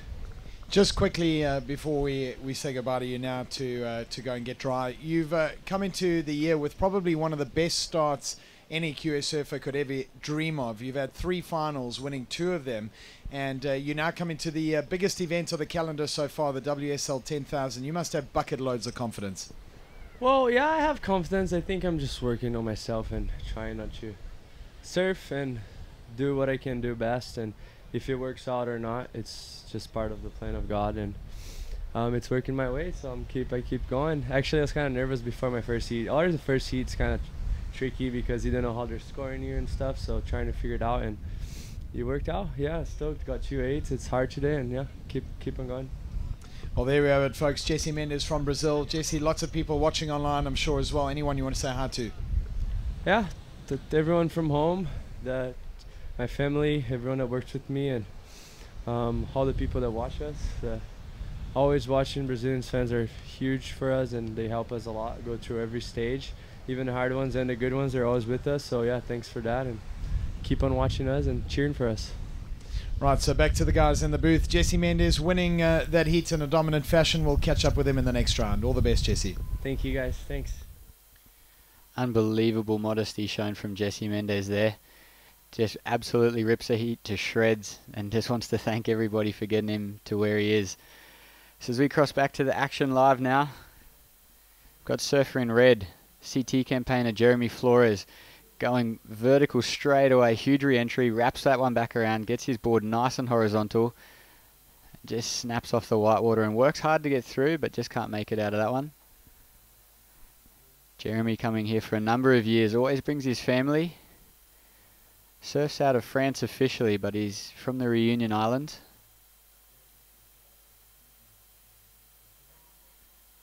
So we see that tide just starting to play a little bit of tricks on the surfers. A lot of water moving across the screen from right to left. That's north here in Ballito, the east coast of KZN. Just going to have a little replay of the wave of our surfer in blue. I believe is Goni Zubizarreta. Just came unstuck. Our surfer in green, Luel Felipe out of Brazil. Already surfed 1 heat today. Very critical move. on that first turn and then gets stuck into the whitewater and comes out ahead of that one. Luell full of confidence here. He's been here for a number of weeks now. You see our surfer in white. Just blow a little bit of a tail slide on that, but can't ride out of the whitewater. That's Alejo Munez, former Ballito Pro champion in 2015. Of course, that amazing final with Davey Cathles, as we're going to cross to a replay of that last wave of surfer in white. So he's on his forehand, just wrapping around the section, having to really fight hard. Just the one turn into the lip, second crack, throws plenty of spray, and then jumps under the whitewater as Jared comes up a little bit out of breath. Catching those fitness levels off guard for me, but great to catch up with Jesse Mendes. Always good to chat to, really dissecting those heats and yeah, trying I think to just remain calm, you know, going into that sort of turning point of the year for 2017 on the qualifying series, and just had some phenomenal results. And as I said, I mean, just a stellar start to your qualifying series campaign. And then, of course, you know, traveling with all the Brazilians. Santiago Munez on the beach watching his brother Alejo in the water now. And quick hello to Santiago, and just saying that Alejo also fired to get back onto the championship tour as well. You know, so we watch him currently in this heat in the white singlet, but again, you know, I mean, all these heats, we talk about them being a stacked heat, but every single heat you just got just crazy amounts of talent from all over the world. You know, we look at Luell Felipe, just another guy that you said has spent a lot of time on South African shores and getting acclimatized and familiar. And then Jeremy Flores, of course, got lots of family out here in Durban as well. They all come down to the beach and support him. I know for the last sort of 8-9 years that he's been coming out here, he's just had heaps of local support down here. And well, he's opened up in this heat with a 6.5 already, with Luell Felipe a 5.5. So a nice spread of scores on the board. Alejo Munez opens up with a 4.0, and Goni Zubizarreta 3.17. So pretty even spread from your low scores to your good category. That's 6.5 to Jeremy Flores. This is Jeremy paddling and up and riding now. Quick in and out on that one. Interestingly enough, you know, chatting to Jesse, who was talking about that priority situation, saying that he had priority for quite a while and then ended up losing it, and how it actually worked in his favor, not being under pressure, being able to look for pretty much any little boosting session and wave right under priority. Yeah, Jesse just seemed to maintain a lot of composure that whole heat. As we see, surfer in green and blue there. There's gonna you see the look back. We're gonna wait for some judging to come through on that one, because that's gonna cause a bit of drama in this heat. Yeah, folks, those of you watching live, we don't have the priority colors on the screen. You can just see our man in green, Luell Felipe, looking back at the priority board. And yeah, that's him looking over his shoulder there, just trying to see what that priority situation was at the takeoff. Possible bit of confusion out there, and we could be in for a bit of a situation. And we saw Goni Zubizarreta was the surfer in blue that was on the inside position, but just not sure who had the high priority out there yet. Steve, we'll get confirmation. I'm sure we'll drop in on the live scoring system. Yeah, Luell, coming from the northern parts of Brazil, we're just going to see a replay of what exactly happened there. Surfer in blue took off very high on the wave. Luell Felipe from Brazil obviously couldn't see him. So we're definitely going to have to wait for confirmation, because Surfer in blue definitely pulled out of that, which would tend to look as though Surfer in green had it. Luell Felipe looking to the beach a couple of times there to actually see, you know, what that priority board would have said. But yeah, all we can do is just wait and see. Yeah, it would be interesting if Luell Felipe did have the higher priority. Then you've got to think that Goni Zubizarreta needed to have hit the eject button a lot sooner on that wave, because you can see just how distracted Luell Felipe was on the rest of that wave, constantly looking back over his shoulder, trying to see what the priority was. Or, alternatively, if Goni had the higher priority system, then it's going to be a clear interference on Luell Felipe. So we're watching live action now. Oh, Luell with a big attempt there on that closeout section. You can just see that wave bottoming out on him. And he doesn't complete the maneuver, however, so it's going to be an interesting situation. We'll wait for the scores and the update from the judges to come through on our scoring system. For those of you watching live on TV, we will try and get those scores up on your screen as soon as possible. So we see Surfer in white take off and then duck straight under the lip there. Alea Minez, like we mentioned, former winner here. He's not scared of what Ballito holds. So we're still just waiting for scores to come through on that last exchange. And then Luel Felipe obviously taking on another wave shortly after that. But these guys looking to get really aggressive as the walls are beginning to appear. That south-southwest wind that's been blowing today, just allowing those walls to form and give the open face for these guys to have a look and look at 2, 3 and 4 maneuvers now. Yeah, for sure. And, you know, when you chat to guys like Jesse Mendes, who've surfed 3 finals already in some pretty big events, you know, just again hinting at just how critically important it is to get through that first heat in a big competition like this. Just get that 1 W under your belt and, you know, set the tone for the rest of the event. Whether it's a win or a second place, it counts. And, you know, like you said, it's just so heartbreaking when you travel from so far across the world to come here and then get eliminated in the very first heat. It's unlike, you know, many other mainstream sports where you've got a couple of hours to compete or, you know, sort of a level playing field. Here with the surfers out here, just ever-changing conditions. And here we go with red. Jeremy Flores, that first turn was just super pristine. He kind of drops the shoulders on the second turn and kicks out over the back. But that first turn really flaring the fins out the back. Nice bit of just exclamation on that approach on his forehand. Jeremy, almost a transplanted local. He's been coming out here for so long. Yeah, he seems to love it out here. And, you know, with the J-Bay Open of Surfing shortly after this, there we have that massive first turn from Jeremy Flores, just coming in and unleashing on the forehand. So Jeremy will obviously go from this event straight to that J-Bay event as we see Surfer in white, Alea Minez, really race to get around the section, just cops the lid on the head there. Yeah, Jeremy, of course, hasn't had the greatest of starts to his championship tour campaign, and he's just had a string of 13th finishes, apart from Margaret River, where he got 9th. So he's definitely going to, you know, possibly use this as not just a warm-up, but a little bit of a backup safety net as well. And of course in J-Bay, as you said, I mean, provided the conditions turn on, he's going to be looking for some serious counting results coming down to Super Tubes as our championship tour surfers hit the halfway mark of the 2017 tour. Yeah, you mentioned that the conditions turn on. I think it's just stay on as we see that man, Surfer in red, Jeremy Flores, just coming into a whitewater monster and just swallows him out there. Yeah, of course, Jeffreys Bay, it's been a great start to the winter this year. Down on the Eastern Cape shoreline or coastline of South Africa. Just been some phenomenal surf on the cards.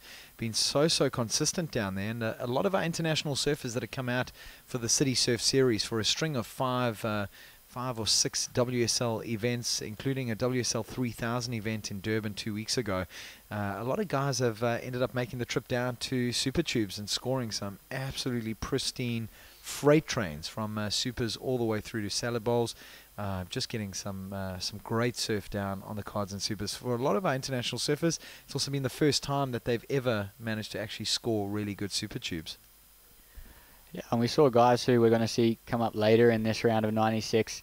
Iago Dora, who of course has had a breakout year, not only on the QS but in the CT as well. He went down to Jeffreys Bay and had a little look. Obviously racking up a whole lot of points on the CT, so sitting in that first alternate spot. Of course, if there's an injury or anything like that, then he'll be the one that they call on. So good for that man, the Brazilian Iago Dora, to have a look at that wave, because it's such a different wave and it needs to be ridden so much differently to, say, the conditions that we're seeing right here in Ballito. Yeah, of course, there as well. You know, we've got a 12-day window period, needing about 4 days to run the event in completion. As we see a paddle here from Luel Felipe, good-looking bowl section, throws the tail up, and you can see him just getting a little bit caught by that sort of big sand bobble coming up there. A little bit of a bauble on the wave face as he falls down. So Luel Felipe being a little bit slower in this heat. That was only a second ride of the heat as we approach the halfway mark in this heat number 4. It's been contrastingly quite a different start to this heat. We've had a couple of heats where the guys have racked up close to 40 waves in one heat between 4 surfers. As we watch a paddle now with live action. Goni Zubizarreta, also no stranger to Ballito, and has been travelling out to South Africa for quite some time now. And Goni also on his second wave of this heat, taking quite some time to lock in his second counting ride. We see an early lead by Alejo Muniz, only with a 4 and a 3.73 leading. As we watch the replay from our man in white, Alejo, former Ballito Pro champion. Nice turn off the top there, really releasing the tail. Good amount of power coming through his surfing. So Alejo's done it once before. He's gone all the way. Him and his brother traveling out to Ballito for quite some time. We'll look to Alejo to use some of that experience and really set the pace in this heat.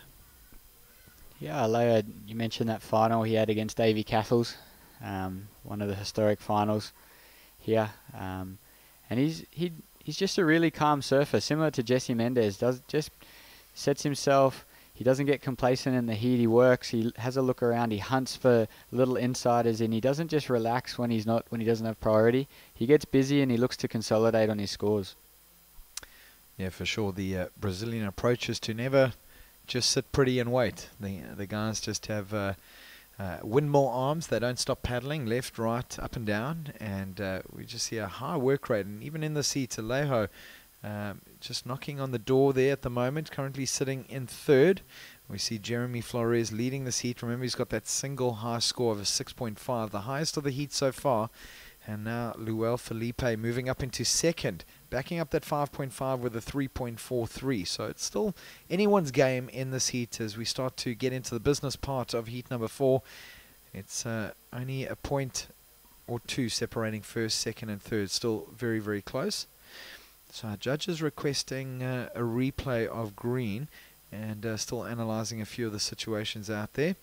We see Alejo Muniz, a couple of situation changes and scores still dropping in here on and off of our screens as well. So those of you watching live, we will give you a situation update as soon as those scores come through. And confirmation from the judges now dropping in the interference on green. So that situation we had early on in the heat with Luel Felipe taking off late and Goni Zubizarreta in the blue singlet was pretty deep on that wave coming around the section. Fear that Luel perhaps didn't see Goni Zubizarreta until the last minute, until he was standing. He had cut back into that whitewater, noticed Goni on his inside, and priority was already set for the heat. And so the interference call coming from the judges, interference on Luel Felipe. So that's really going to make things tough for the Brazilian. So we see that surfer in blue, Goni Zubizarreta, just going, attacking that lip on the forehand. Goni's had quite a good year so far on the QS. He's had 2 firsts at the Pro ins or outs, and then obviously the Caparica Pro, both QS 1500 events. And you know, also was a part of that event in Israel, and then of course a 9th in Santa Cruz. So Goni's had some fairly decent sort of start to the QS this year, but obviously with a QS 10,000 level event, he's going to really look to consolidate his position and climb those rankings. It's pretty much, you know, a lot of these guys have started either at their, you know, home locations, whether it's been in, you know, Brazil, Australia, you know, locking in a couple of 1,000 or 1,500 events, you know, getting their tally started. And just watching this replay, we'll pick up that conversation shortly. Beautiful bottom turn and lovely power hack. Oh, the second turn, just magnificent re-entry there. Really getting the board high up out of the water through that lip and displacing copious amounts of water over the back of that wave. So 2 power turns coming in from Luel Felipe. Obviously, the situation's incredibly tough for him now, as only 1 wave will count for him in this heat. After being marked with an interference call, he needs 1 wave to score more than Alejo Muniz's total at the moment. Alejo Muniz sitting in 2nd place with a heat total of 8.3, which means that Luel Felipe needs a score of 8.3 or more to move up into 2nd place, as only 1 wave will count for him in this heat.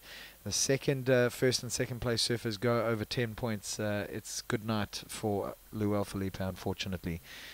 But yeah, Steve, coming back to that discussion about the QS, you know, being the first 10,000, we've had obviously 3 6,000 events in the year so far, but the big 10,000 event is where it's at. None of the 1,000 and 1,500 events really matter once you come into the 10,000. It's all about getting through to quarters, semis, and final of this event to get a good counting result. Yeah, and of course those. There's 5 QS 10,000 events as we see our surfer in green. Brazilian Luel Felipe. Possibly just signs of frustration of that earlier interference call as we see surfer in blue on the back end. Goni Zubizarreta out of Spain. Really attacked the lip and super critical as he probably knew that was probably knew that was going to be his only turn on that wave. But really threw it right up into the lip, and as it projected him out onto the flats, just composed himself. Right, so word coming in from our contest officials is that this could potentially be the last heat of the day, and we got the thumbs up that it is confirmed. So folks watching live day 1 of the Ballito Pro presented by Billabong, and on the east coast of KwaZulu-Natal here in South Africa, is that this is the last heat of the day. Currently in the water, heat number 4 in the second round of competition, men's round of 96. We've had a bit of drama if you've only just joined in. We had an interference call early on in this heat. Luel Felipe was marked with an interference call after he dropped in on Goni Zubizarreta. Apparently the priority boards were in the process of being changed, and there was a bit of concern as to whether or not it was very clear to the surfers out in the water, but eventually Luel Felipe marked with an interference call, so he loses his second counting ride, his low score in his top 2, as we cut to a replay of Goni Zubizarreta. Look at this left-hander, man, that wave jacked up out of nowhere, beautiful backhand Rio, but then it was just closing out behind him. Then Luel Felipe has a look at that one before kicking over the back, so really, it's starting to become a 2-horse race in this. Jeremy Flores still needs to replace a throwaway score of 3.27. It's not in the bag just yet for the young Frenchman.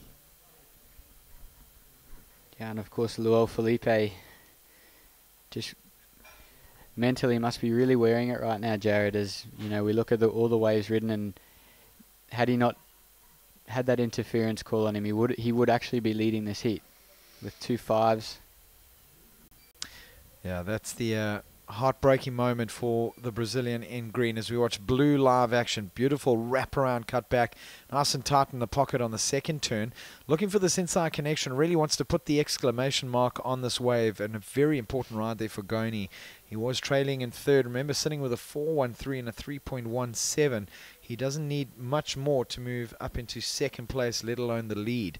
So that's going to be an important ride. And now out at the back, we cut to red, Steve. Big off the top, wafts the tail around. Jeremy Flores with that front foot way up his board, transitioning that weight and completing a lovely re-entry reverse off the top there for the Frenchman. So Jeremy now looking to improve on that 3.27. Steve, what's been the highlight of the day for you so far as we look to wrap up day 1 of competition? I think probably that huge frontside punt from Christian Kimmerson. Just, you know, really showing what's on offer in probably not the best conditions that we've seen here, especially over the last week, but just really going for it, committing to the move, and just had a crack, and it really paid dividends for him in the end. Yeah, absolutely. I got to say that my favourite moments also coming from the same heat is, of course, Marky February, local South African lad, getting through in second place in that heat. I beg your pardon, winning that heat. As we watch red live action on his backhand, first turn was good from Jeremy, just couldn't really get that next inside connection, and that left-hander breaking pretty fast as well as it starts to hit that inside bank. But yeah, Marky February taking the win ahead of Christian Carmerson in that heat, and it'll do the world of good for the WSL Africa ratings leader as Marky really starts to bank in a good counting score or 2 for the 2017 campaign. Of course, a whole crew of South Africans heading the tour. Amongst them, Beric de Vries as well. He's had one good result at the Ballito Pro in previous years. I think it was last year that he made the quarterfinals. And so he'll be looking to take it a little bit further this year as we watch Blue drop in late on this. Goni Zubi Zareta just really getting punished by that white water, not getting anything more out of that wave. So as we have a look at the scores on our screen, we see a couple of last-minute rides here. Red now, big blast off the top, out the back. Fins flying out the back of that wave. Just can't control that second maneuver there. Jeremy Flores really starting to find his groove in this heat as we get to the last 6 minutes or so. Starting to improve the lead and stretch his legs now. Goni Zubi Zareta moves up into second place. That last ride of his coming in at a 4.93. So he shifts into second. Alejo Muniz, our Brazilian and former champion here, drops down into third place with a pair of 4s. So he only needs a 4.77. Luel Felipe, things are looking dire for our Brazilian in the green. Now needing a 9.06 because remember, only one wave is going to count. And I wouldn't be surprised if there's a few words after that just to really discuss. Absolute heartbreak for Luel. Steve, of course, Luel and Oni Anwar spent some time with you and Jess. Had a couple of dinners with them as well. And you got to chat to Luel going into this contest. Yeah, Luel, obviously just quite a young guy out of the north of Brazil. Spent a lot of time over the last couple of years travelling with former CT campaigner and QS grinder Nathan Hedge. Hedgie really took him under his wing for a good amount of years and really showed him the ropes on the QS here. And Luel was coming here and he was really hungry for a big result. He'd packed an array of boards expecting all sorts of swell and this beach to throw up all sorts of different conditions. And unfortunately this is the nature of the beast, and sometimes things don't work in your favor. And as you mentioned earlier, the judges were moving around the priority colors and he just got caught unawares. And unfortunately it looks as it stands now that Luel's probably going to be going home. But I know Luel will hang around, he'll free surf a bit. He's a pretty happy-go-lucky guy, so he'll make the most of the time that he's going to spend here in South Africa. Yeah, well, at the end of the day, it all goes into the bag of experience as we watch Alejo Muniz now. Needs to get out of third place. Power hack off the top. Look how much speed he has in this approach. Climbs the white water, so super fast surfing from Alejo. And that was a good-looking wave. Remember, he didn't need a heck of a lot to move up into second. Was needing just a 4.81, if I'm not mistaken, to move up into second place. Goni Zubi Zareta just edging him at this stage. Jeremy Flores now starting to stretch the legs. His last ride dropping in at a 4.47 to back up that 6.5. So Jeremy leading this heat. Just a couple of points in it. Less than 3 points separating our top three surfers. Down to just under 4 minutes on the clock in our last heat of the day in the men's round of 96, heat number 4. As we see the replay out the back, our surfer in green now going for a big Superman boost. Goodness gracious, that was close, Steve. Yeah, as we mentioned, Luel, he's got that interference call on him, so he can just go for broke, go absolute hell for leather and see what happens. If he surfs a perfect 10 at the moment, he'll go through, but he's pretty much going to need exactly that, a perfect 10. We haven't seen anything in that range today. Of course, Jesse Mendes with an 8.5 as we see that surfer in green, Luel Felipe, out of Brazil. Go again. Wow. Tries for that Superman grab and comes unstuck in almost exactly the same manner as that previous replay that we watched. Well, I think he'll be sitting out there, and a little bit of frustration as he just pounds the top deck of his board there. But, if you notice Christian Carmison getting that 9.0 with that big frontside air reverse and a couple of 8s in the last heat as well from Jesse Mendes, I think he knows that the Hail Mary requires him to go to the air with something special out there. So, 2 big Superman attempts there, coming even closer on that second Superman attempt. Should he land one of them, I think he's going to get pretty close. A 9.1 is what he's needed out there, and we've seen, just average scores, getting guys through in second place at least anyway. So Jeremy Flores with a heat total of 10.97 and Goni Zubi Zareta with a 9.1 heat total. Here we go with your heat leader. Jeremy really driving hard on that tail pad, pushing the tail around, now looking for that inside connection. It does wall up for him. Beautiful closeout turn now as he rebounds and changes direction, looking for this inside right in front of the rocks. He kicks out over that one, getting awfully close. Now the man in blue, Goni Zubi Zareta. Wow, that's a big closeout turn. Just lays back into the whitewater. You can see his knees just there in the whitewater. Can't get back up to his feet. So this is an important exchange as we get down to the last 2 minutes, Steve. All eyes are on Goni Zubi's red and blue and Alejo Muniz in white. There is just nothing in it between second and third. Less than a point separating those two guys, and a 4.81 is all that's needed by Brazil's Alejo Muniz. Of course, Alejo, defending champion, as we had discussed, beating Davy Cathels in, I think it was 2015. And Alejo Muniz will be, man, he'll be chomping at the bit. The last thing you want as a defending champ is to go out in your first heat. Check out the replay. Steve, take us through Goni's wave here. Yeah, as Goni just cracks that first turn off the lip, he sets himself and he really throws his fins right up out of the water on that second turn, and he just couldn't keep his feet in the wax there and just came unstuck as surfer in red Jeremy Flores. We see him wrap that one and he throws the tail right around almost to the point where his hips aren't square with his shoulders, and then yeah, just finishes there and then turns around on the inside of that wave as Jared commentated. Just saw the rocks coming, thought he'd pull the eject button there nicely, but Jeremy Flores just looking a little bit short of a gallop today. You know, you mentioned that he hasn't had a great run on the CT so far. So, you know, perhaps just using this event as a little springboard into J-Bay, because he's going to need to really get some events under his belt and get some good heat wins and earn some points to keep his spot on the CT. Right, so folks, there you have it as the time winds down in the last heat of the day. We will be calling it a wrap at the end of this heat for day number 1 of the Ballito Pro presented by Billabong. Scores to come through for blue and red. Definitely looking like a counting score for red. Goni Zubi's Zareta needed to have landed that last turn to really put the exclamation mark on that wave. And unfortunately just falling on the inside there. It's not going to go to his top 2, but last of red Jeremy Flores, a 5.43. He extends his lead. However, the talking point is a 6.1 for Alejo Muniz, and in the last few seconds of this heat moves into second place by the skin of his teeth behind Jeremy Flores leading. Goni Zubi Zareta drops down to third. Steve, I'm going to go down to the beach and catch up as we go into a recap of that heat. We'll be followed with a post-heat interview with your winner, Jeremy Flores.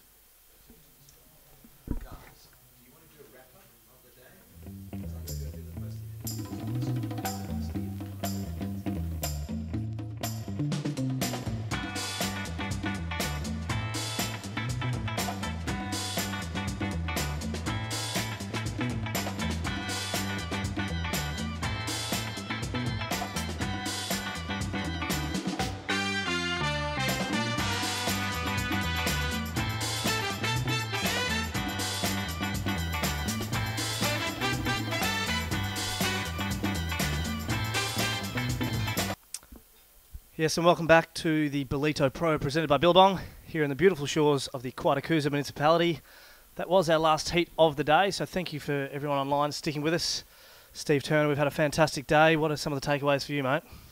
Yeah, great start to the day. You know, Alejo Muniz coming through in the death there to, you know, have another crack at this event that he's obviously won before.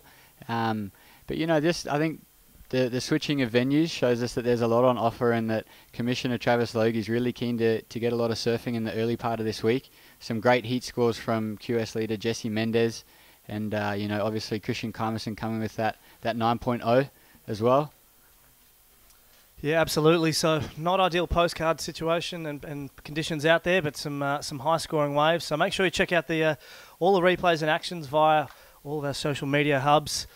We will be back tomorrow, kicking off at around 8 a.m. local time here in South Africa. So check your local guides to see what that works out regionally for you.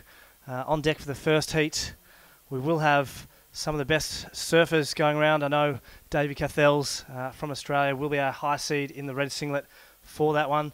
Joining him will be, sorry, not Davy Cathels, it will be Joan Duru, Maxine Husino, Macho Giorgi and Leonardo Asundra. For our first heat, which is Heat 5 of the round 96. Thanks for joining us. This has been the Ballito Pro presented by Billabong. We look forward to having you for the rest of the week, and we will catch you tomorrow morning.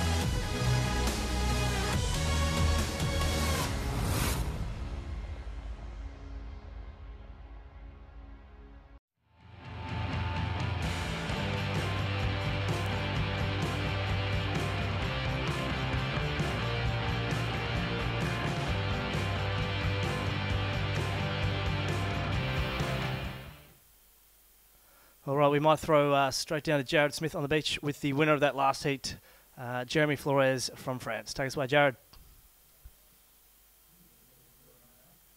All right, thanks, guys. Just down here on the beach with Jeremy Flores, winner from that last heat. Jeremy, take us through. We were having a little chat off camera just about some of the injuries that you're nursing at the moment. Yeah, just been nursing a few injuries, but I mean it's only a 30-minute heat, so I thought I could get 2 waves and get the job done. It's the conditions are pretty hard, but I mean when they come, they're pretty nice. So yeah, I'm happy to win this heat. I love this place, so I'm happy to be back again. Yeah, obviously you've been coming out to South Africa and of course Ballito for a good 10 years or so now. And do you treat the event as a warm-up before you head down to Jeffreys Bay? Yeah, for sure. You know, Reunion Island is right there, so this is pretty familiar. I feel comfortable here. I have some family here too. That's why I come here, and I enjoy it. And JB is just next week, so definitely a warm-up before the big league. And I'm sure, Jeremy, lots of people watching via the Facebook app and the WSL app as well. Anything you want to say in your home language back to friends and family? Yeah, merci à tous pour le support. Comme d'habitude, vous êtes au top. Et bon, tous les Français sont en feu. Je pense qu'il va y avoir du spectacle. On va essayer de ramener cette coupe, ramener le titre à la maison. Voilà. Well, there you have it, ladies and gentlemen. Jeremy Flores winning that last heat, advancing through the next round. We'll catch up with you a bit later in the event. All the best. Thanks. Thank you. Yes, thanks, Jared, and well done to Jeremy Flores, a very happy Frenchman making his way through that heat, even though he mentioned he is a little bit injured. So some challenging conditions today, Steve, but there were some big scores on offer out there, which is great. So we'll be back tomorrow morning to check out conditions again. We do have a really good forecast. That wind is predicted to be a little bit lighter and a little bit offshore. You were telling us a little bit earlier on there, Steve. And so we're hoping for some better conditions and some exciting surfing. Yeah, plenty ahead. You know, a wrap for day 1, but day 2 holding a lot of good surfers coming up. You mentioned Davey Cathles, also in a heat with Keanu Singh, both former CT campaigners. So there's a lot coming. So don't go anywhere, folks. Thanks for joining us. You have been watching the Billabong Pro presented here at Ballito, presented by the municipality of Quatacusa. And we'll catch you live tomorrow morning for a 7:30 call for an 8 o'clock start.